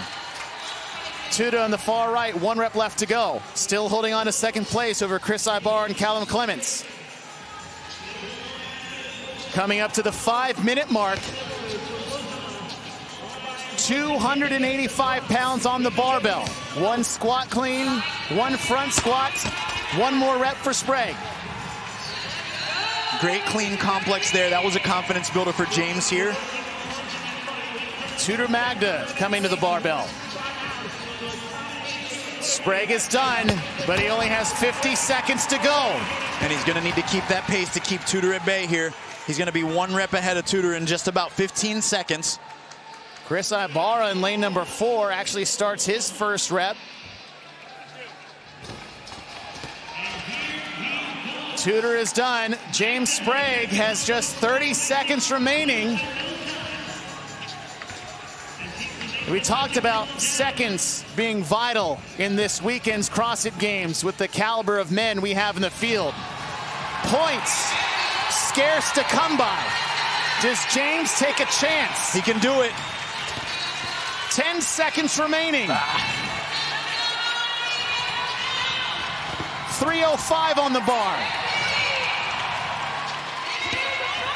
It might not be a win on the scoreboard, but that is a win for James Sprague as an athlete. Absolutely it is. Absolutely it is. You talked about him struggling with a 295-pound barbell complex. Ends a workout at 3:05 with a shorty bar. Woo! Tudor Magda's done. 3:05. First squat clean's good. Second front squat. And Magda's in. And the time of Jack Rosema, 6:09.10, survives another heat. Callum Clements on the left, Enrico Zanoni on the right. Clements is done. Zanoni's done. Looks like Peter Ellis. So we have a 3-athlete race. Make it 4 because Chris Ibarra is done as well. Who's going to pick up the bar first? Who's going to pick it up too soon? It's going to be Callum Clements on the left. 1 clean's done. Peter Ellis has a shot. But it'll be Clements, Ellis, and Zanoni.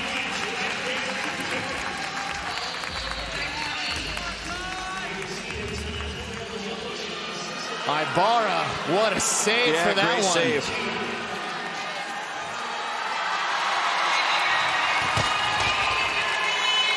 It didn't feel great, but it got the job done. Hey, I've seen worse at the CrossFit Games. Shout out Josh Bridges. Shout him out. He did get the lift, though. He got it. I would have never got it.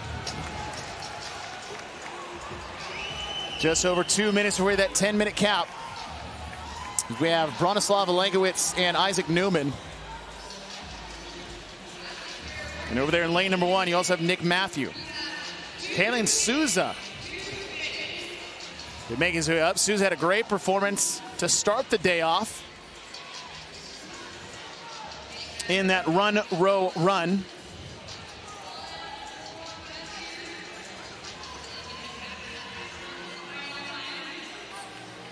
As Isaac Newman is working on his final climb.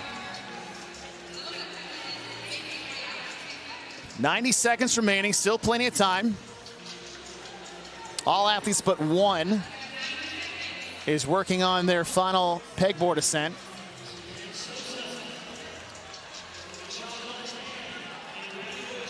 Bronislav Langwitz is still on a set of 2 as Kalian Souza works on his final barbell complex.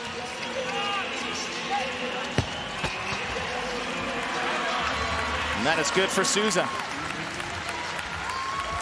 1 minute remains.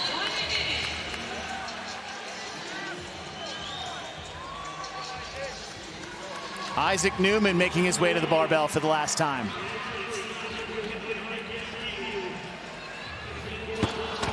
Isaac Newman, who qualified at the Torium Pro in 5th because of so many athletes had qualified already out of that Chalk it up.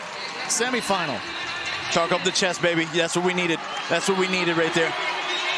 Nick Matthew trying to sneak ahead of Isaac Newman, and he'll get in.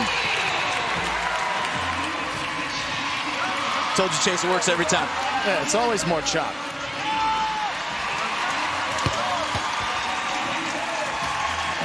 "15 seconds remaining. Bronislav Langwitz hasn't got past the round of 3. So that'll do it for heat number 2. James Sprague got the heat win. Good enough for the second best time overall. As Papa Sprague looks on, him and his dad actually completed a half Ironman in the offseason together along with James' brother. Check out these highlights by Rogue Fitness. And highlights they were. We targeted James Sprague early in this saying, hey, returning fittest man on earth doesn't want to be in 11th place. And his goal was certainly to punch his way back into the top 10. It was he and Tudor Magda that were going rep for rep almost the entire first 2 rounds. And then it was James Sprague that was able to create separation on those pegboard climbs, using his range to ascend and descend quickly and showing that improved strength and power on this barbell. 305 was nothing in 2025 for James Sprague. He wants to be back in the top 10, and he's showing it. 6:11.92 is good enough for the heat, but not good enough for the best time overall. 10 athletes remain. Third and final heat coming up next. Can any of them take down Jack Rosema? We'll see.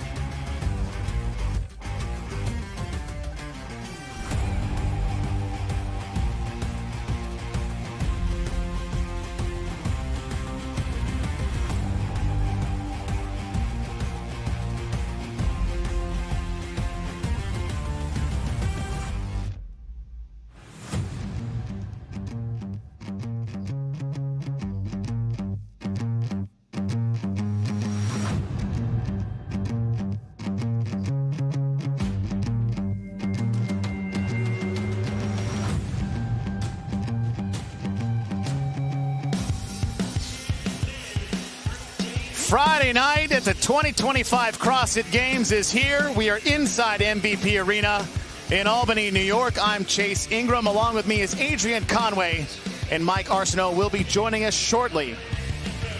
2 heats of men down, third and final heats coming up as your top 10 after 2 events. Your Sattva sleeper moment is not the Australian we thought we were going to talk about.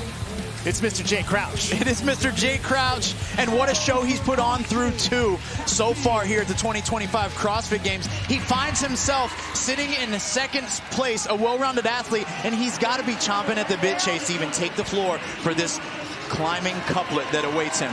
But what a day Mr. Crouch has had thus far. Jay Crouch sits in 2nd place.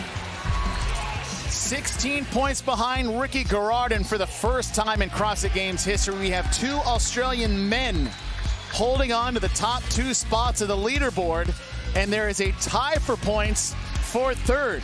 Roman Krennikov holds the tiebreaker, currently over Jason Hopper, and another double tie, 4 points behind him. We talked about how points matter. Those 4 points matter to Jeff Adler.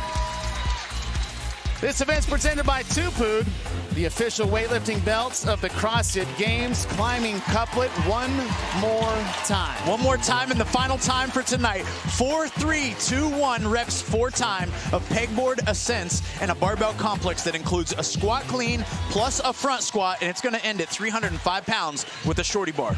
Anything changed to your tempo recipe for success? Nothing changed. It all remains the same. It's a quick climb and a big reward. They've got to be quick up and down the pegboard. It saves them time, but it also saves them energy for later in this workout. And too fast early and failed race late is going to be the result on the pegboard and the barbell.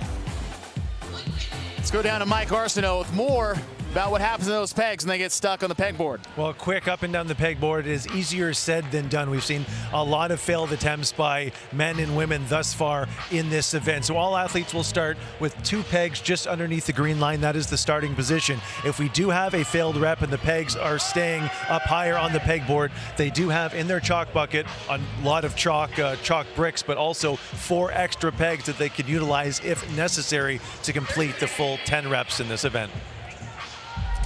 Your lane assignments for the 3rd and final heat. Your top 2 on the leaderboard will be in your center lanes. As we just saw earlier, your Vision Fuels Victory athletes, Jay Crouch sitting in 2nd place. Yeah, he's one of those athletes, Chase, that's got quote-unquote it to me. He's very well-rounded, and he's in an atmosphere with the Proven Crew where he gets to train with the fittest on earth, and he's learning to compete at the highest level.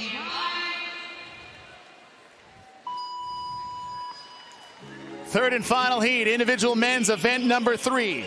In the center lane, Ricky Garrard, for the first time since 2022, is donning the leader jersey once again. We've had some conversations about Ricky in this particular event, Chase. You described him best as a gorilla. Up and down that pegboard. We know he enjoys climbing, and it's something that he excels at. We already see him making fast work of these first 4, choosing the touch and go method, not making contact with the pad at all with his feet. Right when those pegs get below the green line, he's on his way back to the top of the pegboard.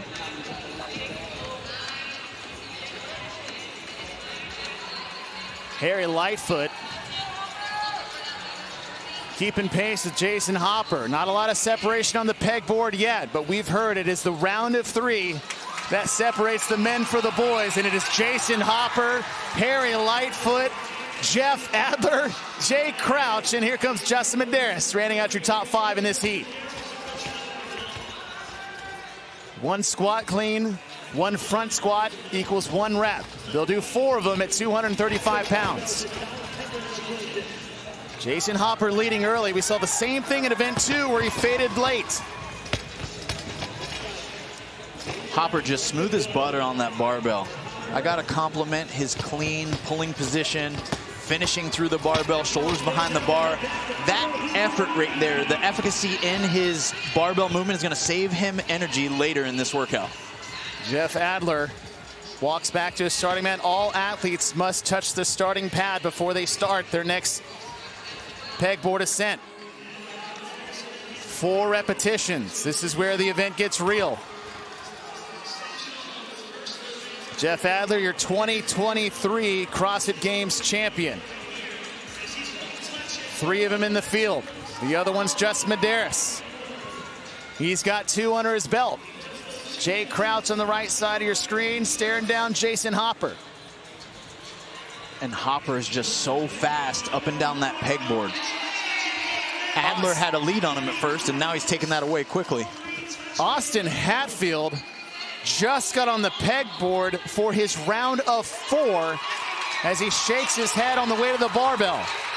Jason Hopper in the lead still. Here comes Jeff Adler to his left. 3 cleans at 265.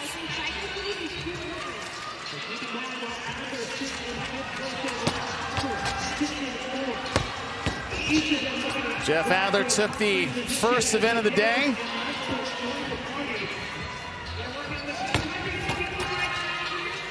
Jason Hopper sitting tied for 4th with Roman Krennikov in points. Roman Krennikov has the tiebreaker, which gives him that 3rd place position.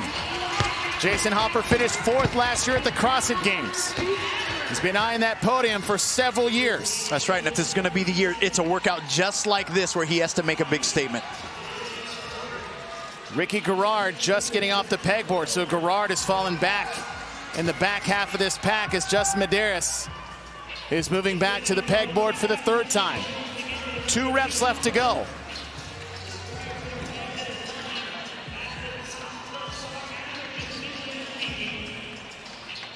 Justin Medeiros about to start his first rep.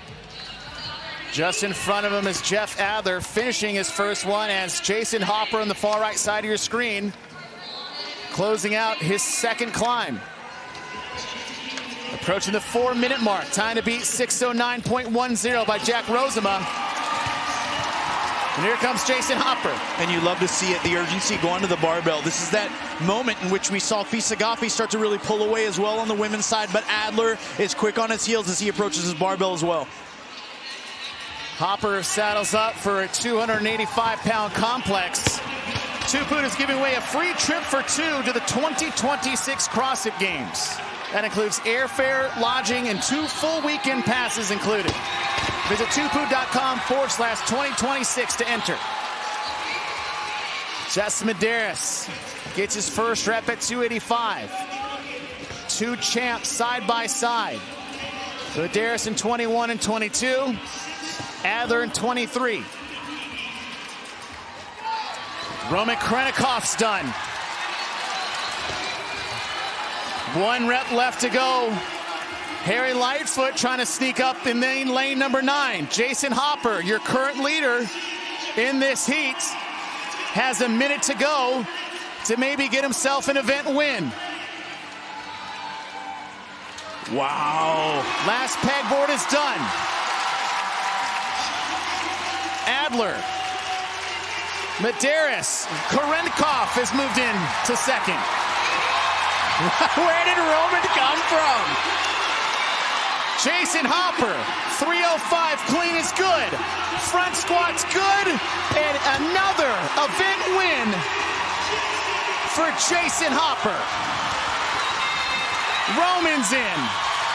Adler has to take a step back and Medeiros is in. Jay Crouch on the right picks up the bar before Adler. Adler just lost about 20 seconds on that last clean.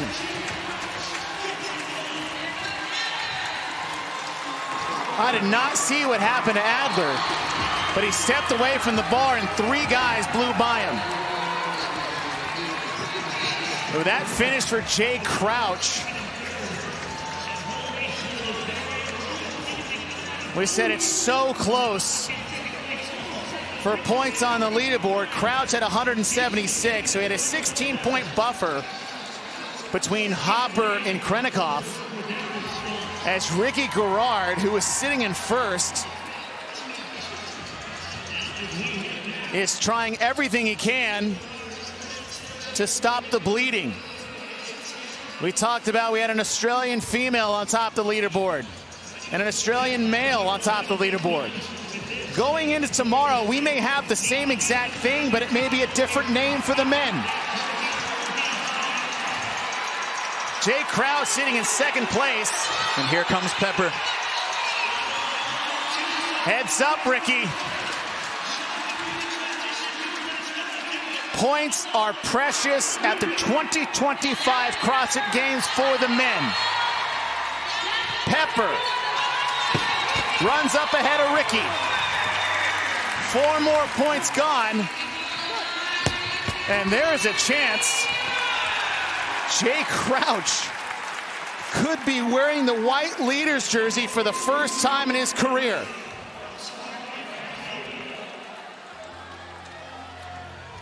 Hatfield struggling on these pegboards. Chase, I do my homework. I've been watching some things and listening to some things. Now he says, hey, Rich still spanks me around in a couple workouts. Pegboards and bench presses is a couple of them. And I'm thinking, well, who wouldn't Rich smack around in workouts like that? But also, is it because it's something that he really needs to spend some time working on? And that could be showing a little bit here in this couplet. A little bit more exposure, a little more time under tension on the pegboard for Mr. Hatfield might be on the menu here in the coming months. Hatfield,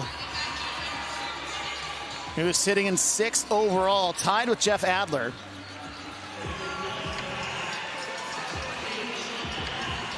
As you have Colin Bossard.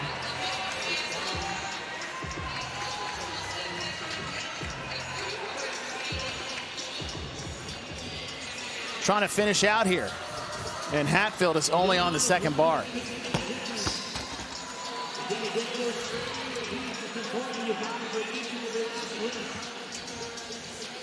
We've seen some athletes, Chase, take some pretty big hits and still be able to finish in some pretty miraculous ways. This is going to be one of those moments for Mr. Hatfield that he's going to have to shake off real quick if he wants to find himself on that podium this year.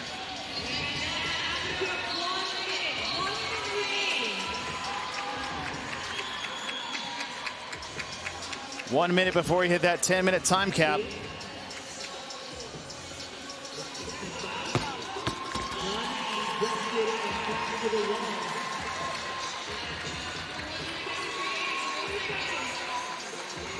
And every one of these repetitions is going to matter here. So if he can get to that pegboard and get 2 down, it'll go a long way.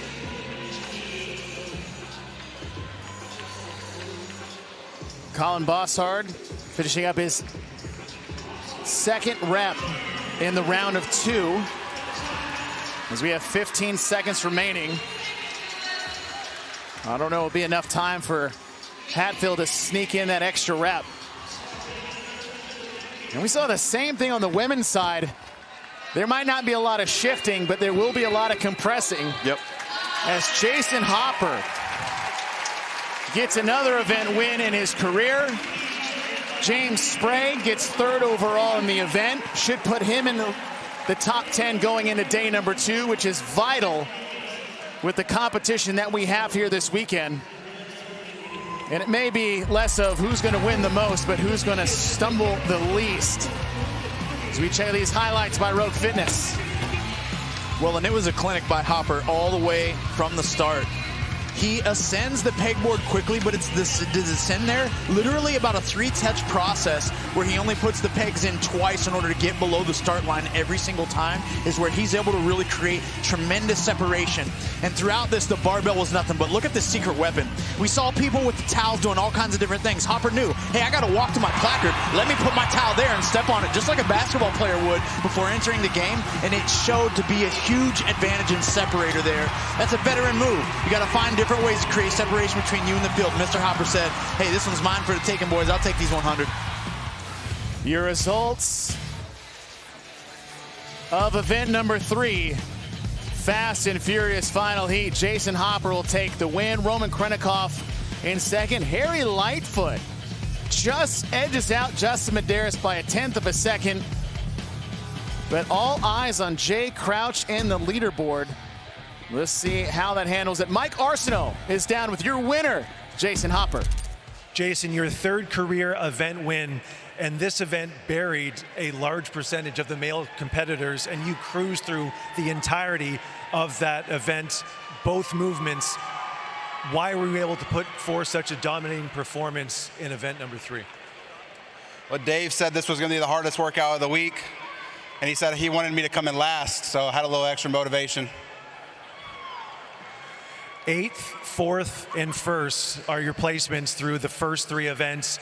Disparate tests we've seen so far in this first day of the 2025 CrossFit Games. How would you assess your performance thus far? I'm very proud, happy. This is the best day 1 of the CrossFit Games I've had in my career. So hopefully ride that momentum, big momentum guy. So gonna ride that wave. Well, there's a good chance that your hair might match the color of your shirt. Hey, what y'all think? What y'all think this year? Keep it? All right, it's a thing. My wife doesn't like it. I'm not going to tell you to listen to your wife or not. That's your call. I probably should. You probably should. Jason, terrific performance here on day 1 of the competition. 2 more to go, but you're setting yourself up for a big weekend. Congratulations. Thank you. Thank you. Thank you all. Thank you all.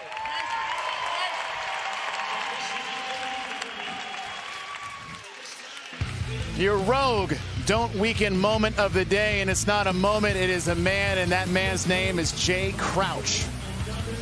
He's putting on a clinic, Chase, from what we know. In order to find the fittest, it's not he or she that wins the most events. Overall, it is he or she that performs statistically best across a series of tests. Now, we're only 3 deep out of 10 scores that have been announced.